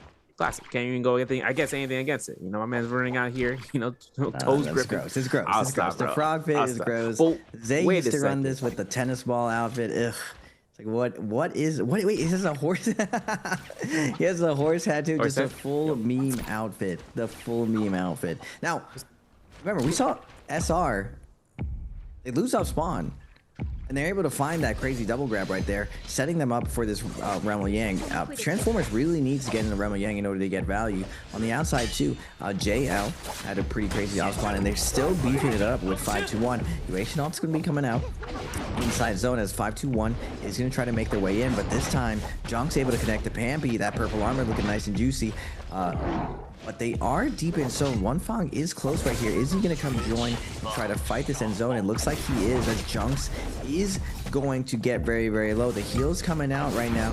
Kurumi Circle wants to get over to him, but 521's cut Kurumi off from the teammates. It looks like the call is to try to get out of here, but they're not able to. Two of them are going to fall as 521 is going to suffocate JL inside zone. It doesn't look like this Kurumi gamble is going to pay off, as TXJ is going to make his way deeper into the zone to try to get out of there, break line of sight. Now looking at the EWC champs posturing to get into this Rumble Yang.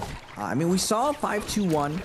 They knew it had to be them, and they prioritized going after the Transformers. Now, in general, Vipers don't like really going after Vipers, but with so many different Viper variations, there's a little bit of Viper on Viper hatred. Just like, hey, you're not really like us. There's just one of you like us.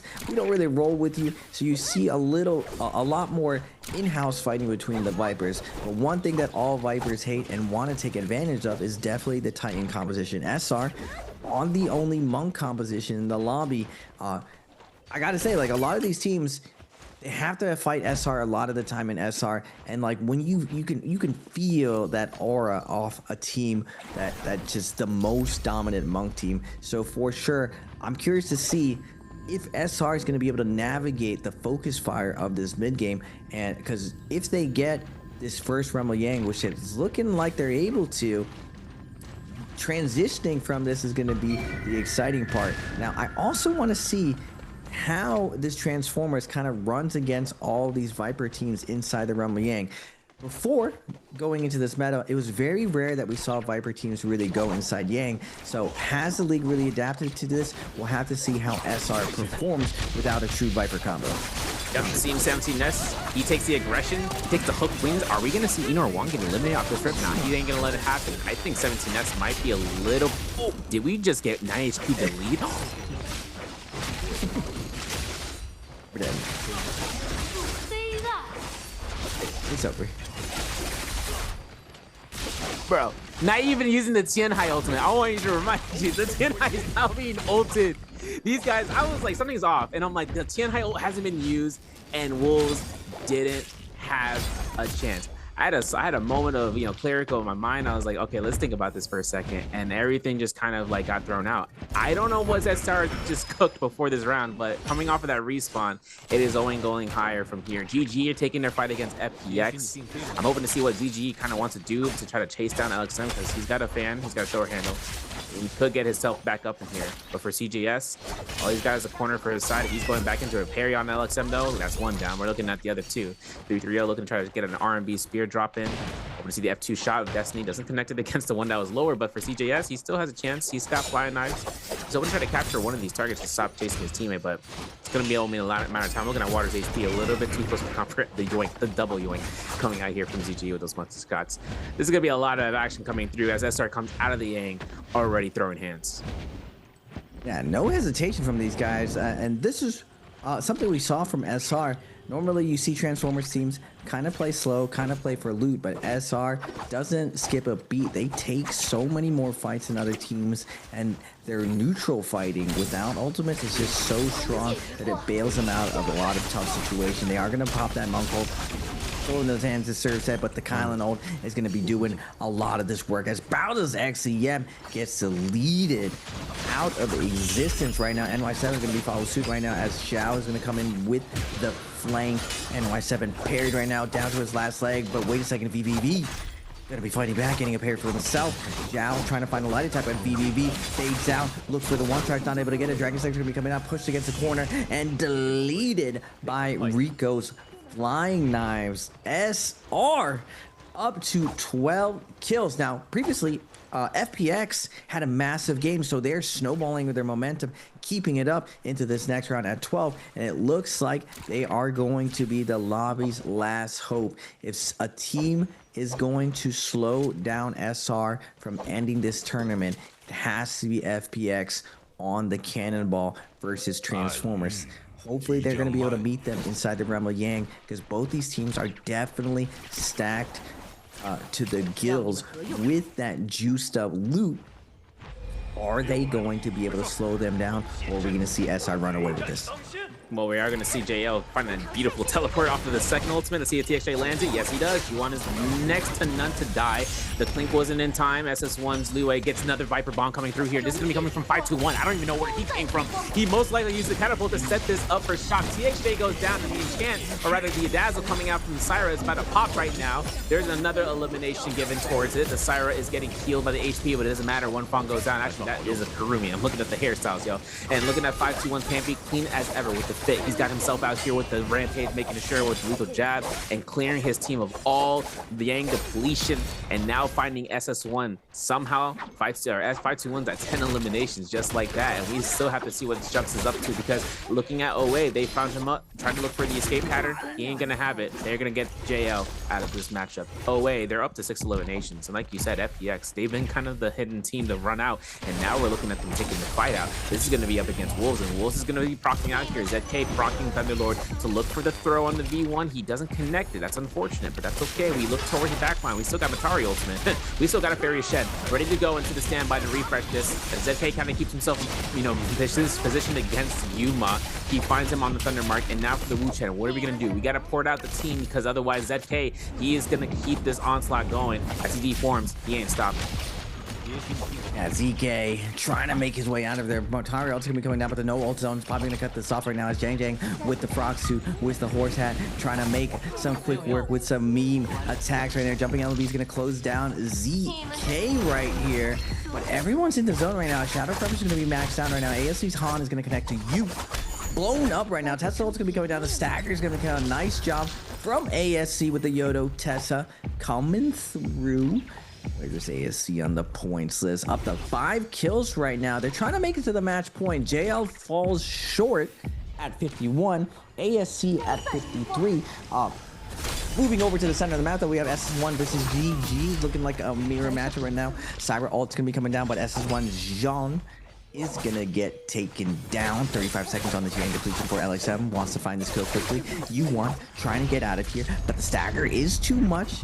Gets slide attack to the death. Gonna get cleaned up by GG, finding those soul blooms. So 2 better than none.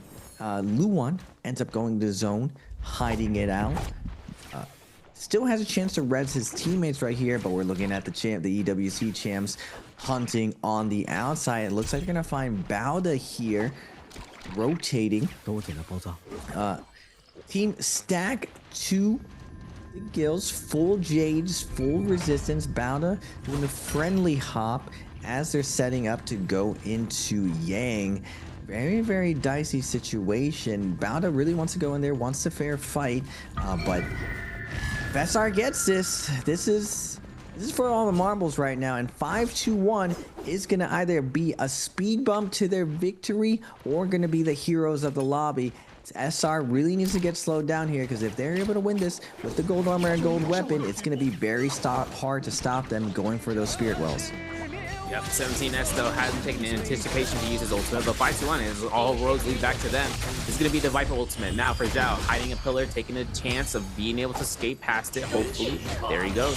He's good to go to see the Syra ultimate coming a mile away with Tumultuous. This is a lockdown potential. I'm looking at whether or not the enchant is going to give 17S a jetpack into the fight as Fat Milk finds Rico. Rico still alive by an inch in the layer and has F1 to cast out. This gives Ivan enough chances to go ahead, back off, take the tower. Then the launches come through here. Zhao no longer in Keelan ultimate, or Kylan ultimate I should say. Finding a parry, Fat Milk will find it against Rico, and then seeing a silence on 2 targets with combo breakers for 8 seconds. Now, Zhao finds a beautiful parry here. The Dazzle, though, will disrupt. I knew it was coming a mile away. Zhao still, though, safe. The longsword beams dastardly, and seeing about the F1 from the ping. 17S still keeps the fight. Looking at Fat Milk, throwing the blue focus again and again, and seeing about another Dragon Slayer. My man's been throwing those, but he loses his teammate Rico. Zhao looking to charge up R&B, finds another Dragon Slayer. The blender is good. Ben goes down. It's a 2v2 situation. V2 for all the marbles right now. 5-2-1. Can they slow down SSR? Oh my goodness! Max range parry onto that focus scale rush. 5-2-1. Too clean with it. You ain't gonna sneak those one on these global superstars, parry monsters, all of them.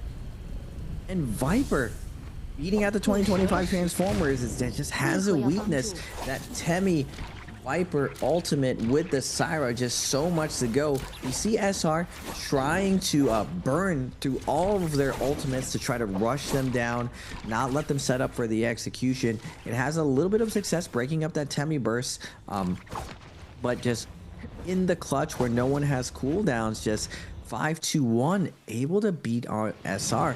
I've been commentating on them all day today that their neutral fighting outside their ultimate has been absolutely phenomenal, but 5-2-1 also at 13 kills, not only FPX, so two teams able to slow down SR right now. Now, just because SR died here doesn't mean they're down and out. They have one more chance at redemption, but I think 5-2-1 getting that kill may be enough to really slow down SR MVPing here. Because remember, FPX has a ton of momentum from the previous round, and generally, if you're able to keep that going for as long as possible, you want to string as many MVPs as possible while the vibes are up, and it looks like FPX right now is vibing. Yeah, they are. I mean, looking at the 13 eliminations on the Tide scoreboard, since SR is in the north, 5-2-1's heading down south. Hoping to see about an ambush here against GG. Looking at 5-2-1's Pampy, looking for the drop Viper ultimate. He's looking for it, but he's going to keep moving. He's going to be making sure that he, abides by the situation, by also making sure that they have a high ground situation, right? Looking at everything around, seeing what is up. Now, in the south, FPX is in the bush. They don't want to make a sound. They want to see what's happening in the north, because now that what's happening in the north, this gives them an opportunity to leverage a fight. They're seeing V1 from Leeway. They're seeing about it. SS1 will go forth, and then LXM will just back away for just a millisecond. He goes right back in, having his own Viper ultimate, waiting to see what is going to be coming up next here. The silence is still available for him, but the Syra ultimate pop is going to be happening. LXM spaces up. Doesn't get caught by the dazzle. This is going to be a spot right now for LXM. Will he decide to palm using the ultimate? Leeway gets immediately palm lightning to the face, and seeing LXM having the F1 still to this day, he is not using himself to push him up. He's got the flying ice. He's got the scaling for it. All he needs to do is just find the right opportunity. At Tincture Woods, though, SR has 3 minutes on the clock right now to move down south. If the players have been keeping track of the death feed of who lost to Realm Yang, they see a Kylan, they see a Tianhai, they see a Zip, that's going to be a mention towards the Realm Yang. But ASE Han dies in the zone, most likely just try to go through. Actually, no, their Testa dies completely. Seeing whether or not their Wu Chen and their Yoda can come back through here. SR just going to go ahead and chop out. Our locations on the map, though, Raven, it's a little bit more congested to the east, but it's always going to somehow end up going back to Twilight's Pass. SR looks like they're going to be loading up on grapples to make sure they can chase down whoever they find right here. And this is one of the things that we've seen a trend for going into these end games. A lot of teams don't really worry about finding a kill within that first 2 to 4 minutes. They wait till that 1 minute to 2 minute mark, which very surprisingly, I feel like 1 minute is not really enough to get through the durability of a lot of compositions. But if you do find the timing of multiple teams fighting, you can sneak in, quickly grab some soul balloons and back out. And it looks like SR really is threading the needle right now. 1 minute and 54. They really are slowing down of whether or not they want to force a raw fight. Now, lucky for them, they see 2 teams fighting just to the north of them. Do they realize they can take advantage of this? Now, it looks like 2 Viper teams stacked up right now, so not an ideal situation. Looks like they're going to try to move over to the south to see if they can find a more favorable fight. Alliance, GG, and OA all duking it out right here in the no ult zone. Not ideal for Transformers to fight, but with that no ult zone being lit up, very easy for the rest of the lobby to come and see this. We have Alliance PP trying to make it away from GG and LXM. LXM, though, coming through with the RB.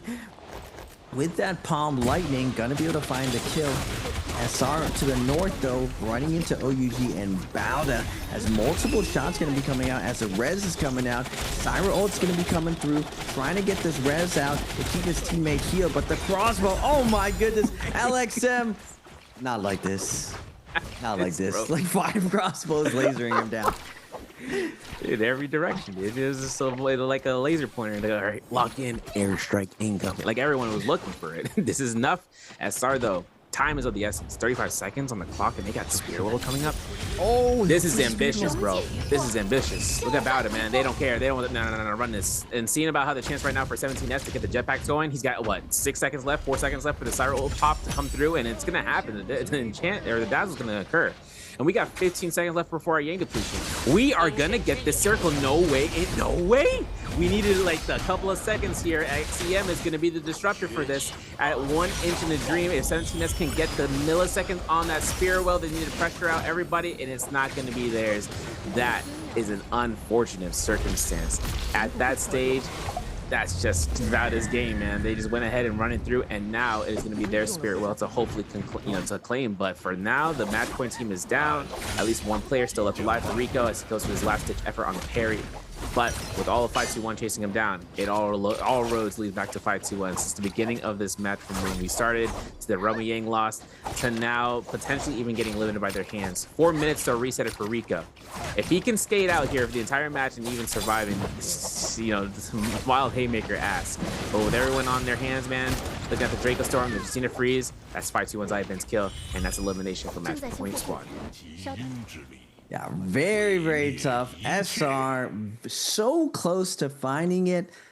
They end up waiting out to try to play the Spirit Well situation, but this just shows how strong the wombo combo is of the Temi Viper 1-2 punch. It's just so hard for Transformers to deal with it. SR tries to pull out all the stops over there, but the fact that multiple Viper teams are surrounding you makes it virtually impossible for the Transformers to make it through. Valiant effort for them. They still move up to 91 points, and no one else is on match point right now. 5-2-1 though, in striking distance at 14 points. Same thing with FPX. Whoever gets this multiplier will most likely be able to make it through, but we still have 17 teams alive. It's still anyone's game. 5-2-1 though, we haven't seen one of the global teams ship one of these tournaments yet, one of these bi-weeklies. They are in striking distance. They've come very, very close multiple times, but just getting over that hill hasn't come through them. And to be fair to 5-2-1, they've had a very consistent day, and now that they're heating up inside the realm of Yang, they have positioned themselves very, very well to push through a lot of the trials and tribulations here of this endgame. Oh my goodness. OUG's SS finds FBX in the bush, comes in with a triple silence. Stun's gonna be coming out, but nice job from FBX to kite. They don't get hard punished, but OUG with the Draco Storm forced them out into a tough situation, and now 5-2-1 might be able to pick some quick kills up. The Moonbane gonna provide some comfort to them, as SS1's gonna be juggled up though in the middle of the Moonbane. You know, it's crazy too. 5-2-1 are really close to that, towards that match point. They got a lot of opponents to look towards in making sure in the next 6 minutes that they can finalize some of those eliminations. That 14 kills right now. Getting first place is going to be one notion, but getting any sort of stragglers is going to be the next. OUG, having invested the Viper ultimate, might be noticed by the other teams. We'll have to see. FPX's Water, though, is on active ult duty just to make sure he can get away from the situation. It was a little bit too sketchy. But for him right now, he's blue armor. At this point in the game, it's gonna be rough for him, even though and also with his ultimate being down, there's not gonna be much first time for him to reset. But of course, things could change. In the last couple of minutes here, 5-2-1 could make the engagement. They hit denied through that one way, so they go to the other side. Cena 5-2-1 finds it for Fat Milk. Windspouts being procced out, XTM throwing out the Dragon Roar, and Y7 getting the blender ready to go here. Fat Milk is trying to decide upon which target to focus on too. The Syra ultimate still on standby. Spearwell is also going to be picked up here for Draco Storm. If one of the teams want to get contesting right now, will be 5-2-1's position. This is going to be interesting to see what ults get procced out, because the Viper ultimate can be used, but the Tumult definitely would be the better option here, as XCM is going to proc out the ultimate. They will get 100% refresh. This is going to be a Stun of Destiny coming out here. There it is, catching it out, but being inside of the circle denies the capture status, and now the Viper ultimate counter out here from always AB. And this stun ain't going to confirm nothing, but with the Syra ultimate in play, this Spearwell is going to be one fight that's going to be going on for the next 2 minutes. Yeah, Syra V2 stun, able to come out, secure that whole location. Temion's gonna be coming in though. I spoke a little bit too soon. 5-2-1 saying like, everyone used some ultimates. We still got our Temi ult up. We still got our V1 ult. We still have our Cyber ult. Coming in last to the party, 5-2-1. Able to take up the space, zoning everyone out with that V1 stun coming out from Viper, and they still have Fat Milk on the V2 Cyber ult. Can they hold on to this? No, they cannot. Now OUG saying like, nah. We still got our ults up, showing up to the party. Shavyu's gonna be popping the ult onto the Syra. They still have Justina ult on Baby U, as OUG is gonna be able to pick up the center with the double ult from Baby U, and now Everyone else is put on notice. Remember, everyone blew through their cooldowns in order to try to take middle. Now OUG does have a moment to see if they can pick off another team here who invested their cooldowns. They are going to go to the high ground, immediately find Kiki vulnerable right here, but Kiki is able to get to the low ground using those dashes to get out of there. And Baby U, though, is finding them, following them as they sees 521 as well. Very, very low HP, but they are going to cut around the tree and able to get away and get some heals off and reset. FPX Kiki is getting chased down a little bit by OA, but it doesn't look like OUG wants to slow down. They're trying to find the low HP players who just got away as they take to the trees, but they're having a little bit of difficulty. Good kiting from the rest of the lobby to avoid the Draco Storm OUG. That's going to be ZGE's position, having no escape. Probably just getting chipped out here by both Draco Storm and any RMBs from the distance. OUG's Baby U finds the elimination, up to 7 right now, and seeing how it comes out. Since 521 did lose their to Mulch, this game of hide and seek is going to be happening for a while. They need placement points. They only need 4 points to reach match point. And this is going to be the Viper ultimate from the send-off of his SS. He's looking to try to get the drop down booted ult first. The Phantom Steps working magic, but now SS is going to be at punishment value. The Justina dashes are good. The Syra ultimate to counteract is going to be playing out and to see who can get caught into the Dazzle range. And of course, seeing if AB of all people, can he get away from this? Not the case. Yes, he did. To getting him out of that 10-meter range is good for the next opponent set to be coming through. And now for Baby U, he's cycling around the tree, leaving his team to the effort as 521. Look at that Pampy, man. Look at this man rage. He is at 75 on that Viper ultimate. He is waiting this one through as Baby U gets caught with no armor. Gets caught into a dazzle for a second and losing one of his teammates. SS goes down. Tutek gonna go ahead, seeing the Cuckoo go through. So now it's up to him and AB to hold down the fort between 4 different teams. Silence is good. Tutek is gonna be caught. No chance to use a combo breaker. Obviously for the palm lightning, the range pressure is enough, but with enough time to heal, this is gonna be given to one of the teams. Jinyu, for instance, at the very bottom. 521 Pampy though, looking to try to approach those fat milk, looking to try to get inside the cavern. Is going to be a dicey situation if they can stay there until the end game circle to get popped out right where no fights are happening down there. Once they approach the top side, that's where everyone's going to be contesting and trying to push them off. But this tree is a sign of life. Everyone is just holding on for it, waiting to see what's going to be the occurrence. Water gets the Thunderblade, throws it out, making sure that this ultimate needs to be used in the last 70 seconds, but this is where it's going to be coming through. Raven, this is going to be, if anyone can make it through for match point, 521 is the only team that is required to do so. And OUG, if they get enough kills to earn the placement point multiplier. Yeah, FPX still has one player left alive, but 521 looking like they're able to hold on to this. OA still has one too. It's a little bit of a scuff situation actually. A couple of duos and solos here. 521 though with the duos and good gear. This tree and the amount of scale rush and maneuvering it gives you kind of awkward for everyone as the Viper is still on the field. Can really narrows this down, and in the low ground, 521 just like, you're not gonna come into this cave. OA is just like, wait a second, let's check in the vibes there. Vibes are not good. Nice job of 521 to force them out of it. Now OUG comes down. Maybe they can find a kill. Baby U goes in, immediately gets a stagger onto Pampy, but falling back, he comes back in one more time, and now we're gonna get a duos end game actually. As 521's Pampy gonna pop the Viper ultimate, come out slowly, be able to get the staggers here. No, he cannot. My man, OA gets into the bush right now, but Fat Milk takes to the sky. He's gonna stay alive as much as possible. He's gonna drop down, get the stun, interrupt all the Vipers, and come through, finding more kills right now. Pampy or Fat Milk with the master play, looking for the soul balloons now, looking for the last hit. No, he gets the tie, but I believe that's enough for 521 to get the clutch. Huge play coming out for them, playing that end game to perfection and also denying SR the possibility to end the tournament. We go another round. Succession from 521 came through with the drop down Syra ultimate. Obviously, no one was like, all right, I think the Syra ultimates are done. Let's pop our ults. And then all of a sudden, the Viper ultimate that was already procced just ended. The duration, donezo. There is nothing set up for the surprise that OG would have prepared for. They themselves clearing near to the cut of match point. Unfortunately, not getting first place meant that they couldn't get those multiplier points in order for their kills to earn out for 63. But there's now 2 match point gamers coming through. 521 walking out with style. My boys are clean with it. They're going to be coming through here as the second match point team alongside with SR walking down the steps right behind them. Since SR were contesting that spirit wall is one thing, right? But you saw how close it came down between them and their foes. But of course, timer was of the essence, and they didn't earn it enough to go ahead and clear themselves of the Yang depletion debuff. But there's still another fight.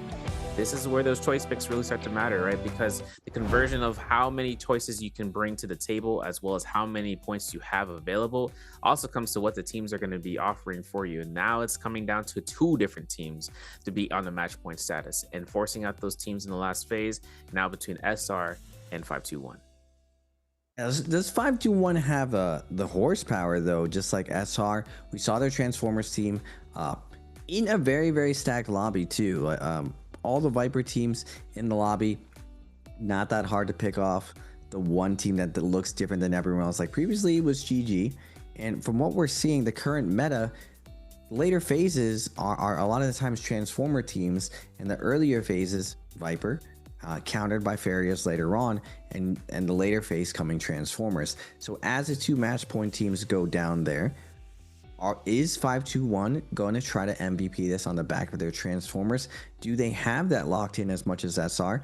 I don't know if SR has enough points to go it one more time. So what does SR kind of go with moving forward? Now, both these teams are on match point. So at least for SR, it's going to take a little bit of heat off of them. So they're not going to be targeted as much. Everyone's going to be trying to figure out whether or not it's SR or 521. Maybe this gives them enough breathing room so they can make it over the finish line. We saw them, they were in striking positions of ending the tournament this time, but 521 clutches it up. Will SR kind of do it this next round? I feel like, Serve, this next round is going to be it.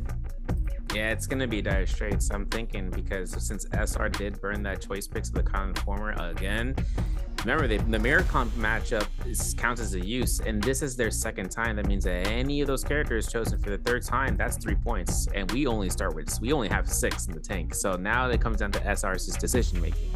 Can they swap out any of the characters, and if so, who for them? If they decide to, will it be worth it? Because if they don't win that following round, what does that end up with them? 0 hero points, and all of a sudden, every character in the roster is banned. So then they are gonna have to think about this next round. Can they offer themselves to bring themselves to choose the first phase choice teams, or if there's any +1 point ban, so that way it counts for a 1st or 2nd time use, because that's all it's going to be available for them if they decide to burn it all in this following round. As for 521, the Kylan, if they bring out the Kylan Tianhai into the Zipying, there's going to be a chance for them to try to operate off of that as a 2nd phase or 2nd time use, and they're in the same boat if they don't earn out. But with this round, they earned up big time and getting 22.5 points, as FPX was able to earn 16 in the 2nd, SR was able to earn 14.5.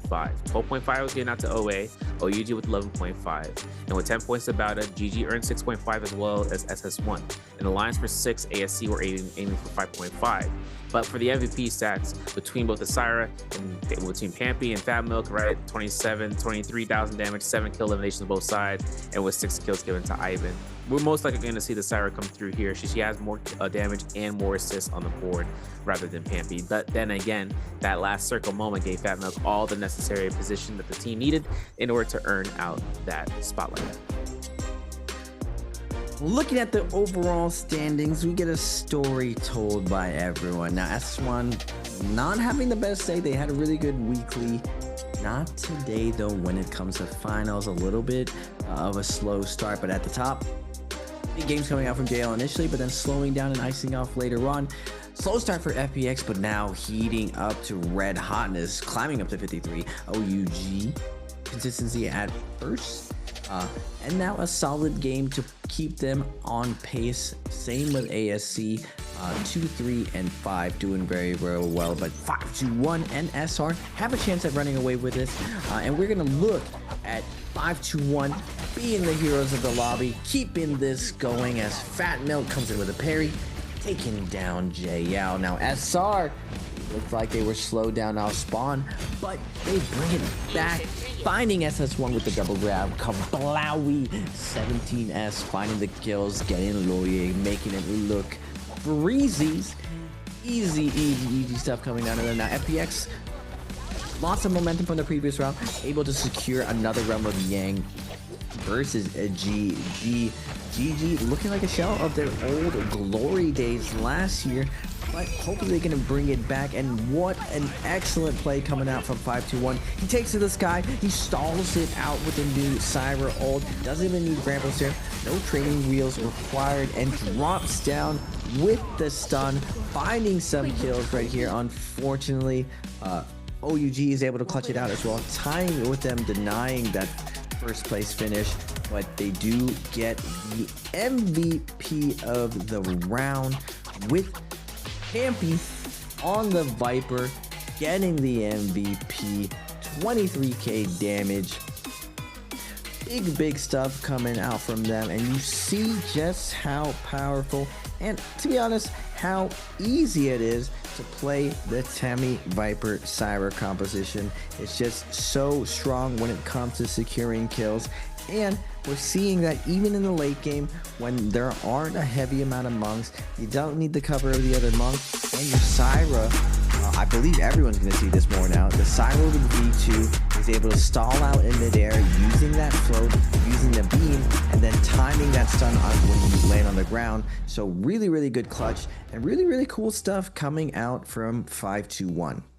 Yeah, and that big thing about Syra is that the fact that she can dash in her ultimate, getting closer to the targets or evading. That's why when it comes to like Syra v Syra ultimate cast and who's first and who's second, seeing about who can kind of keep themselves in the spotlight to try to survive or take a dash effort of going up to drop right back down. But still, how many players chose Viper Ning in game 4? This is for you guys in Twitch chat. Getting you guys situated in the prediction A5, B6, C7, or D8. Make sure you guys put yourselves in Twitch chat. I know you're YouTube gamers. You're like, huh? What are your comps? I see you guys. You guys are out there. But this is going to be exclusive for the Twitch chat, so make sure you guys put your answers into that. But yeah, going into Syra's mobility aspect, right? Her variation 1 ultimate being switched off towards V2 really just came out to seize the day, especially after the changes that occurred towards her V1 variation. Then seeing how the level 2 light beam for Syra is forcefully activated, like you have to throw it out and it'll pop. It also comes to the notion that the players having the abilities to parry it don't really fear that. They're fearing the amount of time that she is sticking to it and staying inside of the area where they are. The effect of the dazzle comes into a range like a shape like a cylinder, meaning if the players are within 10 meters of that shape, they end up getting caught, and they have to keep that in mindset about how close they can push themselves out of that boundary zone to go right back in. We see even Kylans use ultimates and keeping themselves outside that circle so that if any of their teammates, like at the Zipping or even the Tianhai, ends up getting focus fired, he can come right back in. Keep in mind though, Kylan doesn't really have much choices outside of that, because once it comes down to after that, he then has to worry about the Viper ultimate. That's where the Tianhai may have the chance of being able to supply himself for a timing of iframing through it. Still doesn't really do much though when the timing comes through, when everyone around him is just stunned or dead. And at that point in time, that's why the Kylan format ends up just being one of those last picks with the Zipping and the Tianhai. But things can change. We saw what SR was able to accomplish, right? They got that salty run back, but they spawned back after losing the 5-2-1 and then ended up getting a truance of kills, right? They went through for 13. FPX was somewhere in the background doing mad work too. We didn't get much of the fights over there, but they did do good work outside of the areas that we were once spectating. And then seeing if that Enor One comp then takes more of a precedence in terms of that first phase.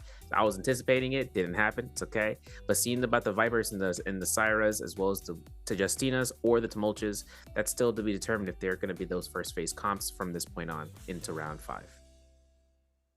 Yeah, round 5, normally a championship round, but we are going to go 8 rounds and go the distance.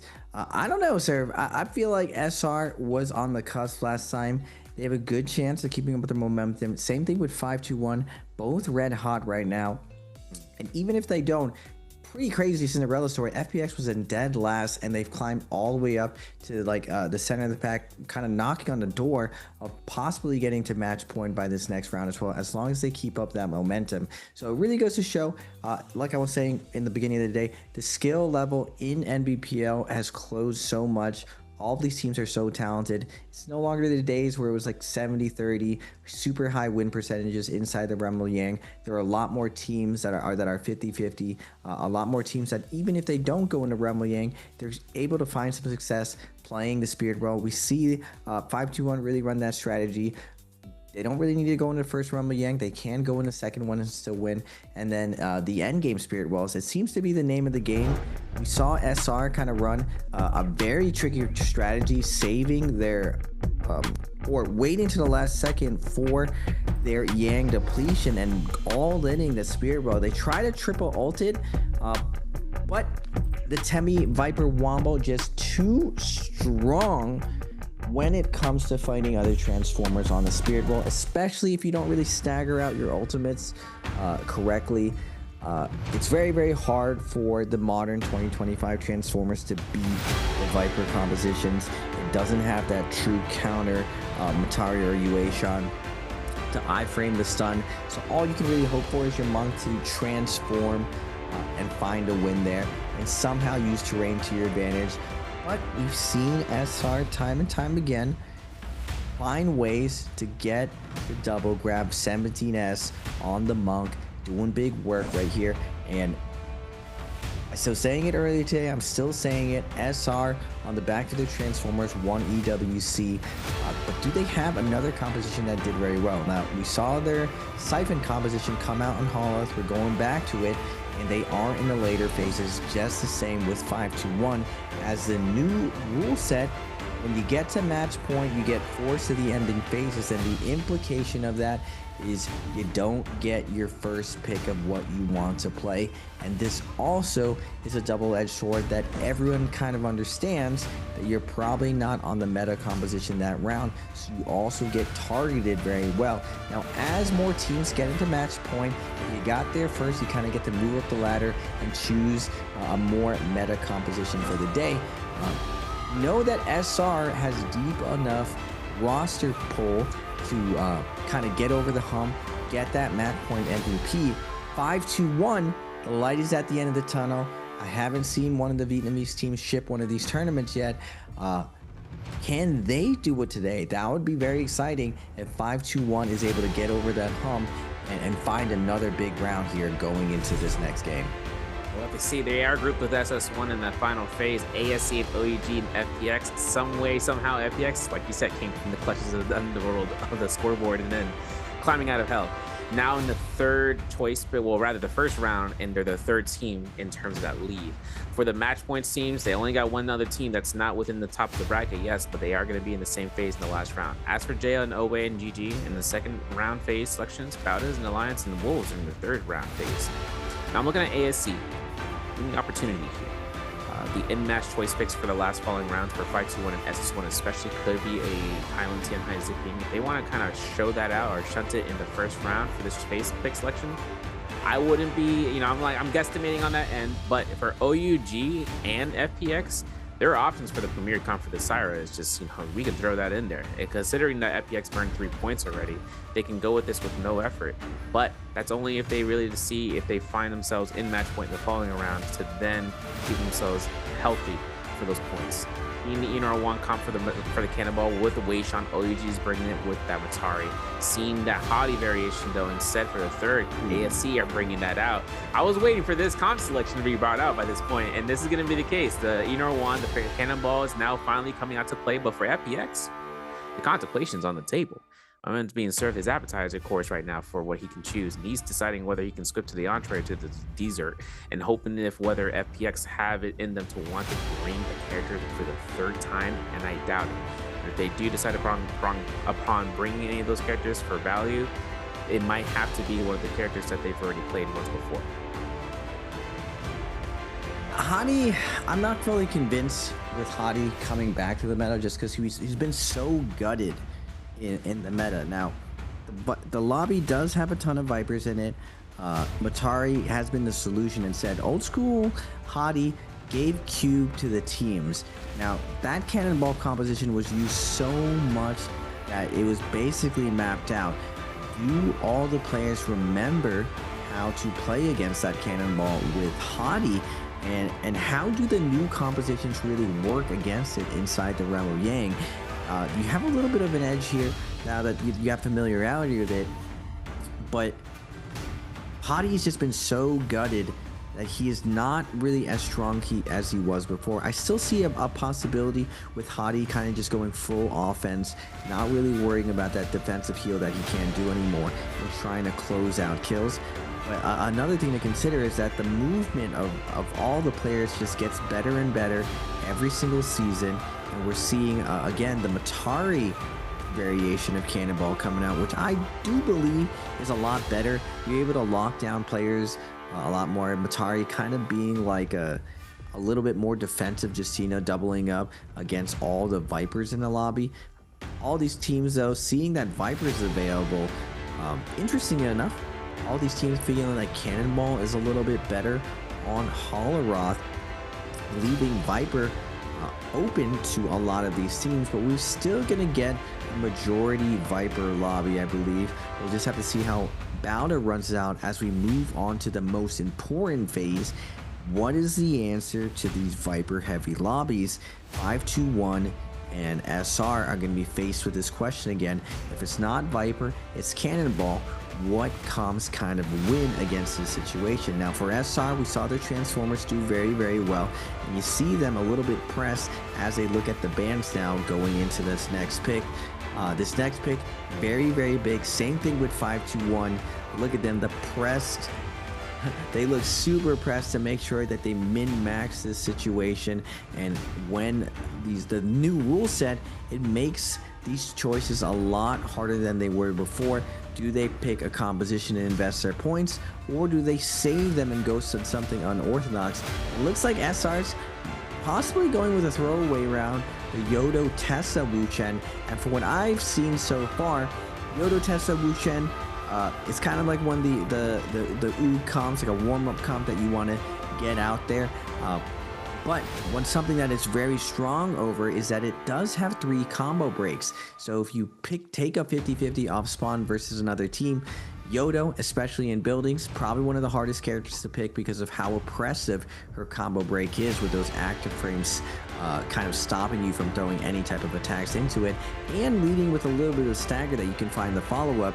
So SR, they kind of surprised me with the fact that they got really, really far with their Transformers.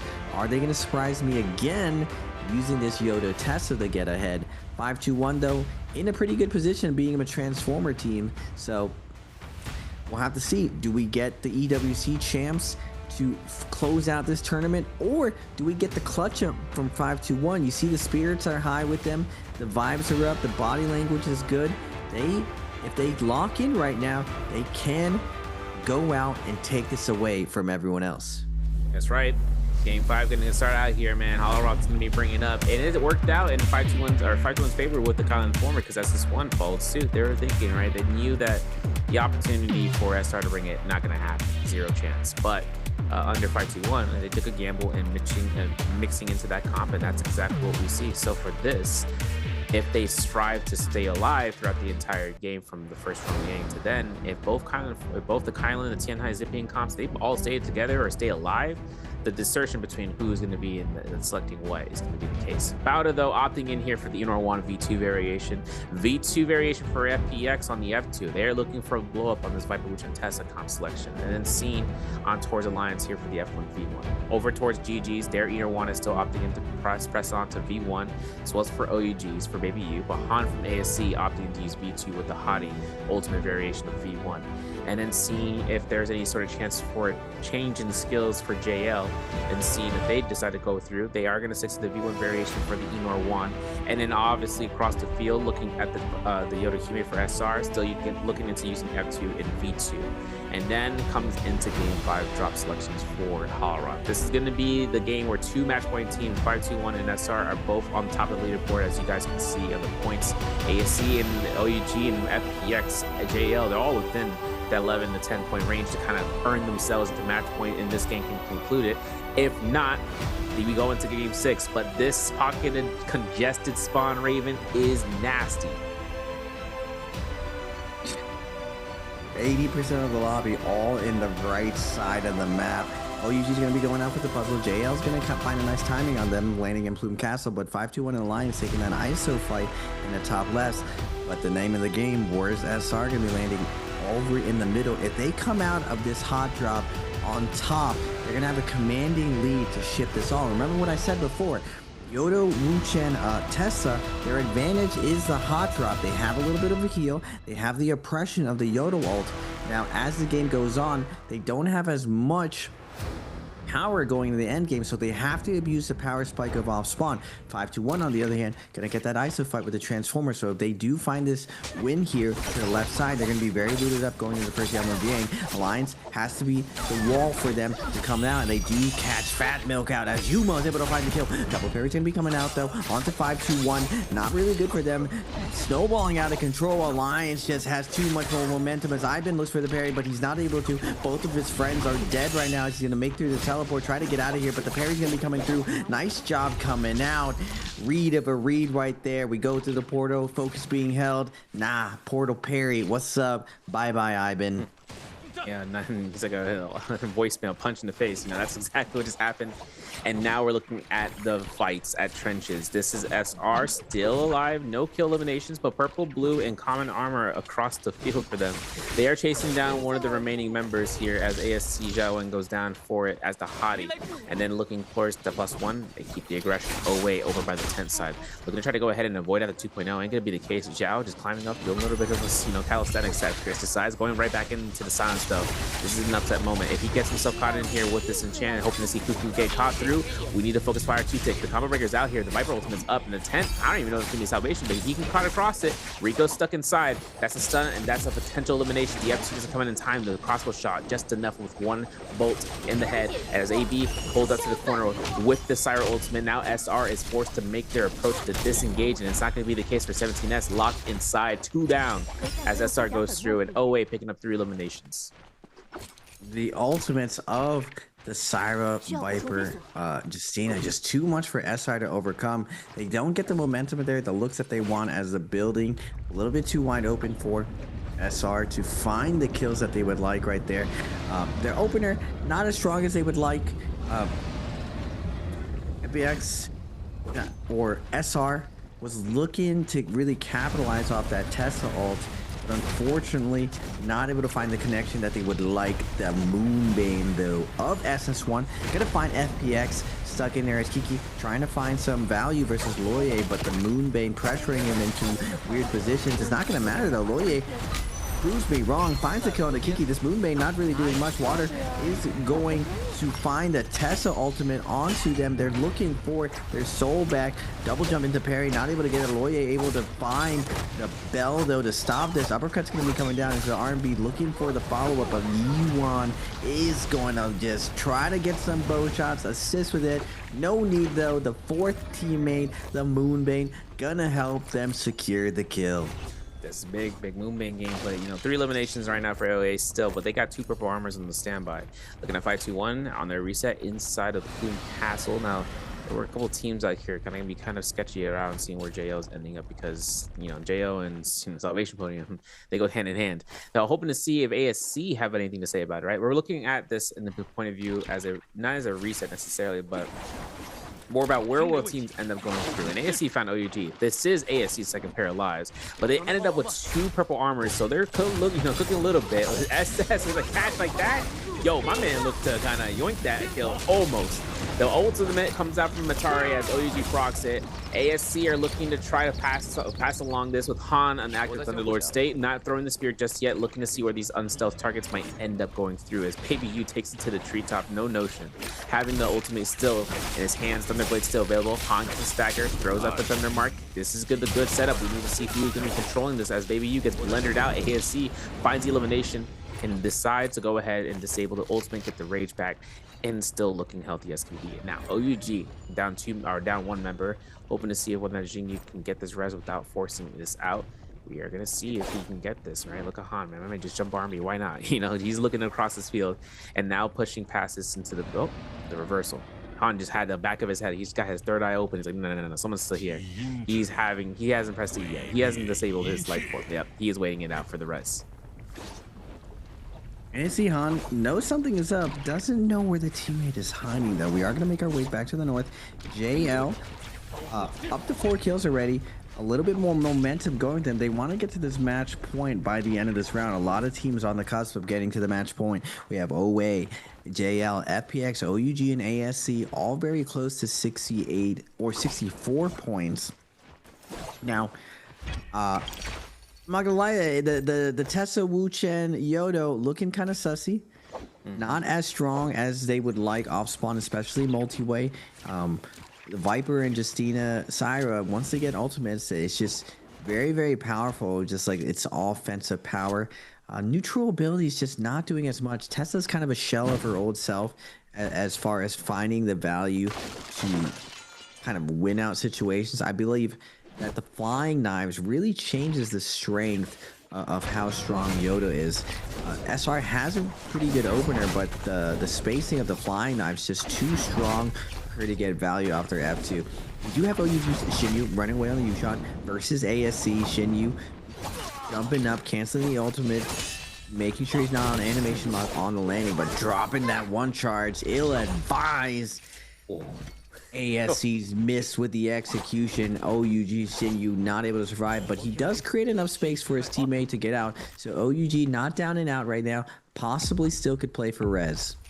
Yeah, that was a rough parry. After that, there's nothing left. And now, switching on to Bauda. Bauda is on their reset route. They're over by the Fortress of Kaviane. I think actually taking a look over here, trying to get as much money as possible, which I'm okay with. I mean, look at the gold count right now. They're up to around 18 and 19,000 Dartai coins. 521 still having Pampy out here by Frigid Ice Pools. Hoping to see what can move on down from the northeast downwards. The Romy Yang should be spawning in around 100 seconds or so from now. So whether or not the teams are posing up for it, we'll have to see. Inside of Medtop, SR still working around here with only one elimination.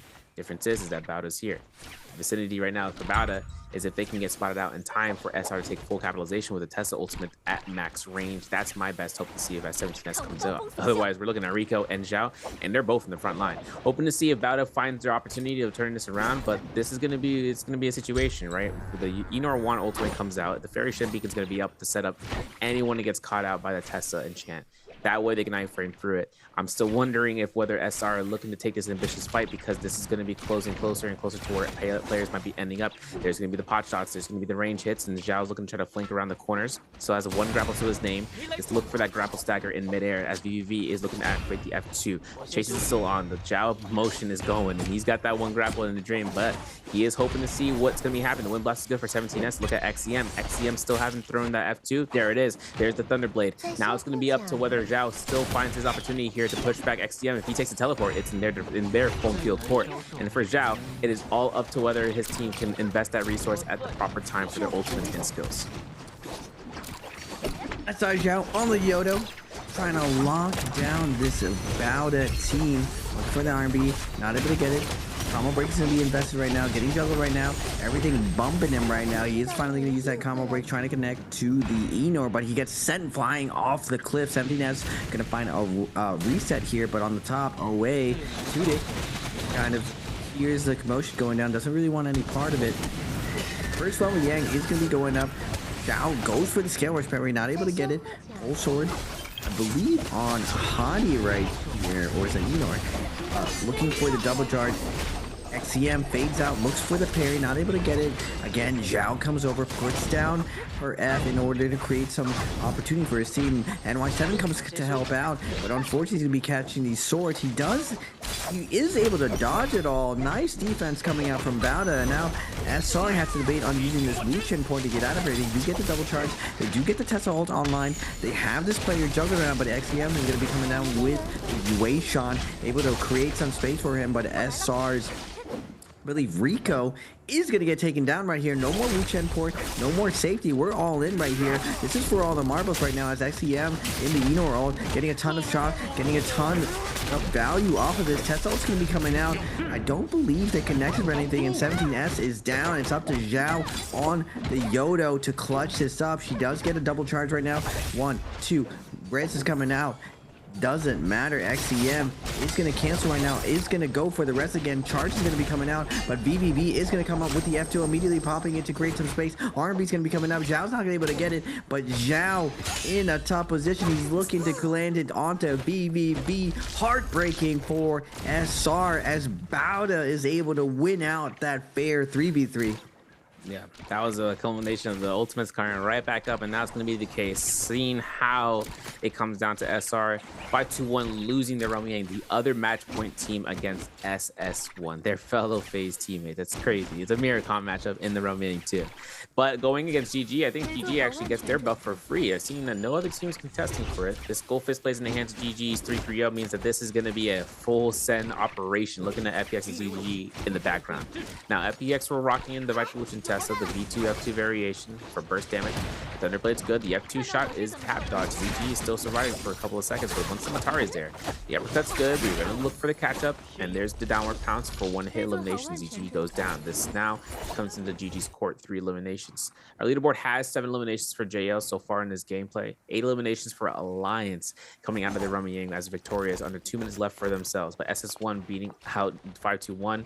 They are currently at that 4-kill mark, forcing out the C521 in that Yang depletion state. JL inside of Imperial Village are purchasing out any supplies and armor upgrades as can be for JL's junks. Or TXJ should say, he is pushing out towards Alliance's Yuma, but looking at the silence, Young Kong's good for it. The silence is going to be able to guarantee the Stina dash, but with a saving grace from his teammates. TXJ lives to go ahead and hold out here for the whole entire duration of the silence and avoiding that dash, burning the rage, giving a chance for the chase, as Yuma is going to go ahead and invest that last dash to get out of that situation. TXJ though hot on his heels right now. Yuma on the Justina ultimate, ice skating his way out of here. TXJ has him in his eyes, in his line of sight. I mean, Yuma tries to get away with it, but Wonfang is going to confirm the kill. Now GG is going to be showing up to the party, so JL going to be tough to find the full follow-up here. Alliance Jang is going to fall to CJS. TXJ does make his way back in. They do have a million questions to come down with the drop down. Erudition, big damage going to be coming out on the 3-3-0, but F3 on the fairy ult is going to knock down or knock away TXJ as 3-3-0 is going to lay down the cover fire with these cannon shots. He is going to take down the leader of JL. TXJ is going to fall, but Alex Sam very, very low, but he's going to get that Enor ult off, and now Alliance, they were looking for a third-party easy meal, not going to be getting it right now as JL is going to be skedaddling, trying to get out of this, but to the flank, it looks like 5-2-1 is going to be showing up to the party. Are they going to commit? But first, we're going to be going to JL versus GG with Alliance showing up in the rear. Junks getting 3-3-0. Very, very low, trying to get some pepper in, some cannon shots right here, but 3-3-0 and his teammates doing a good job of kiting a lot of this pressure as Wonfang's trying to lock down one of them. They do jump over to the high ground here. Another team is showing up, and they hard commit to this. We're all in right now to the point where TXJ is still dead right now, not calling out for the Reds. It's going to be tough for them, though. They're going to... Actually, no, wait. They have Vermilion's buff. They can back off over here, but this is the other match point team. 5-2-1. Only up to 1 kill, though. They have to jump up to 9, but they are Transformers. They did find a little bit of loot here. Can they get into the second Yang, get themselves to 4 point to set them pretty up for the Spirit Well endgame on Holleroth? We'll have to see. The rebirth terms are being spent 90 seconds until Yang. We're watching that replay on the mirror matchup here for the Kyle Informer. And then seeing if Liwei was the reason this ended out with a double grab. We'll see. Liwei looks to go ahead, finding one target to the next and forcing from one pillar to the other.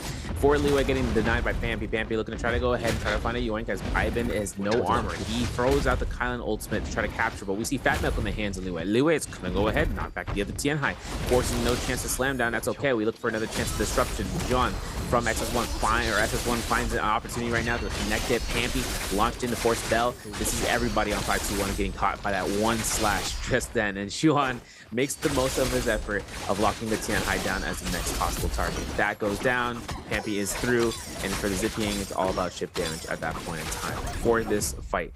Did not happen when SR got fully eliminated. As for 521 though, seeing about how they are going to go ahead for a mass red spree. I'm not sure how many rebirth charms are not only to the base shop but also to the time limited shop. I'm not sure if they have enough to kind of go through for both rebirth charms for the increased price. Seeing how even at 12,000 for base, they're only going to get one res beacon, and that's going to be probably given out to Ivan for the offensive pressure. We'll see. Seeing if Fatmilk goes ahead and be the second one res as the case. The only other option right now is for Salvation Podium or finding a quest line to get the last inch of gold. Otherwise, Yang 2 is about to commence. JL Gold Spear, Flame Bring on standby. Their A-Nor 1 is looking clean for it, but trying to get into the realm. They are successful for TXJ. I'm looking for his teammates. And yes, they did enter, and now it's up to them in OA. Finding a martial art will form hook on TXJ. They also have a win spot on Wunfeng as a supreme weapon prowess with an erudition on TXJ as well. TXJ with the classic, looking for the flank play. TXJ has really revolutionized the amount of flanking that you can do in trios. Has a spear right now, look for the lightning. Bolt is gonna go for the scale rush here, looking for the flank again. Teleports back, pops the E-Nor ultimate. What can you show me, TXJ? He got AB in the crosshairs, trying to get him staggered right now, but AB gonna double jump, get out of that situation. But yes, JL's junks under a ton of pressure, forcing TXJ to come back and look to help peel. Barrier ult is going to come out though. Syra ult from OA, they're all living in response to this cannonball situation. Barrier's going to be on the high pillar right now, laying down that cover fire, but TXJ is going to be coming down to his ultimate, but the barrier artillery giving him so much playability. The bike ult's going to be coming out though. Matario for the counter. What can Cuckoo do? Has TXJ following him. Nice. He waits and overholds. Gets the scale rush through, denying Cuckoo's disengaged. Very good stuff coming out from TXJ. The juggle's gonna be coming out onto AB as Junks does a good job of looking for the flank, but his teammate taking a ton of damage. Wunfeng is gonna fall. 1v2 situation. Tudik, is he gonna find the clutch up? Drop down into the F, into the light attack, but one charge is gonna come out. One charge cancel into tap dodge. Tudik trying to pull over the sauce. Oh, he sneaks up in another blue. Wait a second. TXJ does come around the corner. Ends up getting the parry, but an interrupt coming out from Junks. But again, back-to-back parries. And this time, Erudition's going to plow through. And JL is going to clutch out this realm of Yang. Making themselves up here for a... Oh, wow. Okay. So coming through here with the gold katana, this is going to be giving to as a straight... just a straight upgrade going in there.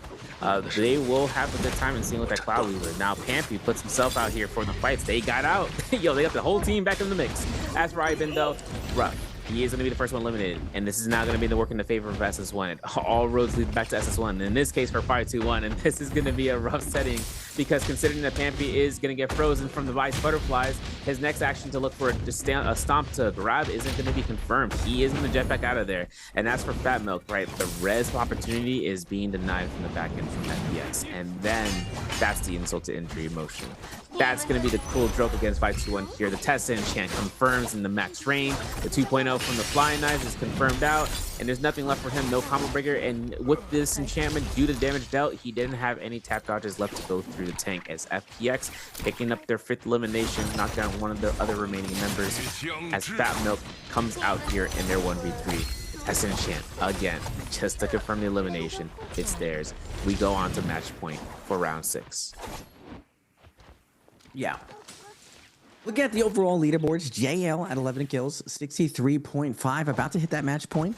FPX at 6 kills, 59.8, very close to the match point as well. OUG, close to the match point, but no kills on the scoreboard with Matari, the only one left alive. Gonna be tough for him to find the reses. I don't even know if there's any reses left at this point. Alliance, though, having a snowball game, finally waking up in the later stages of this tournament. 12 points. If they get this first place, they for sure will get over the multiplier. SS1's Oye is gonna get sniped out by GG's 3-3-0.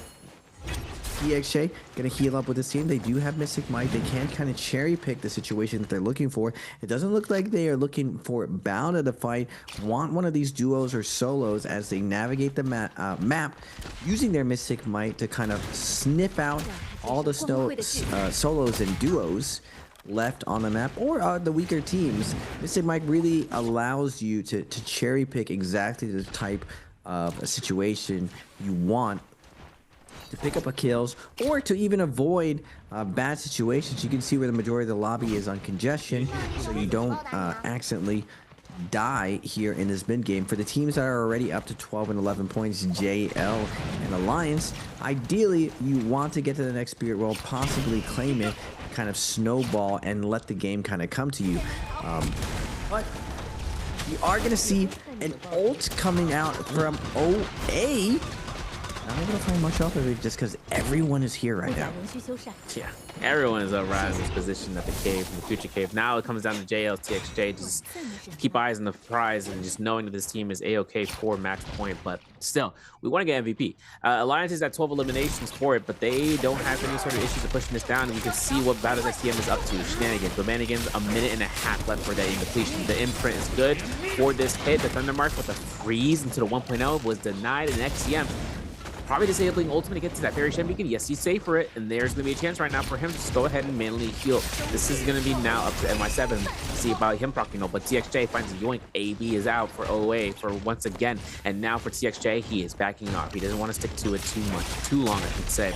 The Syra ultimate ends out its duration. TXJ finds his way right back in. He finds another Voltaic speed to come through here. He looks to try to go ahead and run around as he forces out the ultimate to go ahead and space up with the team as Youngjeong from Alliance. They are looking to get any sort of stuns. Iframe from the Fairy Shen is going to be good for it. Now it's up to whether he's going to be focused fire by the lobby. As you can see, the inner ones are making work. XCM finds OA's Cuckoo 2. That's 2 down for once again. And then having Bowder to go through here and seeing about the remaining player, if they can find them for the Justina, she is still going to be moving around. PP in the middle of the sky with V1 variation Syra. One of the few, one of the the only ones I think inside of this game. But for JL, having the opportunities to kind of yoink one elimination and walk out without any more of appeasement for the lobby to, you know, to entertain them for a prolonged fight, really kind of worked out, especially with Bowder. However, like you said earlier, I'm not even sure there's any Reaper Charms right now. But for Bowder right now, losing one of their players, they can replace them if the Reaper Charm is available, and if not, it's up to the Spirit World fight happening up against between either GG and any other opposing foe like JL. And GG up to 7 kills. They're going to try to claim the Spirit World using the Farrier composition. Alex Head going to pop the inner ult, threaten everyone. JL's just like, hey man, we're just taking the vibes. We're going to be passing through. We'll go for the other Spirit World instead. GG gets to claim this one. 2 old school teams, JL and GG. Now GG's had a very, very slow day. They're in position now to kind of salvage this game and have a pop-off game. Already up to 7 kills with 17 people left alive. That's enough still to take away the MVP of this round. Now JL does get the other Spirit Well with Draco Storm. They're going to make their way around the outskirts here to try and to find some solos and duos, and it's looking like the Enor Cannonball composition with Matari is actually performing very, very well today. Regardless if there's a Viper lobby in, regardless if it's a transfer lobby, it just seems very, very solid, at least into the current meta, and hasn't been figured out how to completely beat right now. FPX is going to get dived on right now with the Blueberry on their Wu Shen, but multiple teams showing up right now becomes very, very risky as JL is going to be able to find 1 kill here, finds the freeze onto, I believe this is Jang Jang. It is Jang Jang, and JL is going to be moving up the leaderboard, and they're past that threshold. Now the next name of the game is finding the MVP for this round. Remember, ladies and gentlemen, if you're just tuning in, we are on Game 5. Game point is 63 points. Once you get past that threshold, you can end the tournament by MVPing. Multiple teams are going to be reaching right now. FPX as well, having a wonderful performance, going up to 7 kills. They can find just 3 more kills. But we've seen time and time again, teams about to be on match point and not getting there by point 1, and then the painful MVP next round where you could have ended the tournament, but instead you just won a singular round. We'll have to see how this plays out as FPX, OUG, and Alliance all in striking range to make this a basically 7-way match point tie going into Game 6. Yeah, it's seriously, it's FPX, and either they can get 2 points or they don't. And that can happen in a blink of an eye. For any sort of positions right now, Moonbane is being set up in the very center of the circle. We're looking for the outskirts. We're at the circumference of this. GG are pushing around these 10 sides. Like, ooh, who's in there? Who's on? And hopefully see if look, LXM can literally ambush with the F2 and then force them to run away. And he'll still have enough time. OUG's SS though. My man survived 2 Parachute F2 shots by utilizing his ultimate, and he still stays alive. So what a musket shot from 330 from the backside. Yoinks up the kill. That's the right, still part of the same team, but now it's testing the channel. Okay, GG now looking to lock in because right in this second, they only need 7 more points in order to get a match point. As Yuma gets caught into the enchant, Alliance goes down, and you're still hoping to see what their remaining teammate, their Justina, can stay alive. Otherwise, it looks like Alliance actually were fully eliminated as a result. Unfortunate. Now looking at FPX's line of sight, they are looking towards Junks. Junks gets saved off by the tent with that wind spell pushing him back, but the Wuchen port gets the team out for FPX. And FPX is pushing themselves to get caught by Fairy Shot. Oh, hey, yo, JL's one pong with the hits, making sure he can confirm their location. And for TXJ proccing ultimate and Thunderlord State, look at the ultimate rage bars for every single member for JL at 0. This is now up to the soloms that they had previously picked up. Otherwise, from this moment on in the next 5 minutes, might be getting another ultimate online sooner than anything because GG, they're already positioning right here for the Spirit Well. This Spirit Well is going to give them the ult refreshes. If we see LXM proc ult beforehand, he's looking to hard confirm this. Albeit that the other teams in the distance are looking to try to do it themselves. The Bearshin Beacon is not ready to go. Looking at LXM, now he's not proccing, no, he just wants to make sure he can get this secure. If not, staggering out the buff duration and just making sure that it can be held to its accountability. As long as another team doesn't try to contest for it, GG should have no worries in having this buff ready to go. And at the same time, upgrading 330's business. For LXM though, my man's running in there deep. Remember, he can ultimate proc, he can force a fight, and his team can finish off the Spirit Well, and there it is. There it is indeed, sir. LXM is going to be popping that ultimate with the Draco Storm. That's another one in the bank right now with the old refresh. All of this is extra credit right now as he's able to connect. Now, Ray Sean taking a ton of damage. This time it's enemy the zone with that percentage-based damage. It looks like OUG's SS trying to kite right here, but is going to get put down by the musket shot of Wonfong. Now we still have 10 players left alive. A couple of heavy hitters here. We got GG, we got Bauda, and we got FPX. Old school teams all lining up for this last little bit of end game. There is a little bit of cover here, so it's still anyone's ball game to clutch this up. Viper's gonna have a difficult time for sure, just because GG is playing Varia Matari with that counter to it. So can any of the stragglers kind of gang up on the fact that this Viper is in the lobby? Wait, I think they already did. They did gang up on them. Now it's just Mono Yamano with a couple duos, JL and GG. Over the last year, GG definitely got the best of JL, but this year, TXJ is back. We got a fresh third. Unfortunately, VVV is not there. They've been firing on all cylinders, doing very, very well. And I know JL wants to just MVP this round and kind of go back to back. Right. Now GG, 2 minutes and 45 seconds. Draco Storm still in effect for another 50 seconds practically. And Water, the last remaining teammate. Now this is the thing. He's at 25.2, 25.8. He is going to be 2.2 shy for match point for their team. From the clutches on the bottom of the scoreboard leaderboard, the chances of being caught here are very high. Look at the grapple ball. Oh my god, VVV with the yoink. The musket shot of destiny comes out, but Bauda is up to now 53 points. Seeing how they only have 2 players, they're Farishan and Inor Wan. It is going to be that dual matchup against a trio squad of between JL and GG. So seeing how those two want to decide upon engaging against one another, we're watching it live here. Look at this GG LXM, but getting himself out here for the implants. Looking at that Junks, seeing about the imp. If he can get the Thunder Mark to proc out here for the impale, he's looking at TXJ and he's avoiding him. He's looking to see if his Matari is going to proc ultimate here in just a moment. As you can see, LXM's going to get the refresh. There's going to be a chance for him to throw the spear for another Thunder Mark. If he can apply it, he can impale. He's looking to try to keep himself mobile though. His armor set is at near, I think, 100%. He gets the nice thing until gets one Fong, disengages the ultimate, still having a spotlight here for the F2, and having the Furious Gem to get right back into it, but he gets staggered. There's going to be a chance for him to run away from that point, and now for 3-3-0 to be on active state, to kind of go for the cannon shots. He hits one Fong. This is going to be eliminations that GG needs to get themselves back into the point set. They're at 59.5 so far. 3-3-0 looking to try to go back towards his teammates, but he finds TXJ. He finds his lonely Inor 1 into the tree line. As he catches himself up here, we see Junks getting a kill against CJS. Only a pickpocketed remains for the eliminations here in this final moment. 5 players left alive. 2 people from Bauda. XCM isn't a very ult already, but he already took so much damage. Looks like JL. Wait a second. JL, I might supposed to assume JL does lose TXA right now to a 2v2 situation. Possible clutch up. Nope. XCM is going to fall right now, but Bauda, BBV.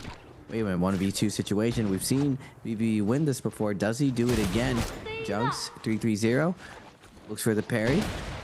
BBV kiting this out, dodges the F2 right here, but he is going to get caught out by the LMB of Junks, getting a nice uppercut combo. Ult's going to be coming down, 4-2-3-0 over and over, trying to bug out the melee emphasis, but Junks is going to... Wait, did Junks get the parry? No, 3-3-0 got the parry onto Bauda. Very ult is going to be coming out. Wait a minute, is this 3 different teams? Yeah, it is. Yeah, it is. JL, Bauda, and 3-3-0. Very ult, shoving him out. 3-3-0, gonna find the Soul Bloom. Name of the game, stay inside the zone for as long as possible. But VVV smartly knocks him back into zone. And now with that last little Goomba stomp, clean with it. VVV hits him in the sky. Hits him with the 1-2-3 Feria. And Bauda coming out of nowhere, stealing it away from everyone. I think they get the multiplier to get to match point. It's close. I will have to see the scoreboard check for Bauda, because considering BBV survived until then, getting both eliminations, still having JO as MVP, of course, because of the amount of eliminations they were earning themselves as that comp, but also into that round. This is not going to be where if we, I believe, end up with 4 match point teams. JL takes the MVP for round 5. Round 6, we'll enter that in later on. But for this round, JL's position right now for their Inor 1 is just peaking out. Like, these guys have this comp selection to work out tremendously. Like you were saying, like seeing how it's been kind of performing today, but also in this past week, since it was his appearance into week 2 for the fall autumn split. It's seemingly like he's just a very quick in and outer, you know, like can he get in there and can he muster a kill? If not, he can get out, right? Like, that's the case. He can double dash the way, stamina, and able to move in midair. This gives him a lot of maneuverability. So that way for him and himself, that he can just push himself out of a sticky situation, and even more so throw out an oppressive force with the spear, the voltaic spear. And now comes out for round 6. Very, very, very tough to see where these guys are going to be ending up, because like we said, match point gamers, they get pushed to the bottom. But here's another thing. Any team that is ending up in the top most bracket of those match point gamers, such as a team with the most points, they end up putting themselves actually to the higher, like, you know, to a sooner phase, right? So if any team, if the players from SR end up being still in first, this gives them an opportunity of actually being in phase 3. Phase 4, though, is hard confirmed all the match point gamers for the remainder of today at least, and seeing if round 6 can end up being the final round. It's a third of the lobby is now match point. Time will tell. And like the server was saying, SR, since they were the first one to get the match point, they're going to be higher as other teams come into match point, so they're going to get a higher priority of going to another composition. We haven't seen SR be able to move over to the Cannonball composition. But first, ladies and gentlemen, we are going to have another question for you guys for some more additional prizes. How many players chose Inor 1 in Game 5? Was it A5, B6, C7, or D8? Now, back to what we were saying before, ironically, we were talking about the new Cannonball with Inor. We haven't really seen SR's Inor and their Cannonball right now. They're going to be able to move up a little bit as far as match point, moving up one more phase since they got there first. Which comp are they going to be choosing? Now, they've done very, very well on their Transformers. I'm not going to lie, the Tessa, Yodo, Wu Chen was kind of a throw, but they were forced into a tough position. They didn't want to invest all their points. And if it does go the actual distance, They're kind of like double downing on the leverage. If this goes the distance, we're going to win by points. And we don't need to win this round right here, because if it does go the distance and other teams catch up, they're going to lose by points if they can't MVP. So it makes sense for them to kind of sit back on their points and choose kind of a throwaway composition. I'm still not fully convinced on why Tessa Yoda Wu Chen works. Every time I see this composition, I haven't seen a lot of success from it. I see even more success coming out from the Tessa Liam. So we'll have to see how things kind of move forward. If a team ever is able to MVP with this, it's kind of surprising to me that a lot of the teams are still running this. Now looking at JL's team data for this, 30k damage on Junks and 25k damage on One Fang. TXJ not getting the most damage on the Enor, showing the heals off. Very interesting. Actually, I don't know why they're showing the heals off for Enor. It's just bizarre. Facilitating though, that's what TXJ does on the Enor. I'm sure he actually did a ton of damage. Now looking at the overall leaderboards, the story that it shows that Wolves having a pretty slow day so far, going through 1 through 5. Same thing with SS1, OA, and Alliance. Now OUG started off a lot stronger. And Bauda finally jumping up there, getting close to match point. Same thing with FPX, having back-to-back very solid games. ASC gets over that threshold. Tough break for FPX, so 62.8. They got to be kicking themselves, but they got to keep themselves locked in, because now there are 4 teams at match point. ASC, 521, JL, and SR. Now going into this next game, after looking at the highlights, JL is finally firing in all cylinders, getting over that hump. They had a little bit of a misstep, a little bit of an experimentation with that Karumi Yueishan Viper. Didn't really pan out for them, but going with the cannonball, they are the inventors of the cannonball strategy back when they had BBV. And Junks doing a good job of closing out this round with the max range F, able to find that stagger off and the pick off to close off the last 2 1 HP players from, I believe this was, can't see the name, but they do get into Rambo Yang again this time. Good job from Junks to avoid the focus fire of Viper, dropping down, baiting out the parry, doesn't really get it, and good team play coming down to secure this 2v1 situation with the fade out from Justina, but the good coverage from his teammate to come in and help him with that parry. Yeah, and seeing how the Nbpl is being supplied with crossbow bolts makes it a lot more valid to have that weapon in the arsenal. No stagger on the hits, and then seeing the whole Nbpl animation run its course. Musket shot from GG was nasty in that situation. JL having themselves in the spot, right? Even though they didn't get the top 3 placement coming through, at least they did still make a stride to try to go through. At least they did make the 3rd place, but rather making it to the 1st place with a multiplier. Having the Matara be the MVP to be suspected. Hoping to see what was the case, right? Ultimates and skills did the most amount of damage. No surprise with the amount of time that they were able to get that off here for Junks as the 2nd MVP this season with 30,000 total K damage, near 20,000 healing, and having the fan to be his first and foremost primary weapon and Flying Eyes as secondary. Dreadful Whale was picked up in the mix, so having that Jade on standby means that if he ever decided to need to switch over from the fan to dagger, he could make the attempt to doing so. The only difference is he had more of an opportunity of getting those hits off with his F skill, as it does a chunk of damage, and then having his Enor 1 decide to go ahead and run down the targets, he then supplies more hits off of those, you know, those impales, when making sure that they get launched, and for their teammate to then confirm those hits. We got a chance of going through here for a bit, but round 6 is going to begin soon. We're going to take a short break and get you guys going and situated into that game. Don't.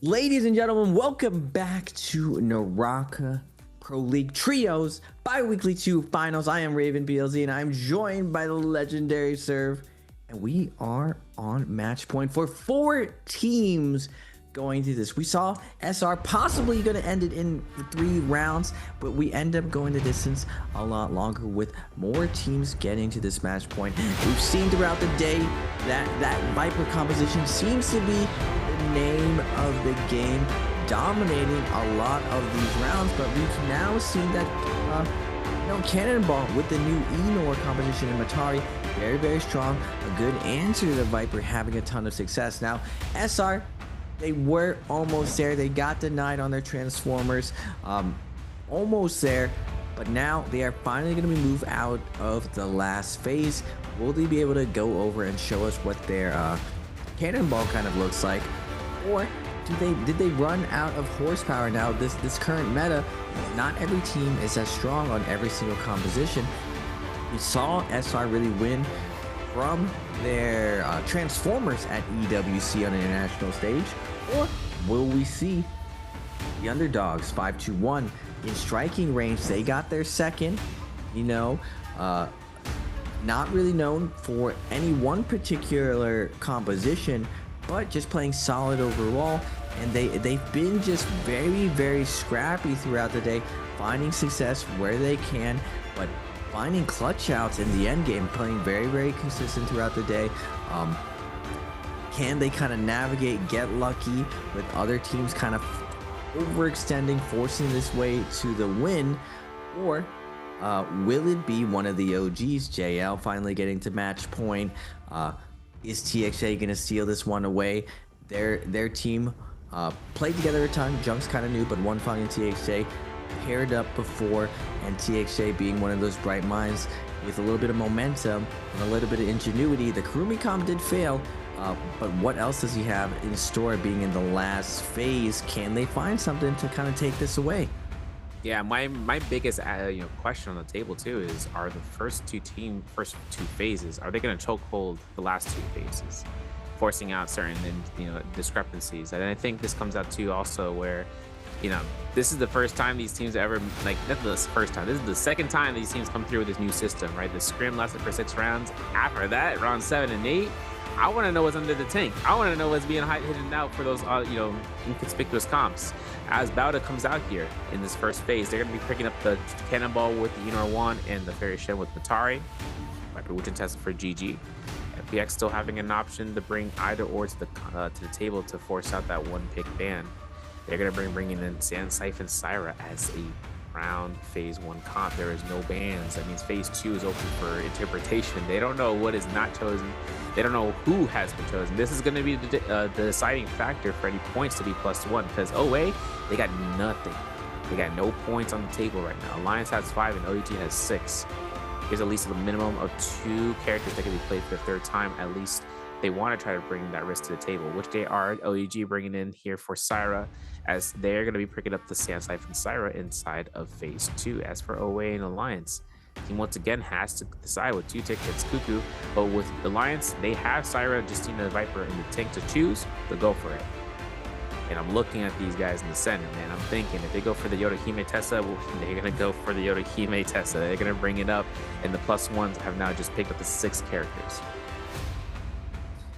SR, they move up a phase, all eyes on them. Winners of the EWC, tons of momentum. You see them, they're just like, all right, we had our throwaway round, that Wuchen Yodo Tesla comp kind of troll. Let's go on with something a little bit beefier. What's it gonna be looking like? We're buzzing out the Viper. Oh yeah. Now SR, we talked about their Transformers, but their Viper team is very strong, and it's pretty hard to mess up the Viper Justina Syra. Just so much horsepower on this competition, so much rushdown. And when I say horsepower, I mean you ain't running away from Justina when she pops that ult. Off spawn, very strong, and even in the mid game, chasing down all those Yang depletions. She does well in the Remo Yang. Still, all these other teams as well on match point. What are they gonna pick? They were in SR's position before. I'm looking to 5-2-1 to kind of be the dark horse in this situation. They found some scrappy wins here throughout the day, and they're in striking distance to show that it's finally coming together with 5-2-1. BB and 5-2-1 had a really big roster shakeup after J-Cup this year, moving a lot of pieces around. These two teams have a lot of the times switched up the teammates, a little bit of disagreements over the year, or just feeling like they can do better with some fresh ideas. But that also makes them have to like build that same synergy. You could still say the same about a lot of these CN teams, a lot of duos going around, a lot paired up with a new trio. But 5-2-1, things are coming together for them. It looks like Transformers going to be coming out with the duation. Bauda, you see VVV with a big smile on his face. The vibes are up for Bauda. They finally picked up some pace right here. SR, calm, cool, collected like cucumbers, looking to calmly take this one down. They're in a good position again. They got their throwaway round out. Now they're locked into trying to ship this. It'd be very, very good for them to kind of ship back to back for EWC back home to the mainland, taking this bi-weekly 2 finals, and maybe they have the same dominance that GG had last year. Yeah, exactly. If they have this straight run this season from this point on, this would be great, especially on the records. And hoping to see if whether 5-2-1 also poking out the barrier as one of the global teams to ensure that they are on a status of match point and MVP. That's going to be the name of the game. Anyone who from these 4 teams, from SR to ASC to 5-2-1, as well as for JL to just ensure going through. But you know, it's tough looking at how ASC are picking it up. The Kylan Tianhai. You know, it's crazy. It's just like having the Kylan, but also just the Tianhai in general being the only one in the lobby. They have a target on their back because no one saw a ban on that choice pick. So they're going to see the last phase. They're going to realize who it is. They're going to notice it's going to be the one team to be deciding out, to be, you know, focused out.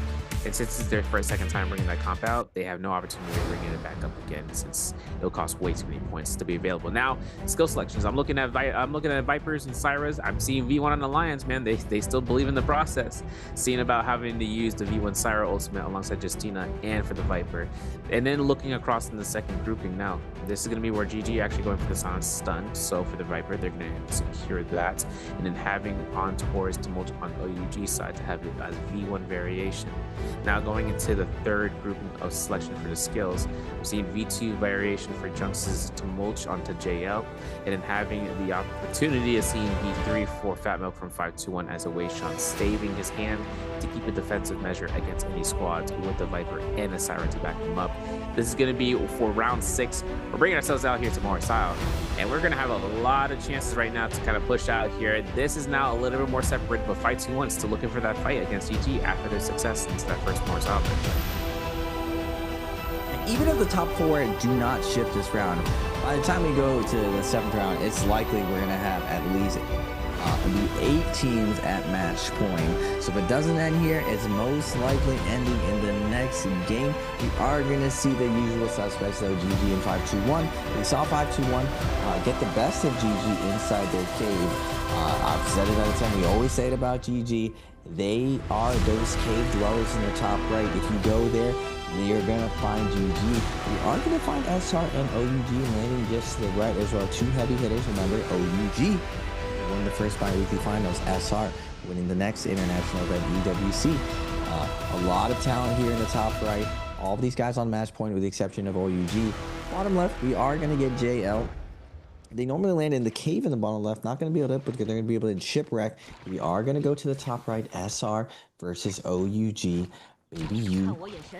Can you show me right now? It looks like Zhao with the pole sword is going to cut over to SS. Never mind, they're going to move over to Baby you. Knock him to the ground, looking for the size, not able to get it. R&B going to be charged up, looking for the scale rush, but he does get knocked down. Zhao, armor deleted right here, looking for the pole sword scale rush again, but he didn't get pressed down the corner. Lucky for him, Rico does run over, grab the Firefly. He does have the advantage right now. SS is going to get taken down. And SR finding some momentum off spawn, but ASC coming in late here with the late third party. F1's gonna be coming down from the zipping, picking up Han, but SR trying to keep up the pressure here. Zhao now with the B1, nowhere left to run. Where can ASC go? Around the corner, one stun's gonna be come out, but nice job by Zhao Wen to be able to get around that little bit of edge to be able to dodge that stun. 2 soul blooms left, and now Xingyu in a tough situation. Combo break's gonna be coming out to V1 though. Can he be the hero to solve this? No, he cannot. The double charge is gonna be coming out. Monk does have ultimate left, so does Zipping. Gonna be tough for Rico to find the clutch up here. Can he find it though? Looks for the Scarabs, not able to. Zhao Wen the jumping LB is gonna close it out as OUG comes back with the salty respawn, it looks like. Or yeah, it looks like the salty respawn. One of them, SS, he's somewhere in the midst, but both of the remaining members, they're still alive, they're still fighting, and ASC Han looking for those hands. He gets one grab. He might be looking for the second one. It ain't gonna work out, but he is gonna get a slam down, getting his teammate Zhao Wen to confirm the second grab. Baby, you could probably get blown up here by an R&B spear. Let's take a look and see if this bomb done. It disrupts this.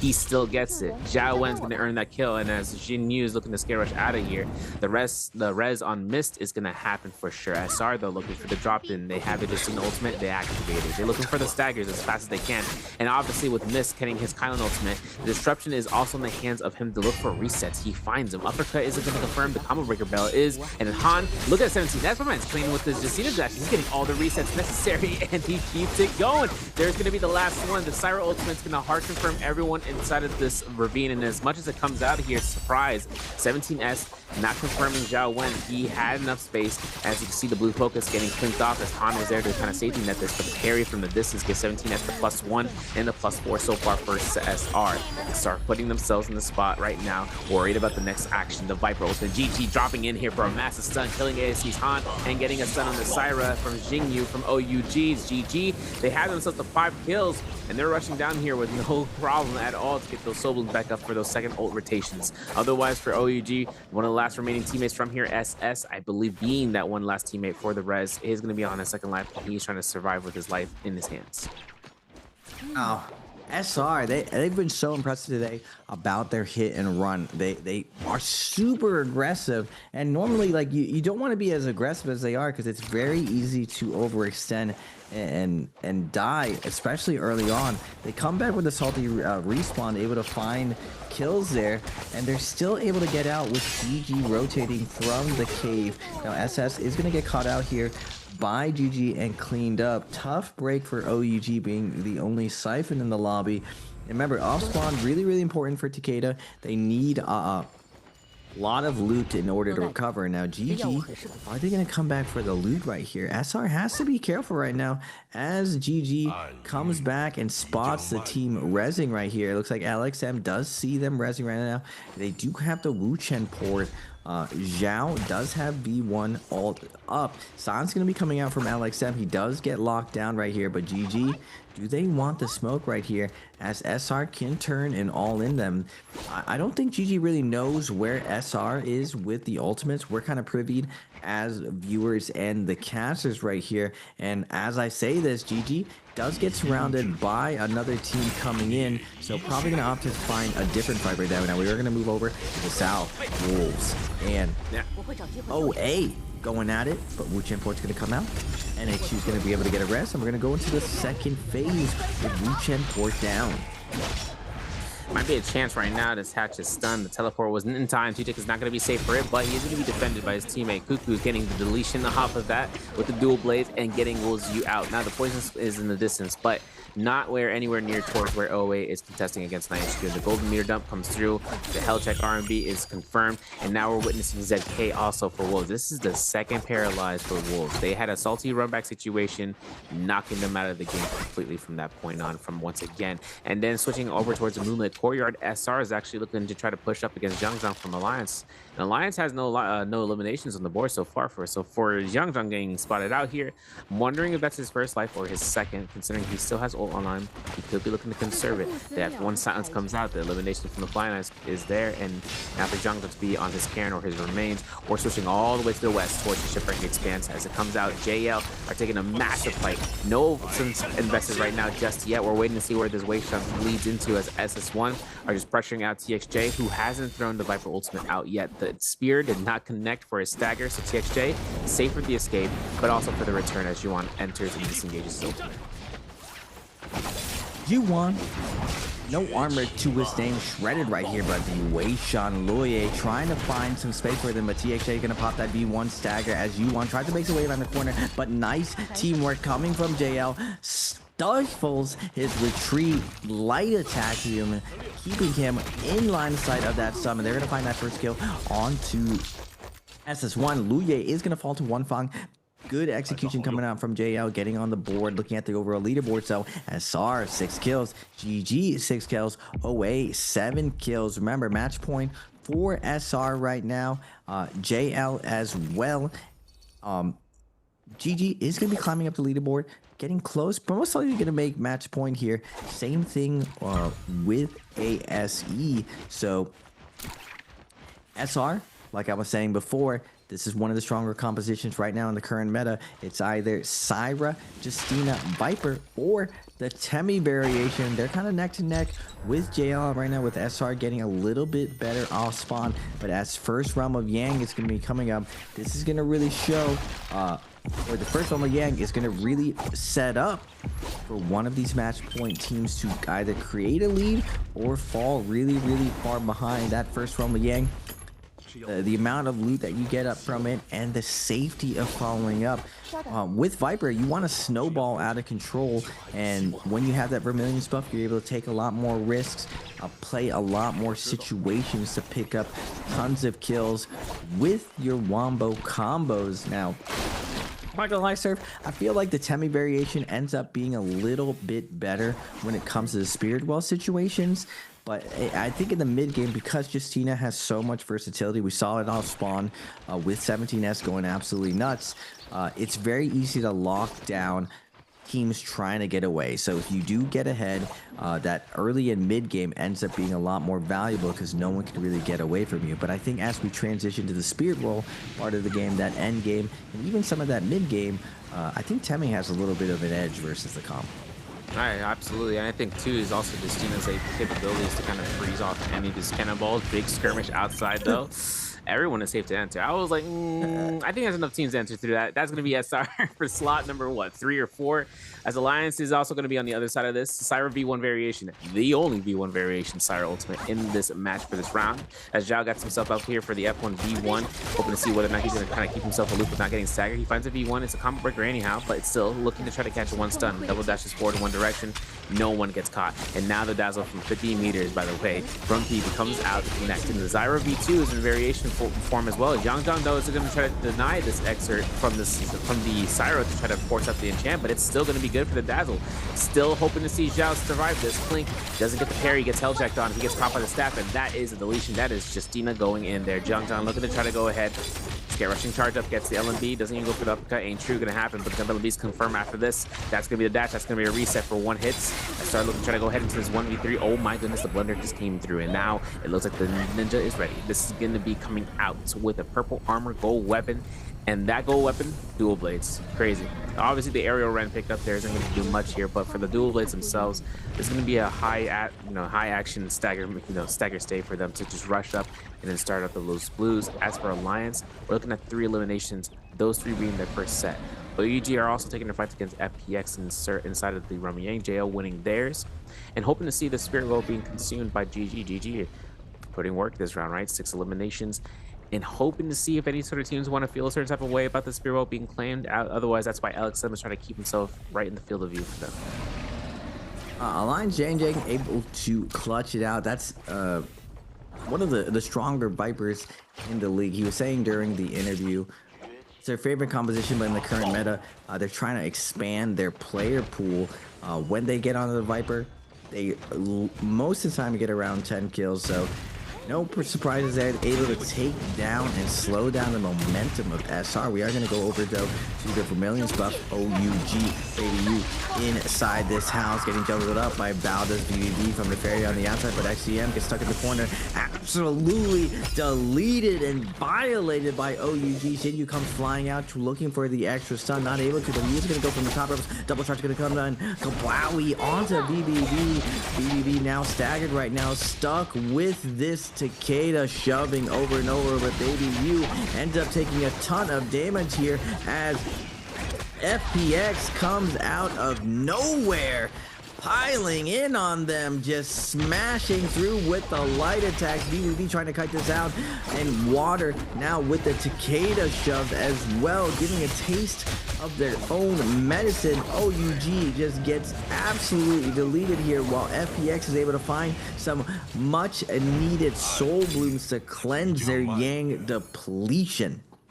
I thought they were going to get griefed there the whole entire time. Like, zero-sum game from the opponent to get the soul blooms. Not the case. We're back in the game, boys. FPX is still working through, and they've reached the match point threshold as a result.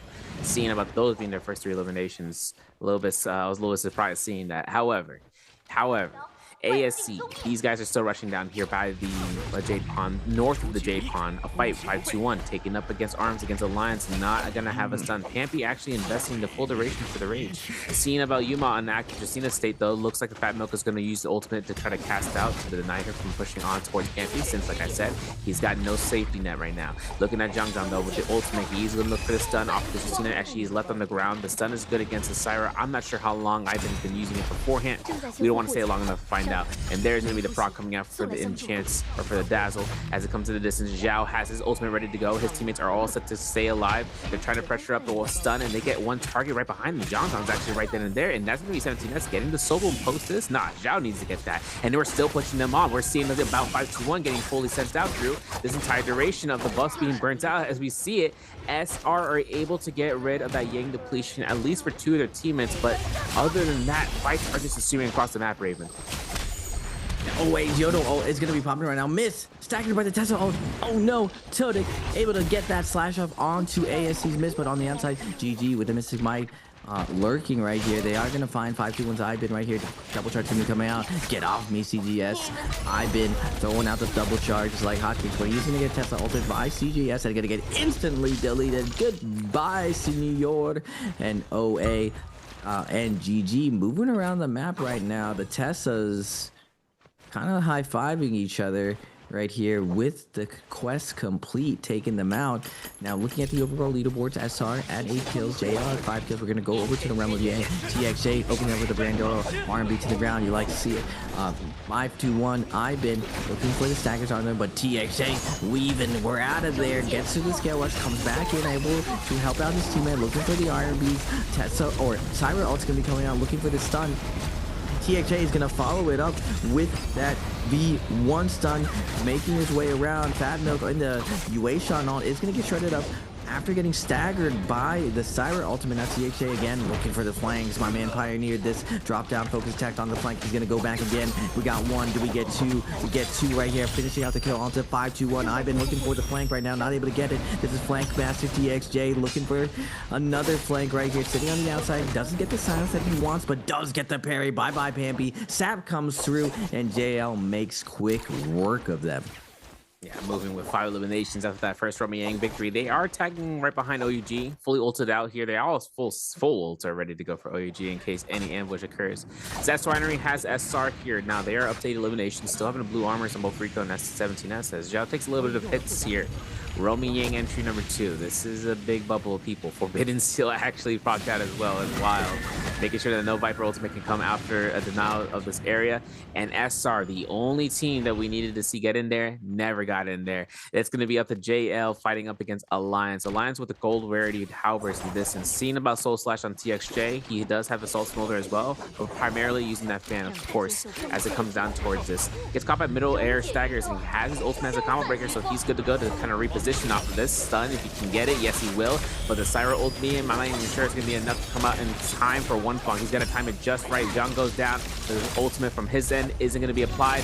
And now it's up to TXJ to look towards this with this Syra for the burst of healing. Scare rushing around left and right. We see also the fact that it comes down towards Battle getting eliminated in the lobby. TXJ, though, is still in the mix right now with JL with 3v2 situation, holding out the F1 if he can get it to restagger. He is trying to heal. PP is not having it. Double jumping is going to be his best option, though, especially against those Howard R&B. He's looking to try to get 1-2s here. PP trying to go for it, baiting up here for the tap dodges. Crack on the bees, all we need to do here, especially with the Hongsword as a secondary. Helljack comes out, but that's going to be it. All the members of JL still stay on and still winning this out. The second Romy Yang. This is going to be a gold armor upgrade. Having a gold spear as well is going to be massive.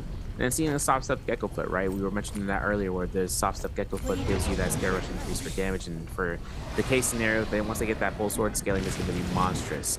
But with the gold armor and TXJ right now, with this Mystic Might, they are on a search and destroy route, and they are making sure that this is going to be that last game.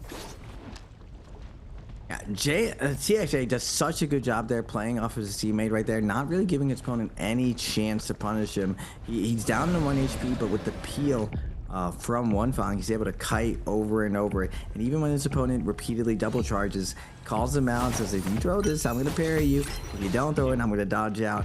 And then catches him on the next double charge can. So really, really good stuff from JL. Hard to really see just how clean that play was from JL. But remember, Alliance did take down SR earlier with their delayed Viper strategy. You saw a little bit faster play coming out from JL with them rushing down all the cooldowns. TXJ pretty much ran up and immediately ulted, forcing Alliance to play off their tempo instead of reacting to theirs.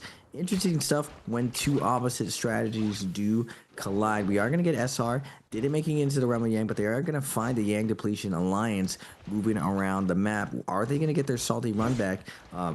Celestia, not really one of the best place to fight another team when you have Yang depletion. There's just so much buildings in order to get out of the sticky situations. So you could possibly get one, but the possibility of a full team wipe very, very low. Just because you're able to just kite so easily inside Celestia. That's right. And seeing how it comes down Alliance with 3.5 minutes on the clock, they're kiting through it in the southeast and looking out. Who is in the distance? Where you at? It's OUG. OUG are stacked up there. We do see the cave getting upgraded as JL are over by, if I'm not mistaken, or up that Sun Cave? Yeah, right in the outskirts of the Sun Cave. Still having a chance right now with the Dreadful Whale to be in the hands. They also have Swift Cut, but more importantly, I'm curious in seeing what's going to happen with this Storm Stride, man, or Bolt Rod, right? We got the retranslation, seeing a Bolt Rod coming in the hands of the players, but there is also 2 Sap Soul Jades on them. So if any of them get the parry, that's a full sustain route. They got a multi-aerial like hit for 1 strike only, and that's just sustain coming back in their hands. But Jiangchang looking to try to go ahead, seeing about OUG. This is that chase that they've been seeing for a while now. We were talking about that Yang depletion. Jiangchang gonna activate the Viper V1 ultimate. It's Molt as well to kind of be in consideration. They're gonna see Molt's not gonna care about that. In the face value, we can iframe through, and now the Syra ultimate comes out from OUG. The V2 variation is pushing up the Justina dash to get the heck out of there as Jingyu gets a light beam, but he doesn't get any sort of hard confirmed dazzle. This is gonna be now for Jingyu on the chase down. 6 scrapples left to his name. Still looking at this Justina, who still has ultimate active, the Arctic Wraith. I'm hoping she doesn't look for Jingyu to try to go for a freeze there. It'll be kind of ambitious, but Alliance is still parking out here with that Syra V1. Let's get a few runs and now out. Jingyu gets himself caught in the corner. There's going to be a blender for the combo breaker. Jingyu tries to drop into the R&B. He confirms it even with the dazzle to try to get Jiangchang out of this, and Jingyu is focusing down. 1, 2, 3 piece, holding up the R&B, doesn't get it, and Zhang is still in the skybound, trying to stay alive. Jingyu goes down sooner than anything. 17S gets a kill against SS. Baby U gets a kill against Zhang in the background. And now for Zhao from SR, getting her nice reset, and as well for the gear that was on hand. Syra ultimate still on standby for SR, as Baby U is left in the zone right now and just kiting around the tent sides north of the Jade Pond. Yeah, SR, they don't get into the realm of Yang, but they keep up the momentum going into this end game. They are in prime position to steal this away right now. They do have to contest though with GG and OA to steal this MVP. Now JL, no slouch as well. A lot of momentum going their way. Already up to 8 kills, so it's still anyone's game right now. Are we going to go to a game 7? Even if we don't end it here, game 6, there's just so many teams that are about to get to match point. Most likely end in game 7, but before then, ASC on the Transformers. Xiaowen, very, very low right here. Multiple teams here in the zone. Are they going to catch this Transformer team very, very low, rotating in? No one really looks back right here. Everyone looks like they want to posture up, buy up, and try to set up for the next Spirit Well. Oh man, it's going to be very, very chaotic if this zone closes in on Celestia. Lots of building to play.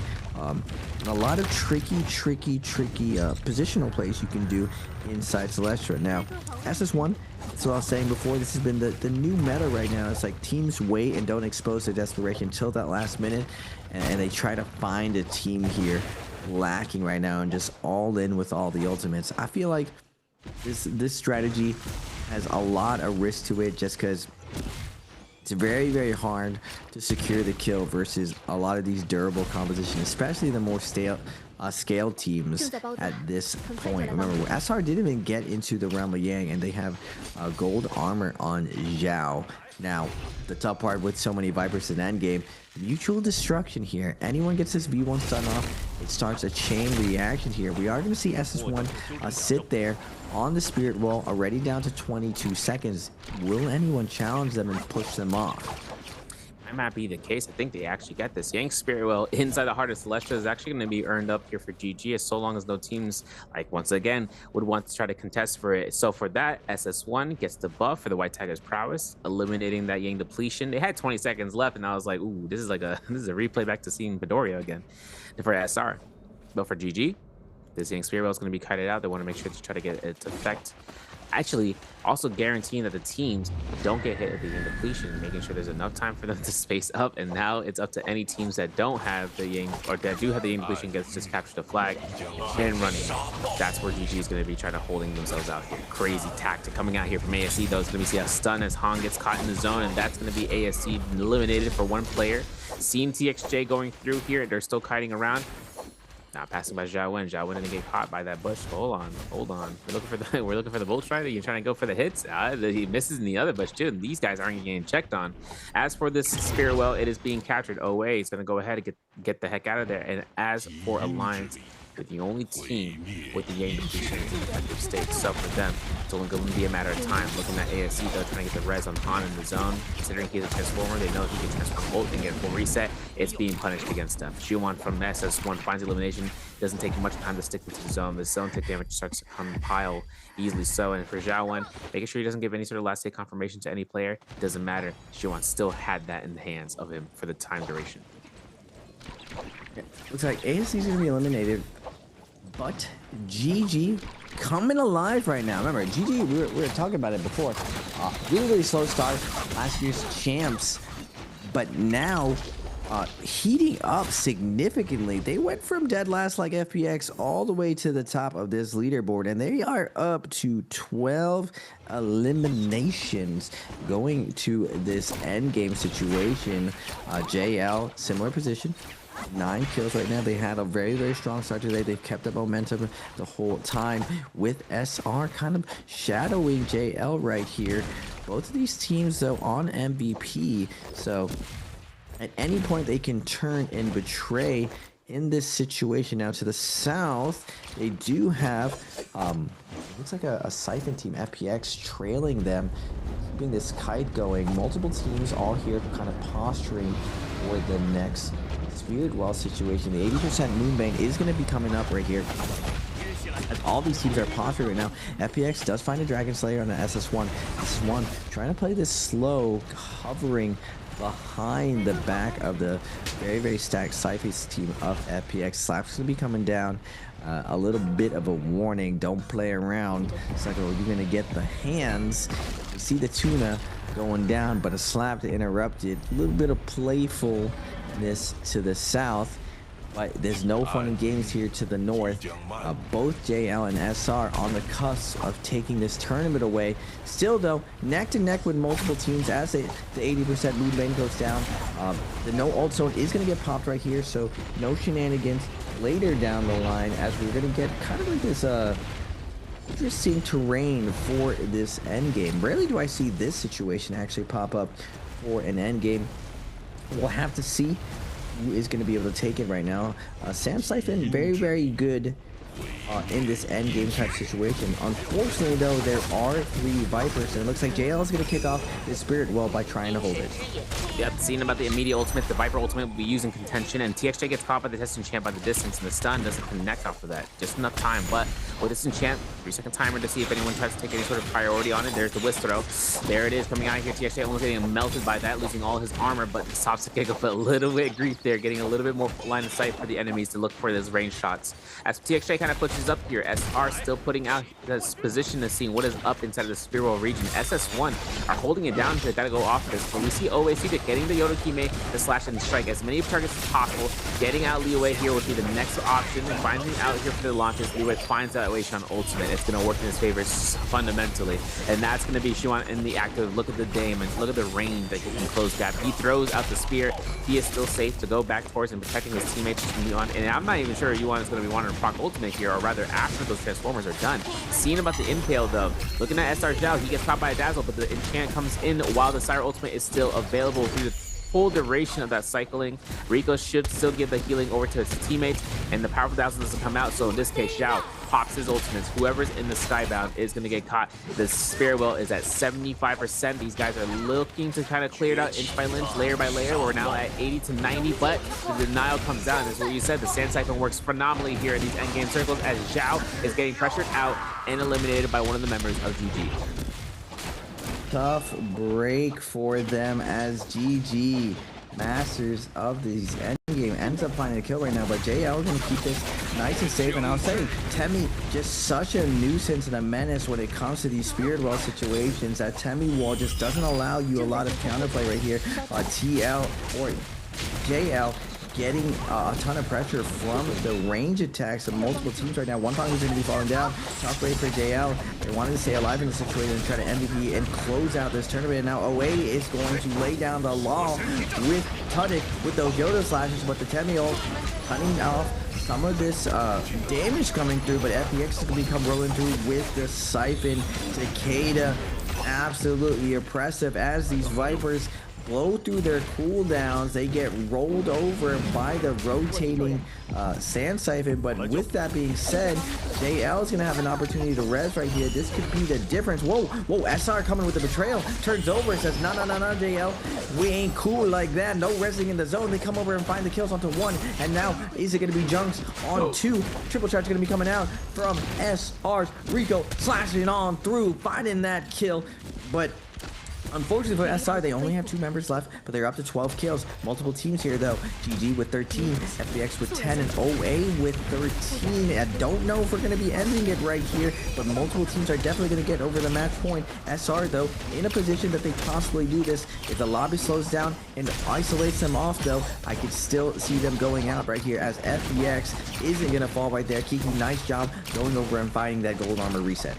Yet seeing about S17S is going to be active, mobile, and agile in this motion. If he kind of keeps himself going through the dashes for the resets, he'll have as much value for this. He finds water, he finds an R&B, he finds a Luka jab with the Takeda ultimate. Yep, there it is. Coming out here for one hit, that's elimination. We need that soul boom that's going to be picked up here. 17S gets almost caught by the whisk throw. Cancels ultimate just in a matter of time, but now that the testing chance is enabled, all of these guys are going to be looking to try to go against his okay into the pop, but that's going to be another elimination for 17S. The stun is guaranteed. He goes down. GG still in the mix to try to get themselves out. They are not a match point team, but man, are they making this a tough fight as SR's one player remaining. As you can see, it comes out. The Lord versus confirmed. One elimination leaves out FPX, and as well as for GG to get eliminated by SS1, who are at the bottom of the leaderboard, but are stacking up these eliminations with this comp selection and hoping to catch the last hit. T-Tick, one of the remaining members of OA, gets anti by the Tessin. She had to get pushed back, and now for the Yodokime, given free reign of control with this enchant. She's looking to go ahead. She gets caught out to go to the space.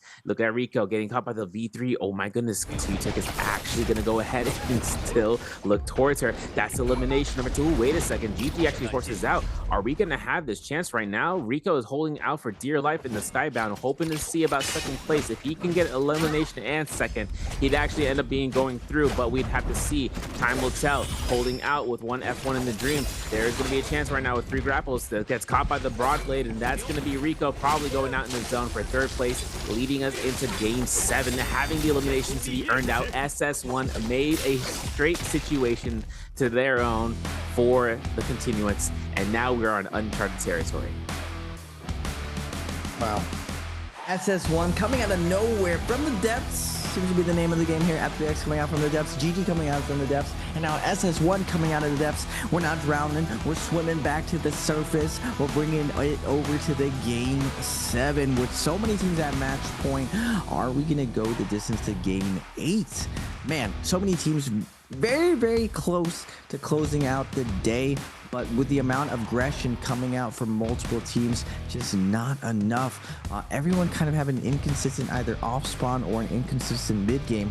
so no one's able to knock it out of the park as everyone else in the lobby knows the desperation of us. They kind of crank it to the next level, and now everyone is super warmed up, keeping up to the pace of the lobby, and we kind of keep going. Now, what I was saying before, if it doesn't end now, it has to be a guarantee that it's going to be ending in the next one. Just so many teams are going to be on match point right now going into the last game. And remember, SR, they move up again as far as where they can pick compositions. Now, they're mainly known for their Viper composition and their Transformers, but we've seen the Cannonball composition perform very, very well today because it is kind of a direct counter to what Viper is doing right now.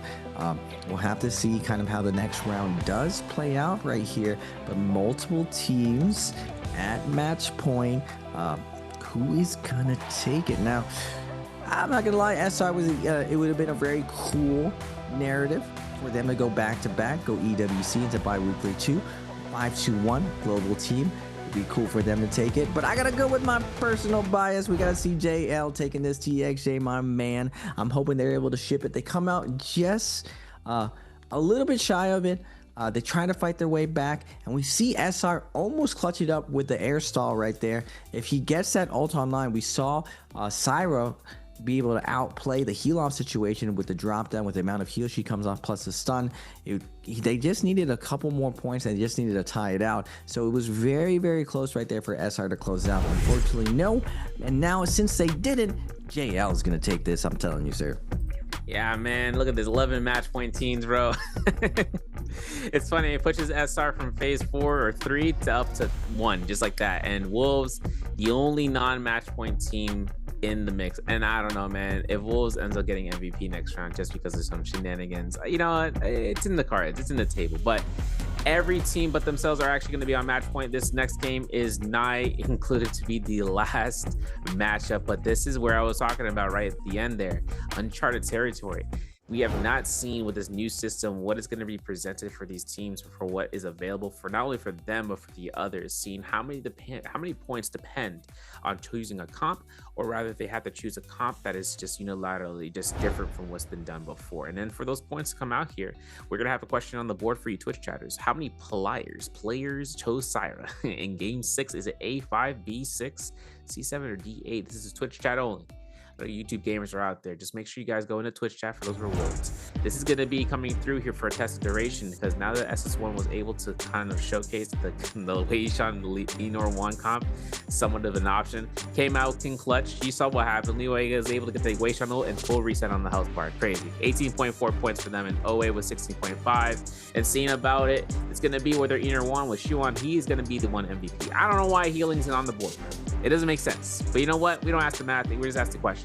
This is going to be coming out towards him, most definitely as the MVP, though. Seeing how the Matari was able to kind of be there just for the support line of the ultimate and the damage dealt, Liwei was the one who was with a stated value of damage being the most in there. And at least for the kill participation, Matari was definitely pushing the threshold. But for our standings, Wolves, unfortunately, not having as much of a stand. They did have a rough. Their first 2 games were, if I'm not mistaken, only team.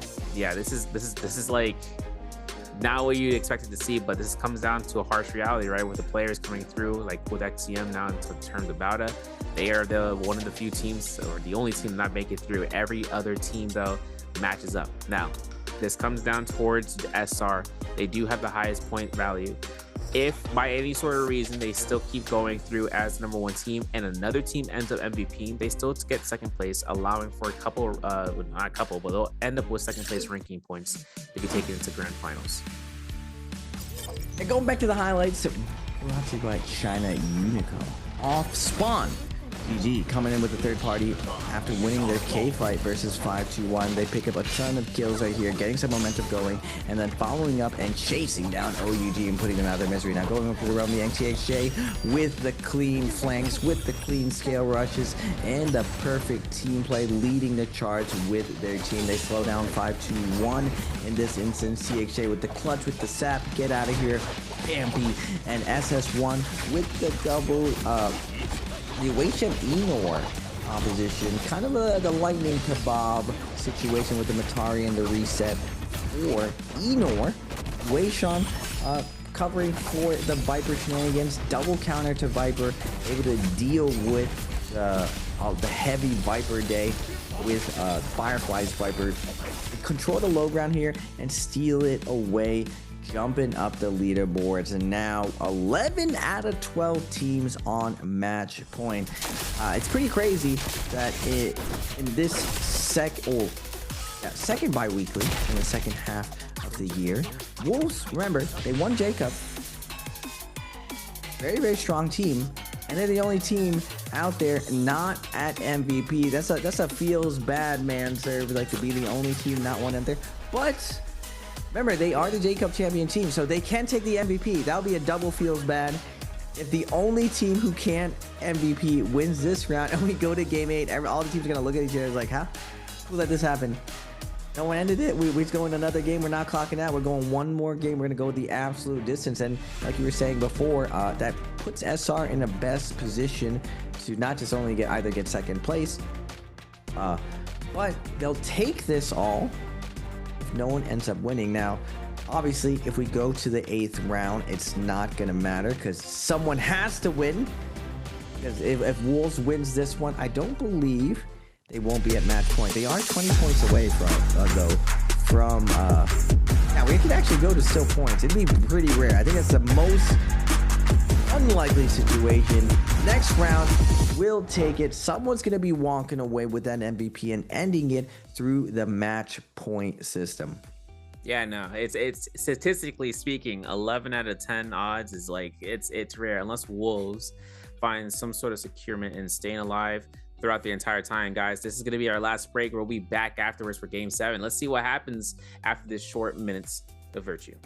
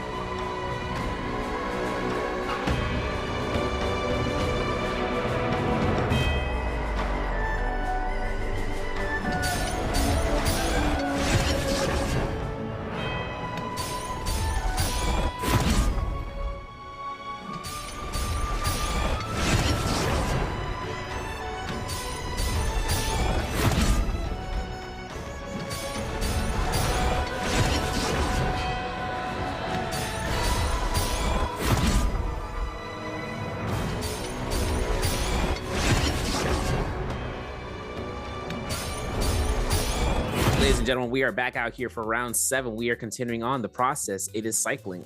Virtue, if you caught it, don't worry about it because we're going on the tenacities in here. My name is Severio alongside with Raven PLZ. And listen, guys, you know, we didn't think it happened, but 11 match point teams arrive in the scene. After we saw what SS1 was able to accomplish off of their Wei Shan Enork 1 comp, they did good. They survived. They got the eliminations inside of More Solid Dusk. Now we're entering into game 7.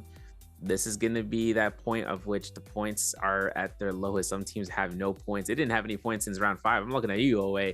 These guys are actually going on here with very, very bare bones in terms of what they have on standby. But some do have points, so they can burn out some characters for the 3rd time. It's just going to be a case of whether they really feel the necessities if this ends up going to be the last game.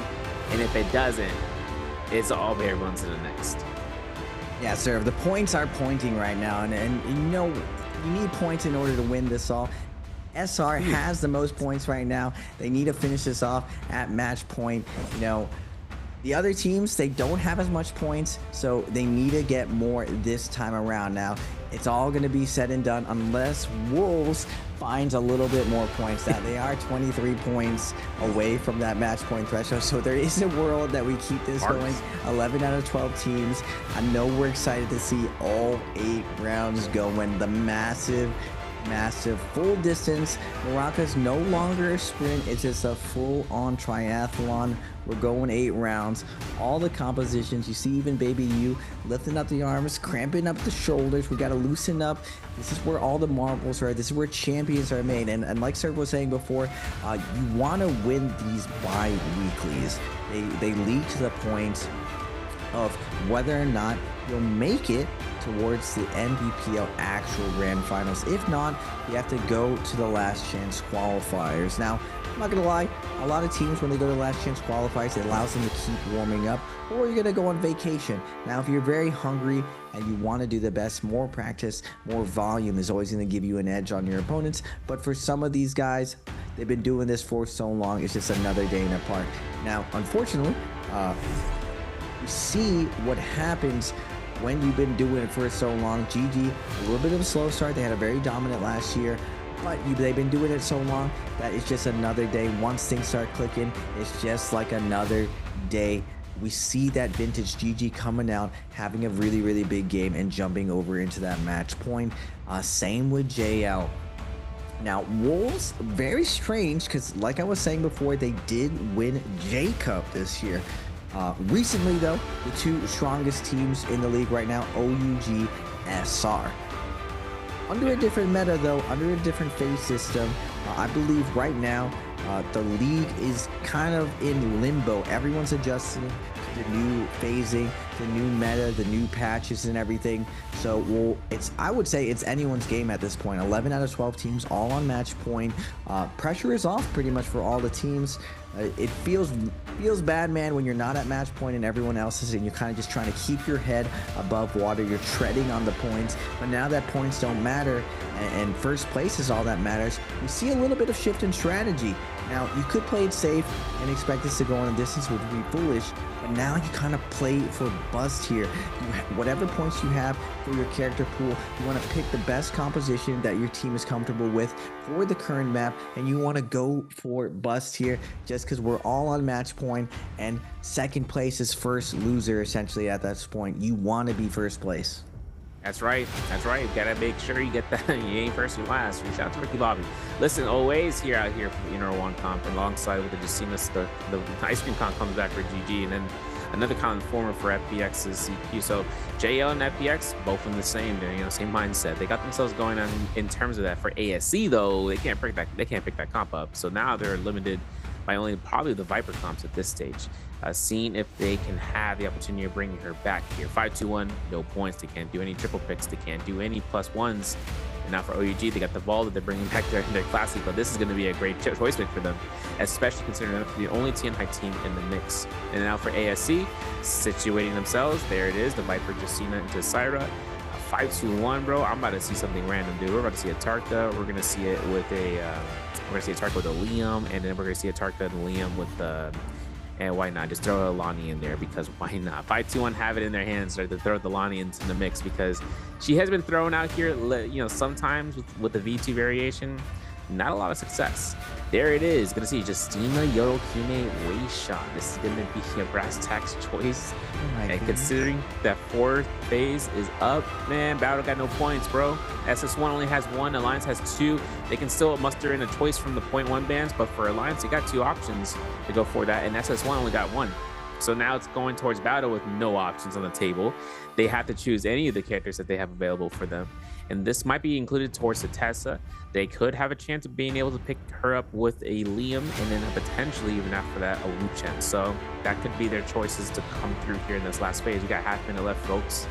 Waiting to see what's going to be their chances of choosing up, because none of these guys have chosen a single character just yet. The contemplation is at its utmost peak.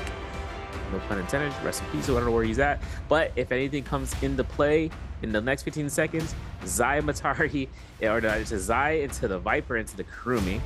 Bowder bringing in Hadi with Yodo Hime and Wei Shan. And Alliance bringing in, drum roll please. Yeah, that's what I'm saying, dude. I'm looking at Alliance, though. They got 2 points, make it count. Seeing about their Tumult into Feria Shen into Inar1. Shenanigan Babanigan Construct. Yeah, we definitely got the shambles comms right at the last bit. Interesting though, one of the shambles comms do take this away and show dominance. I think that's one of the cool parts of this new point system. When you take a risk and you invest your points, if it goes a distance and you kind of blow your points too early, you're not going to get the ideal composition for the ideal map. Man, I haven't seen 5-2-1's composition with the Yodo Wei Shan Justina. This was an old school composition that even I used to run as a throwaway comp, just because it got your team warmed up. You definitely had a ton of horsepower early and mid game, but this was also before like kind of pre-Yang situations. Like I don't see how this team kind of wins inside Realm of Yang, but when you look at the last 3 teams, those comps are also shambles as well. And I saw the Temi with Feria, so Wei Shan was the old kind of like not really hard counter, more of a soft counter with Wei Shan. Kind of canceled it out, but he was able to at least put some offense onto Wei Shan. So maybe it all cancels out. It's going to be very interesting going into this. It's not really any counter strategy going for this. It's like I said, since 11 out of the 12 teams are all on match point, you get into a very unique position here. It's kind of like on the global stage when everyone was trying to qualify your EWC. Everyone's playing for first place. So I feel like the lobby is going to play just like that right now. Everyone's going to play for first place just because, I mean, you could play for points to try to be in the top 5 instead, but you got nothing to lose if you're in 11th place and you play for first. You can just jump up all the way to first place. Why not go for it? I feel like the math is mathing when it comes to like going for this play style. But I'm sure some of the teams might try to play this consistently. It just doesn't make any sense. It's most likely to end this round. So go for bus, go big or go home. And who is going to take this under this weird buffet of compositions? I just don't even see anything that's even the same as I look at every single composition. Is anyone running the same comp? I think every comp might be slightly different actually. Some one-offs. So the Tianhais though are definitely in plain view sight. What's going to be interesting is seeing if Bowder gets some good value off of the V1 Yodo Hime. We'll have to see. Their spawn is next to Wolves. We are in Starry Night for this rotation, which means Fireflies in effect. FPX by the Lone Select, Fortress Kaviani. That's it. But SR and OUG are both going to go head to toe for those Fireflies and maybe Salvation Podium. Otherwise, ASC over by Serpent's Pass alongside with JL. 521 signature drop into Yushan Ruins. GG finally dropping to Imperial Village after what happened last Holocaust matchup, because everyone dropped on their trenches location. SS1, for instance, is still there. OA is around them. And Alliance at the Grizzly Rise location for those Fireflies to maybe even immediately go up or down. They have to decide then, because this is going to be that final round to catch up those early game kills before we rule out the winner and seeing which comp selection comes out on top. And more importantly, which team gets MVP as a match point winner, potentially. Because I had to put an asterisk at the end of that. Wolves is still in the matchup with no match point, and they're still in the game. We'll see between these 12. Be wild if Wolves manages to pick this up. Remember, they're Jacob champs, so they definitely have it in them. We are going to go over to the Fireflies next to puzzle here as SS or SR is going to be fighting OUG right here. Slap's going to come out from 17S. He wants to put his hands up to Baby U, but Baby U going to fade out, get that double charge off, get off of me. Jinyu as well, slapping, whacking, get off of me. 17S again, 2 slaps, 2 for a price of 1. SS or 17S jumping down with a big slap. He does find a kill onto SS. Actually, Mongol's gonna be coming down. Big slaps coming down from 17S. Rico with the Kurumi tether, picking up one of his teammates, but Shinyu does have the Mongol up. Everyone's dodging right now, weaving, getting out of the line of sight right here as Baby U's gonna be chasing down with the only weapon up. SS gonna pop that F1, try to stay on top of Baby U. Going for the slaps right now. Get off of my teammate. Boom. Put it on the hands on Baby U and somehow dodging right here. Oh my goodness. The slaps and the F assist from Zhao. And now Shinyu coming over here, following up, and we're gonna get the Takeda, but it's a baby Takeda. It's still white. We only got 2 shots going in. We do have the no ult on right here. And Kurumi ult has been going down from Rico as well. We're just gonna pop it up, pick everyone up to the max. So Tamiel's gonna be coming down. Nice parry gonna come on to Baby U. Baby U does cross up right here, able to use his Kurumi ult to his advantage right here. Slap's gonna be coming out though from Baby U, flanking him, not letting him get these slaps everywhere. Light attack's gonna come through, and SR is gonna have the first kill in here. And it looks like Zhao versus SS, and this is 1v1. SS with a drop down, double charge parry, tricky. I see you, SS. Armor swap's gonna be come up, goes for the pillar, double charge, not able to get a jump parry on the 1 charge, not able to get it. Double charge gonna come out, but F1's gonna come out from SS. No, 17S, and F1 gonna be popped from 17S, gonna deny any options right here. Looks for the spear, is able to get it, but now SR looking like it's gonna be a cleanup crew onto OUG. We got a mess on aisle 7. Looks like OUG has pooped the bed, and we gotta clean this up and close this out. Move on to the next fight, but I spoke a little bit too soon. SS is gonna be able to kite, get out of here, and not give up that 1 kill. And will that 1 kill actually matter in the end? It's gonna be crazy if it comes down to 1 point and SR loses this, because OUG is able to salvage 1 kill by the end of this. We'll have to see, because now it's come down towards SS1's chase gain against Alliance. Jianga is going to go out here. That Moonbane being procced is kind of a beacon for everyone north to head down south, such as with GG. But we'll have to see, because Alliance is already set up the distance. You know, Zhang is already in the back end. Just go ahead straight towards the quarry, going past the quarry, and hopefully ending up over by the Surface Pass, where another team is ending up, such as with 521. Now, 521 opting in here inside of Utah Ruins, uncontested. No kills, no fights. This is going to be a full set for blue armors, blue weapons, and then for Pampy as well. Like V2 variation, or it's going to be the primary option, and FPX inside of Medtop. Now, FPX had this area to them, their entire cells, right? They went from Fortress to Kamiani, which is the whole entire wall on the east side. And all of Medtop now gives them full purple armor. And this is going to be where they can just go north and find any players. Otherwise, the purple weapons picked up here from Waters to get that purple bow, scaling his Tianhai ultimate for damage. And as for GG, over towards the side of the Imperial, they haven't lost any fights, right? They've been still looting this entire area, and uncontested as a whole, but more importantly, just making sure that slow burn really works out. Armor is going to be given for purple rarity to CJS, considering he doesn't have mitigated ultimate pretty much coming out for LXM as a Syra. But pushing Access Point, Zhao, gold weapon, picked up for SR to win that Salvation Podium fight, as well as being able to get themselves higher scaling. Difference is, they're pushing further into Kaviani, which might lead them to make their way towards Medtop. And if they do go through Medtop, they're going to be in a rude awakening for mitigation purposes for those purple armors that is given to FPX.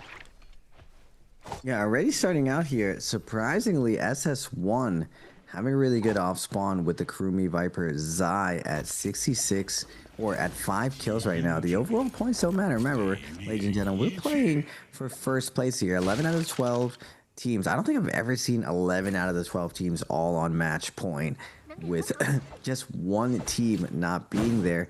So it's going to be interesting to see which composition actually wins this, because like I was saying before, I believe we actually have a full lobby where no one is the same comp. There's a little bit of one-offs here and there, but at least every single comp has one different character. Yeah, this is actually, I'm looking through the whole list. Oh wait, no, there's 2 Kylan, 2 Transformers teams.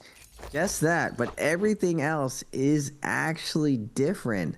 So I mean, you're not gonna really target fire here anyone anyway, but really, really cool stuff how the rules end up shaping the lobby this way.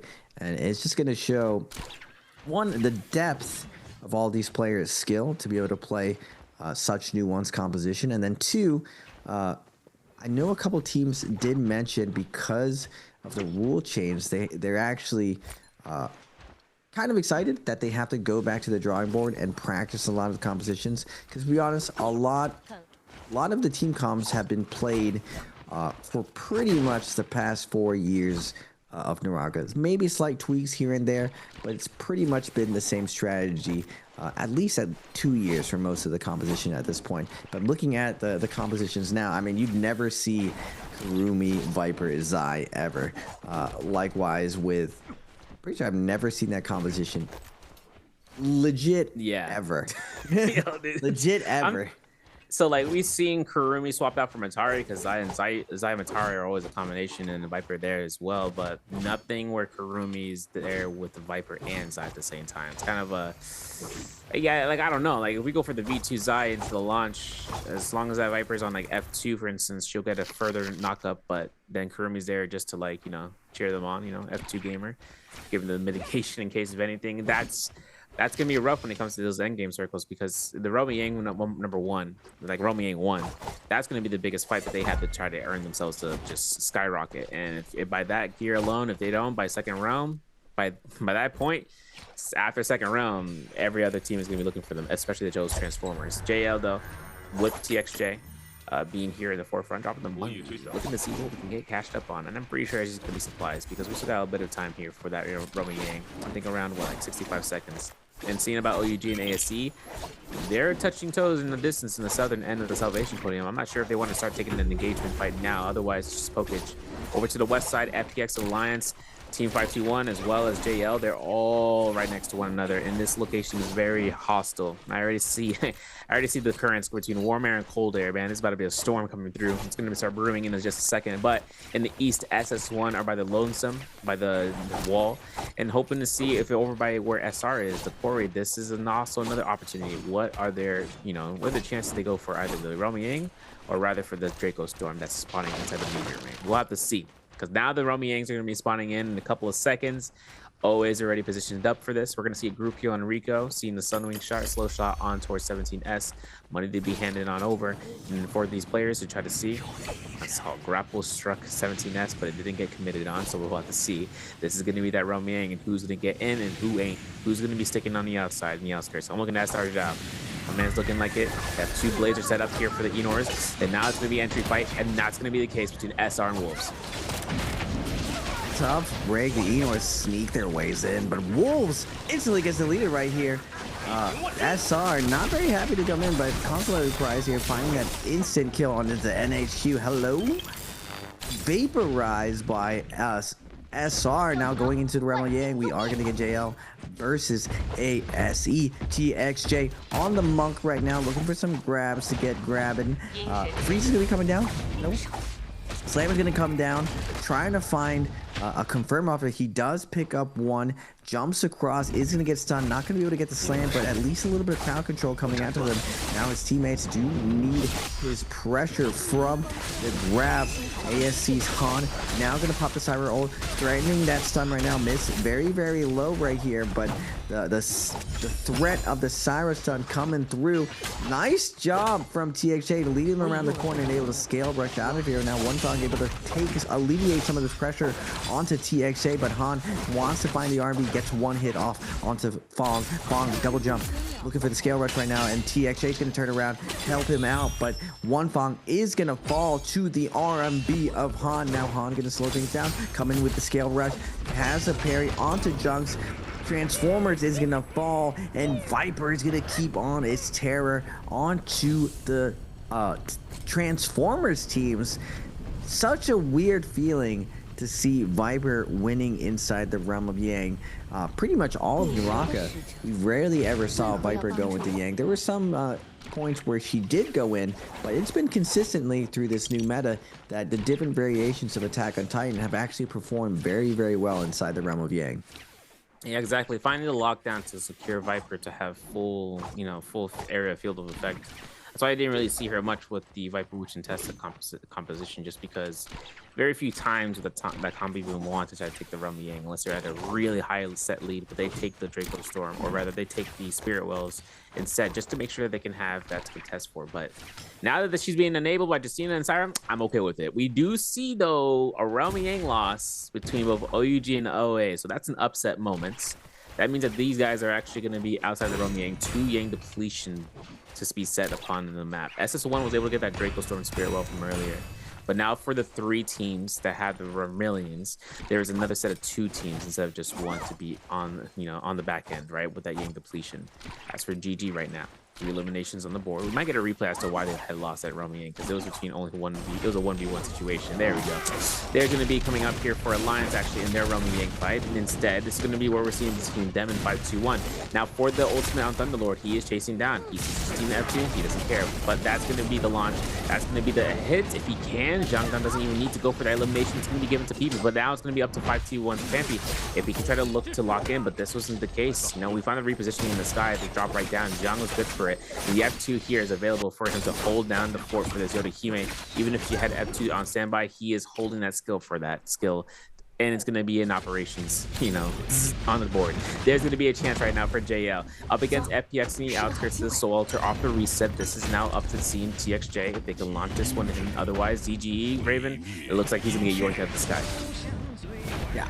TXJ comes flying in to be able to catch ZGE. Doesn't get the slam right here, but ZGE is able to pop that Kylan ultimate. Now, Water does get a grab right now. He has to be careful right now, but TXJ is going to come over and slap him around, not letting his zipping one frog get shredded up by the Kylan right now. ZGE, though, Kylan ultimate going to be off in about 1 minute, 37 seconds on the Yang depletion. Zipping ultimate going to be ticking up, keeping them nice and fresh. And now Junk's very, very low. No armor to his name, as Water, though, does get very low from one Fong, finding the damage on them. And TXJ does get parried right here, does have his parry bell, able to mitigate some of that follow-up. And he fades out, gets the parry on the one charge chase from ZGE. And now all of JL shows up and surrounds him.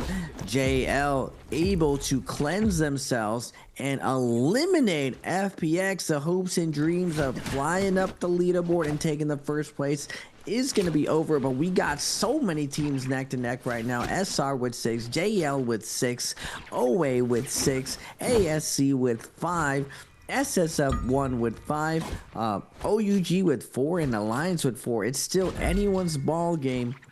But remember, ladies and gentlemen, we're playing for first. Everyone's going for Bust right now, as ASC is going to find low HP 5-1 running away. Yeah, looking at Pampy gets hell checked on. F2 is available. Doesn't matter. He can find the hits. ASC's not going to get it. But he did get dropped in here by OUG. OUG looking to try to see a capitalization on that Yodohime getting her out. But there's, wow, offensive Kurumi F teleport was useful. That's going to be good for Baby U. But now look at Biben. He's finding himself against Mist. The F1 silence was good, right? At the time of the ultimate for the Justina to be casted upon. And Ivan doesn't even have a chance of using the dashes to get out of there. 5-2-1 also eliminated. One of the first match point teams today so far, being caught out as the second team, or the second team eliminated in this round. As for ASC, they're able to safely back off here. We got a replay coming out here for that Rummy Yang I was talking about between OUG and OA. Seeing about it. Here, there's a beautiful Broadblade coming out from that Thunderblade, and now it's SS going down, but for OUG, it's only on a 2v2 situation. Two-Tick finds Baby U, making it apparently very difficult in trying to go off this end as a dagger wielder, and the 1v1 situation occurs. The ultimate from Two-Tick is also available in case he needs to use it. Throws out the F2 for the Broadblade, goes to the strike, doesn't hit anything, but still keeps it going with 30 seconds on the clock. He procs ultimate.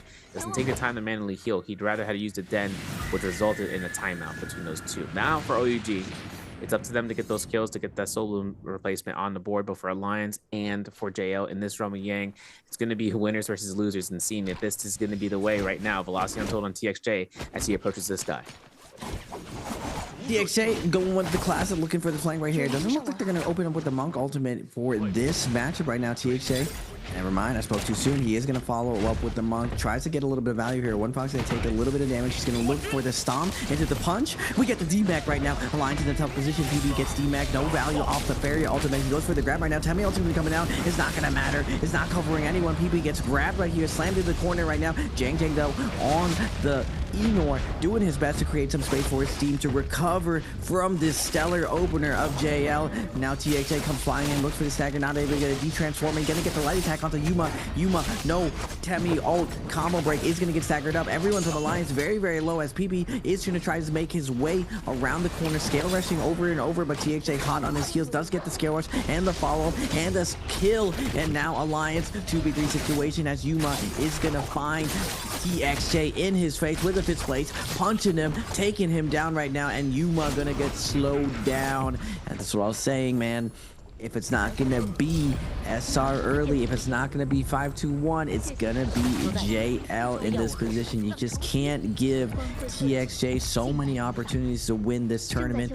They do have one of the best scaling compositions going into this end game, and without the amount of Vipers to slow down Transformers, what can you really do when JL is snowballing out of control, building a giant snowman of points? Yo, I'm in the middle of the 3-story, you know, you got the architecture on standby. He's like, all right, bitch, here the scaffolding. That's exactly what TXJ is built up for here. Having the opportunity, though, for TXJ to earn this coming out here, that's going to be the way, man. I'm still thinking about it.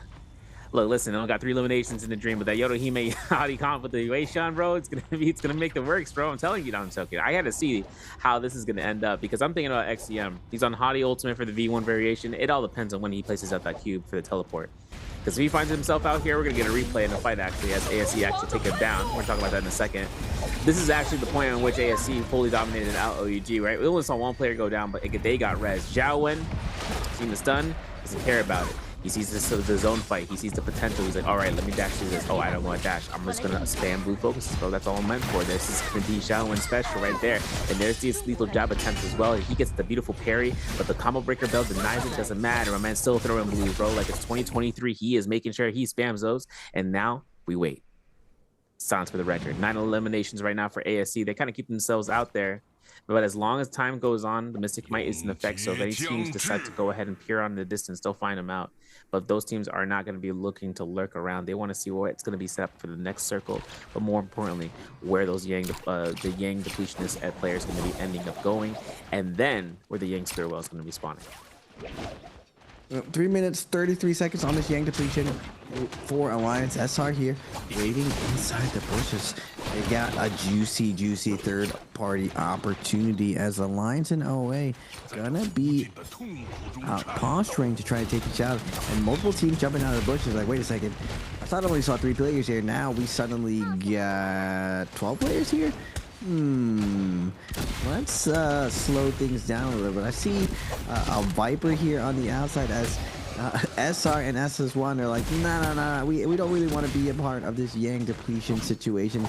We're gonna slow this down, kind of get to the Spirit Well situation. But Yang depletion, you gotta love when you see teams running away. They don't want to take that fight. So this is your best opportunity to get a couple hits in. See if you can get someone very, very low. Countergrapple's going to come in with an SR, letting them know, hey, man, we can turn this around. We don't got to run away from this forever, but OA, they want this situation. They are on Cannonball now. Bunch of blueberries right here. There is a lot of pressure, though, when that Enor barrier ult does come down. Remember, SR is on traditional Siphon. Not really the most ideal composition actually for OA to fight in this. Temmie ult is going to slow down a lot of the bursts here. Siphon, old school Siphon, especially with Kurumi, super anti-burst. The F3 from the Kurumi just denies a lot of the damage. Plus the Temmie ult and Kurumi, very, very hard to burst to any of that. We are going to go to replay going into the realm of Yang. The Hottie and the Cube. Serve's favorite thing, or I serve on the lever. The lever, he loves that. He loves it. XCM, the serve of CM right here. Bounders, XCM looking for a little bit of value up, and he gets 1 hit off. That's it, just 1 hit off. UUV in a tough position on the Yodo, already down to half health right here. But it's looking like Bounder somehow wins the situation. Didn't get knocked away with one of the hits here, dropping down with the R&Bs over and over. We skipped over most of this fight somehow, and OA is now losing. They were winning before, and something happened into this loss. That something was enough as XCM parry into parry to close out AB, but on the outside, back to the present day. Away out here with the Enor ult, 1 minute, 15 seconds. They need to find a kill right here or the tournament is going to end. Remember, match point is upon us. Away already up to 8 kills, keeping neck to neck with the likes of JL and ASE. Wolves going to be showing up right here. Up to 2 kills. They want to bring it to game 8 to drag it one more round so they could possibly win. Unlikely at this point, but who knows?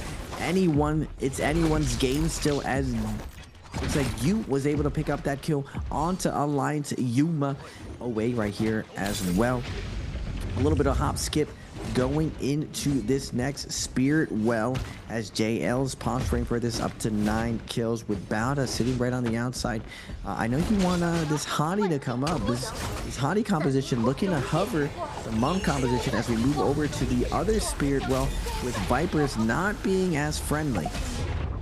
And the pop is going to happen, and the reset is made. Mist does not have any sort of issues with that. He's finding Lue, though, on the side of the corner side. The light beams is coming through here, and we're looking at this from the angle from the ballista. 3-3-0, looking for those last hit confirmations or just a confirmed ballista shot. He is keeping himself still until the necessity arises, but grab it from the backside from JL. They themselves have Sunwing's essence, so this is going to be coming through for Junks specifically, meaning that any strikes that he gets is a proc for Siphon, but also more importantly, that Mortal Defiance effect with it, you know? It's something that sometimes keeps the teams alive, and for a Kylan to have it, definitely the most important player on the board for it. But the capture the flag, you know, Wolves, you know, these guys are predators for round 8, bro. I'm telling you, they have a little bit of an opportunity to surviving as long as the enemy opponents don't rush them down. We will have to see. But they captured the flag. They earned themselves the challenge to get rid of that Yang depletion. As for ASC, their chances are embellishing GG in their spotlight, looking to see if they can try to go for a stagger to confirm, but no, they're going to wait it out. Even though with the buff on hand, with the Draco Storm, the staggers, they don't want to make it too easy. They're looking at OA, though. You know, it was crazy looking at Tutek playing that one. Pun intended. Quite electrifying. I'll stop. We have a chance right now to looking at the Ballista Tower. This is coming through for JL. The spot is now for Junks. Putting himself up here is going to be probably the best spot for him and his team, at least for anyone that doesn't want to contest this. Ballista shots are going to go ahead and get thrown out there. I'm not sure if they're connecting, but we are going to see Wolves to decide upon whether they want to contest this spot for themselves or even for Bauda. And as these teams are just hovering over one another, 7 minutes remaining in this match, Raven, bro. We're chilling out here. We still got a chance for these teams in Yang depletion, though, for the next 3 minutes. And if they can get rid of that buff, the Yang depletion, otherwise that buff is going to be the next objective on the board. Yeah, with so many teams with Yang depletion in this position, a lot of these teams want to wait for someone to commit here, especially with the buff teams hovering. Anyone who overcommits here is going to get all in immediately and picked apart by the range. Now, multiple ults are going to be coming down and all in's going to be happening. Not really ideal for whoever's jumping onto the Draco Storm team of ASC, but SR, they don't have much options right here. They're going to lead with the Temi ult and Karumi ult. Not able to get much value off of here, though. And now in an awkward position. SR has had such an awesome day so far, a mile ahead of everyone else with consistency, but it's not going to matter because you need first place to ship this one home right now. ASC is going to be backing off. As SR 17S is going to be chasing right now. Nice job from ASC to use the range right here to not let SR get any value off any of these Takeda shoves, as SR is going to have to reconsider their life, as the whole lobby's like, wait a second, that might be the Yang depletion team. Pile in right now. Rico on the Krumi. He's going to get shredded already as Bauda comes over and cannibalizes what's remaining of the leftover SR. Zhao is going to get shredded up by Wolves NHQ for max range, able to steal that kill away, and now always Tildik is going to be popping that Enor ultimate and try to make their way to the left, but Bauda hovering this, wants to find more kills as Wolves tries to get out of the center here. Looks back in, looks to steal some kills right here as Tudyk is going to lead the charge, find the last remaining member of SR, take him down inside or with that pole sword, and now going into the Farrier mech, he's going to try to survive the range attacks from the rest of the lobby. Look at the overall leaderboard, who's still neck to neck. JL with 9, OA with 10, and ASC with 10. And looking at Bowder's VVV, he's trying to get the downhill terrain extensions, but he can't. As for right now, he is going to keep the chase down, missing that first grapple, not a worry. We still look to try to jump LMB, magnetize attack this. We got 40 seconds though, and this is rough. This is intensely rough right now. White Tiger's prowess comes out, 3-3-0 strikes, 2-tick down, knocking everyone back. We got another 5 seconds left for this ultimate for BBV, and that's going to be it for the Zoda Human. One catch up in a dream, and there's no extension except for this last B cast. Hits multiple targets, knocking them back. 3-3-0 gets full cultivation for these hits and eliminations. ASC, they'll pick up 2 against Cuckoo and 1 Funk at the same exact time. The Merciless Havoc is getting dropped into the background with 3-3-0 while fighting this very Shen shot. Has to worry about where this Weishan wants to take the opportunity of rushing down. He's got finding the Impale. GG CJS finds a kill against Shuan from SS1. The beacon drop is ready for 3-3-0. GG avoiding out that freeze. Most definitely looking at his teammate getting out of there, and now looking to the high ground. We looking for another elimination. NY7 junks, and having the White Tiger's prowess procs being practiced so many times is not. GG is up to 9 eliminations, and they're still looking to try to finish up with the White Tiger's prowess. Miss finding you in the background. JL going down completely in this round, and seeing about these last hit confirmations in this cornerstone of a fight. This is GG so far, and making sure that they can win out. But Wolves, they're still in the matchup even without you. They got NIHQ and ZK. Oh my goodness, GG has such a slow day so far, and with the White Tigers buff, they're just crushing through the lobby. The White Tiger buff, every time you get a kill, you get that extra stun over wall. And GG picking up momentum right here. OA's AB gonna find ZK's from Wolves very, very low right here, but it looks like he's gonna be donated towards GG. GG up to 11 kills. Wait a second here. Bauda has to hold the line from here to stop them, but can anyone stop them? OA has lost all their horsepower. It's gonna come down to GG versus ASE right here. Now GG very, very stacked right now. Multiple teams still chilling. Remember, ASC did win the Koi Cup of this year as Miss is going to pop that ultimate. Stun's going to be coming down. GG inside the zone. He is going to lose one. Did ASC just secure this, stealing it away? Heartbreaking stuff for GG. Do they have it in them? 2 clutches up. We got the CN serve flying through the skies right now, interrupting all this. The Hottie doing very little to control the situation. Bowda only at 3 kills, but laddering up right now. Every kill's gonna matter going up the leaderboard. But Han with his teammates, double gold armor, no ultimates to their name, but no other trios really left to challenge him. Wait a minute, I think GG went into the zone and oh my no, oh no, ASC messed up. GG went over and got the res. Is this the biggest throw right here? No way, ASC's throwing. Wait a second, they lose one of them. GG's going with the clutch up. 2 people left alive for GG now. 3-3-0 inside the Farrier mech, but they do have Justina still left alive. Only 7 people left. 15 points for ASC, but GG at 12. If GG's able to clutch and get the first place, they can steal this away. What an upset possibility. We'll have to see how this turns out, though. Oh man, solo picked up here for CJS. Gets a reset for free. Looking at ASC's miss on ultimate duty, but he gets comboed out with the R&B, and now it's up to Bauda and OA. But GG at 15 eliminations here. This pretty much seals the deal right then and there. There's no chance unless OA miraculously comes out here on top. We're looking at Bauda's XDM getting caught in the Moonshard Sword. So is AB. This looks like 3-0 finds eliminations, and that hard secures our victory. This gives GG MVP for week 2 finals into the bottom split. Congrats. Oh my goodness, what a throw from ASC, and finally we see life out of GG. I was commenting on their body language all day. They just look so disappointed in themselves, and now they keep up the grind. 好的，让我们恭喜本周的3排周决冠军，他们就是成都积极。 Which is Team GG。有请成都积极的3兄弟来到我们的台前。Team GG, welcome to center stage. 同样，在赛制升级之后，今天也是众多战队都开启了赛点，也为大家送上了精彩的一个周决的对抗。来，有请3位。And they all passed the match point and really hard. Thank you everyone. And I would like to know 330. You already like to say goodbye to the championship. This name for a long time. So how's your feeling right now? 那不是大家熟悉的另外2个字了吗 ？So cool. 夸点。哎 ，Isn't your 今天的他这个冠 like 军 the 啊，可 word 以 you 说 always 是 like to say? 给 I 整 just 个的 changed 队伍 one. 支持你们的人、关注你们的人。 We know a lot of teams, a lot of audience, they support you really long time. Anything you want to say to them? Yes, and I would like to know. So after the at the latest game, at the end of the game, we can see you just look at your teammate and have nothing to do. So what's feeling?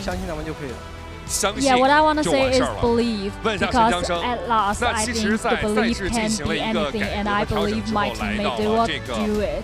And yes, only believe. I would like to know. So before today came to the venue, so did you imagine that today maybe you will get the biweekly championship? 今天可以说来到了最关键的这场比赛，很多队伍都已经开启了赛点。 We know, so at last, really the key point for you guys, because like we have 11 teams, they all passed the match point. So how you just adjust your status and finally can get the championship? I think is believe my teammate and believe myself, and I would like to say I'm good, I'm lucky enough. We know that Team GG, you back again, just like what we recognized, like really long time, and now it's time to enjoy your honor. And now please welcome the Skaro and Seal into the center of stage. Okay, now you can choose one to represent. Who you wanna represent the whole team to stamp the name on the Skaro? 赛制进行了改革和升级之后，我相信啊。 不管是昨天的单排的比赛，还是今天的三排的对决，都是为我们在这个周末送上了属于永劫无间的精彩的赛事。来，派一个代表有请。Okay, now 330, you represent your team. 展示一下三神。Now show the stamp to the camera. 兄弟无间，恭喜积极。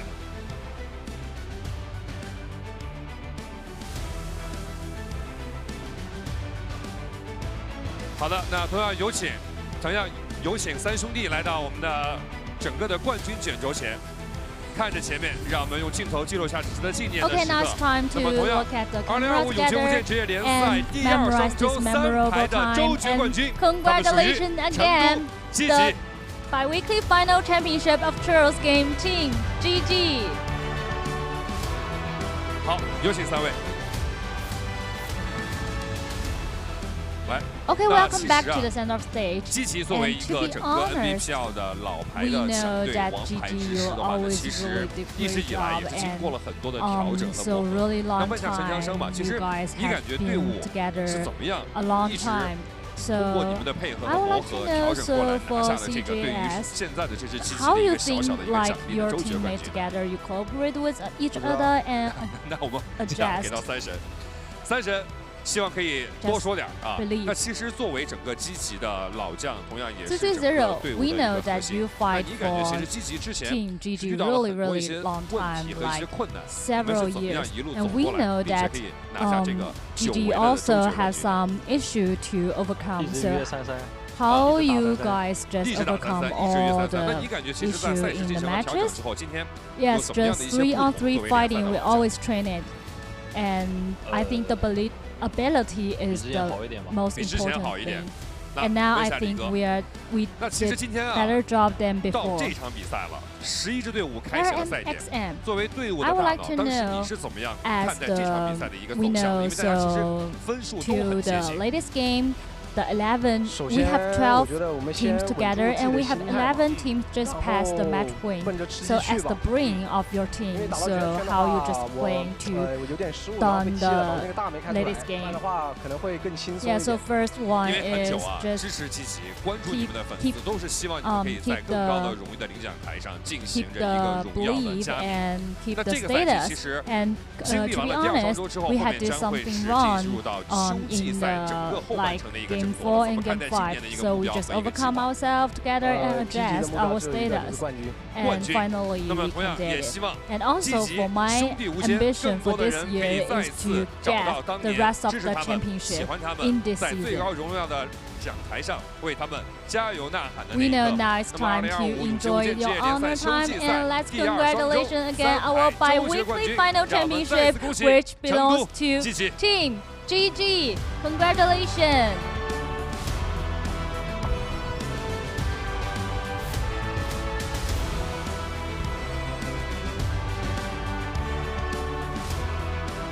Yeah, I'll bring some. I'm thinking about the rotation because like that, we're back. We got ourselves coming through here, guys. I don't know what happened, but ASC were right there. They were right in the cusp of victory, bro. They got the recipe. Then they added a little bit too much salt there, and then that's what happened. GG comes in here and sweeps away the competition. They survive with 2 remaining members, both their Justina as well as their Fairy Shen. That's all they needed. They didn't even care about the Viper. Her ultimate was coming up online. I took my tie off, bro, because I'm tired of it, bro. This is where it comes down. 1 player left to 2, and they still come through, though, and that's the effort that GG put in. So that's going to be where they come into the game 7 as the MVP for bi-weekly 2 finals. Yeah, what a crazy clutch up from GG. I mean, I was saying it throughout the day. It's just like last year they were so dominant, so consistent, and they kind of dropped the ball, or Wolves clutched it up for Jacob. And now this year they show up super slow. Today, very slow, but they kept at it. They kept, as they said, believing. And even what's surprising, a lot of teams don't realize this, but getting the most volume of practice, I haven't really heard another NBPL team says is like the key to their victory is their 3v3 practice, getting in there, simulating Yang fights over and over. And for the longest time, like the host was saying, GG has been there for years. 3v3 has been there for years. They've had a very similar lineup, and they're one of the few teams with a 50% win rate in Yang. So how they're doing it like this, I mean, to be fair, they also have one of the best end games. So if they're working on their fighting that way, it makes sense. These guys slug it out all the way to the end. I think this is the second time I've seen GG clutch up a 2v3 situation in a stacked end game, and we're seeing just how close with it. ASC had it. This was a throw by ASC. They had one of them dead. They just had to keep tabs on everyone else and just slowly close it out to make sure that no one was able to either win by heal off or res a teammate. But GG sneaks it up. The Faria ult with the combination of Justina is just too much for them to handle. And Serb was saying, he was looking at the replay, Miss just kind of trolls it. He could have taken a heal, slow down, reset. But GG, you give him an inch, they take a mile, and they just steal this away from everyone. I mean, congratulations to GG. Well played by them. I was hoping JL was going to take it. I was hoping SR could end it earlier, but the tortoise in the hair, man. GG just turtle this whole tournament and win it right at the very end. Getting some clips and highlights from the massive match coming from GG. We're going to look at the point of views in these clips and highlights brought to you by China Unicom from the Kylan fights in the first round. Finding no issue here, right? We talked about how late it came down towards their ultimates to be used, but this time was the perfect prefecture for it. These guys are working themselves out. Looking at the Kylan floating around, it's like, yo, you're going to die here regardless. That's it, done. And now into the final circle, in the final 5 minutes, finding every single value off of the White Tiger's prowess, looking at each target to line up for the next. Once they get one elimination, they look towards who's next. They're looking at the ratio going for the skewer, knowing this is going to be free and impact damage. This is going to be all from the cannon, from the rep scale. And 3-3-0 in this final circle moment, finding those last hit confirmations on low health targets. Still looking for any targets hiding in the tree lines with their buffs, putting themselves out in the corner side and forcing them in this vacuum, like the damage that came out just like that, and locking this in, the restacker from the White Tiger prowess. The strikes coming back and forth to knock them back and stagger them back, giving Fairy Shen full available moment in that hit and that ultimate, and still going in there in the front face value to pick up that solo, which leads us into the final moments. Yeah, looking at 330 with the follow-up here, the Farium Mech just doing so much damage, gold weapon, scaling that cannon up very, very high. The Viper trying to find an opening right here. It's not going to matter though. CDS does a really good job of covering 330 coming up. Well played, playing off each other. Viper just waits too long to pop his ultimate. There was a chance there for Viper to find a stun right here, but it's not going to matter. GG's CJS and 330 find the 2vx, clutch up to take it home for GG. Now looking at the overall leaderboards, Wolves, it's a really bad day for them. Alliance, slow day for them as well. 5-1. They very crazy that they were right there with SR and they just couldn't get it over the finish line. Bauda, SS1, FPX, they had moments of shine right there. They do get the match point. It was anyone's game here. OUG as well. They started off the day very, very strong. ASC consistent throughout the day. OA consistent throughout the day.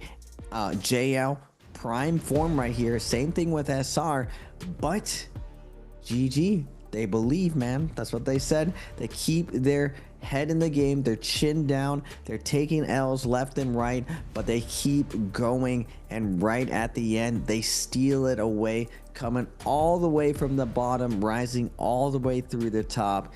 They keep it going and they clutch it up to take this bi-weekly 2 trios finals. This comes out here, man. This is going to be another dub in the books. And now coming out for GG, they will be the second team to win out for this season, for this autumn fall split. And now it comes down towards what we see from this week to lead us into week 3. Week 1 was our, was a predominant week, right? For everyone looking at SR winning out as the victors.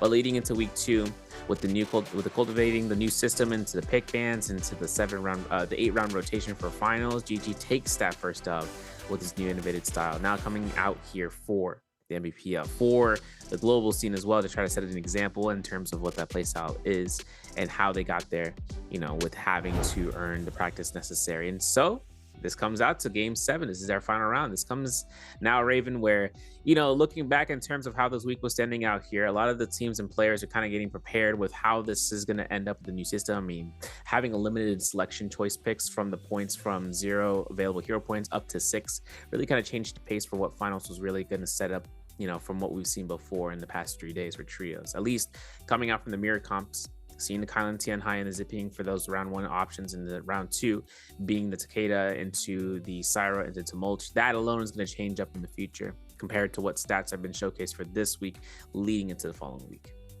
Excellent point. Yeah, remember the first 2 rounds for the mirror matchups, they were based off week 1, and week 1 was a completely different meta, completely different rule set. So I'm excited to see how this is going to shape out this second week. And looking at the schedule, Spider winning that first one, OUG as well, and then EWC, the back-to-backs, SR winning the MSC of 2025 over in Saudi Arabia. Now, bi-weekly 2, we see SR again, dominance. Spider doing it one more time. GG, slowing down SR, coming out of nowhere, clinching it up. SR, remember, they were on match point by round 4. They almost did it in 3 rounds. Would have been absolutely nuts if they broke the record and did it in 3 rounds, but they do fall short. They had a really close chance with their Transformers, not able to. And it is that fall time, ladies and gentlemen. We're almost close to that J Cup. Global qualifiers are going to be coming up to decide who's going to be representing the global scene going to J Cup, and then later on the solo finals, the trios finals for Nbpl, to show who is going to be going for the mainland qualifier for J Cup. This is the most prestigious tournament of the year. EWC was awesome, but this is what it's all about, the Worlds of NARAKA. Now, bi-weekly 2 in the bag. What a crazy week with the new rules. The teams are going to be able to go back, check the VODs, kind of reel it in, figure out what they're going to do, and we're going to start off that bi-weekly 3 all freshened up.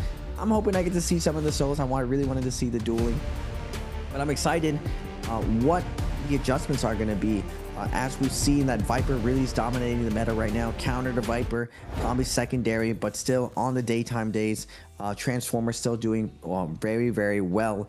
And we still see the power of Ice Cream Calm, that Justina Ferreira 1-2 punch GG punches it through to win it, or when even Justina's paired up with Viper, Justina with that lockdown is very, very good when you're position 1 to be able to create those opportunities.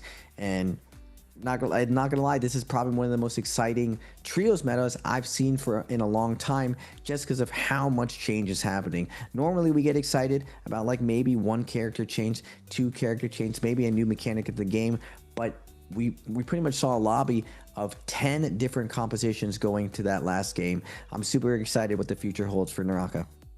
Yeah, and looking at the planning, the prepping that the teams are kind of setting themselves up for if they end up going to that round selection. This is also another play is in terms of what the rule set really gives that opportunity for that. And I'm glad that we did see a game of, like, even though game 6 was usually the average round ending point, when we get to game 7, things are off the table. This is where all those, you know, choice picks might have to be available for what is left. And coming out to what GG was able to bring at that last round, the thing is that when it comes down to it, they were prepared for it and they earned it. This comes out towards that Fairy Shen, towards the Syra, into the Justina. Now, looking ahead, right, like you said, 1 or 2 character changes is one thing. New compositions being birthed inside of this new system, that's another set that, you know, it brings a smile to my face, you know, because you want to see how these comps can return, or heroes that can return in the mix that provide some value rather than others, and in the niche situations, then seeing how they can perform out. Obviously, during the off time between EWC into week 2, the teams were contemplating on what was going to be the necessary comps to be brought in through the 4-phase system. And myself, I am excited in seeing if there is going to be any evolved sense of that system down the road. But of course, the way it's structured out right now and how the teams are kind of positioning, they're trying to still see the flow and how it goes through. And as well as for solos, having the martial artist solos to kind of set you up as a way to dictate what phase selection you are on, and then afterwards having 12 heroes to be selected as a solo. We'll see that coming out next week, guys. But for now, we are going to go ahead and depart here for finals. My name is Severio, alongside with Raven PLZ. You guys have a wonderful night, have a wonderful day, stay safe, and until next time.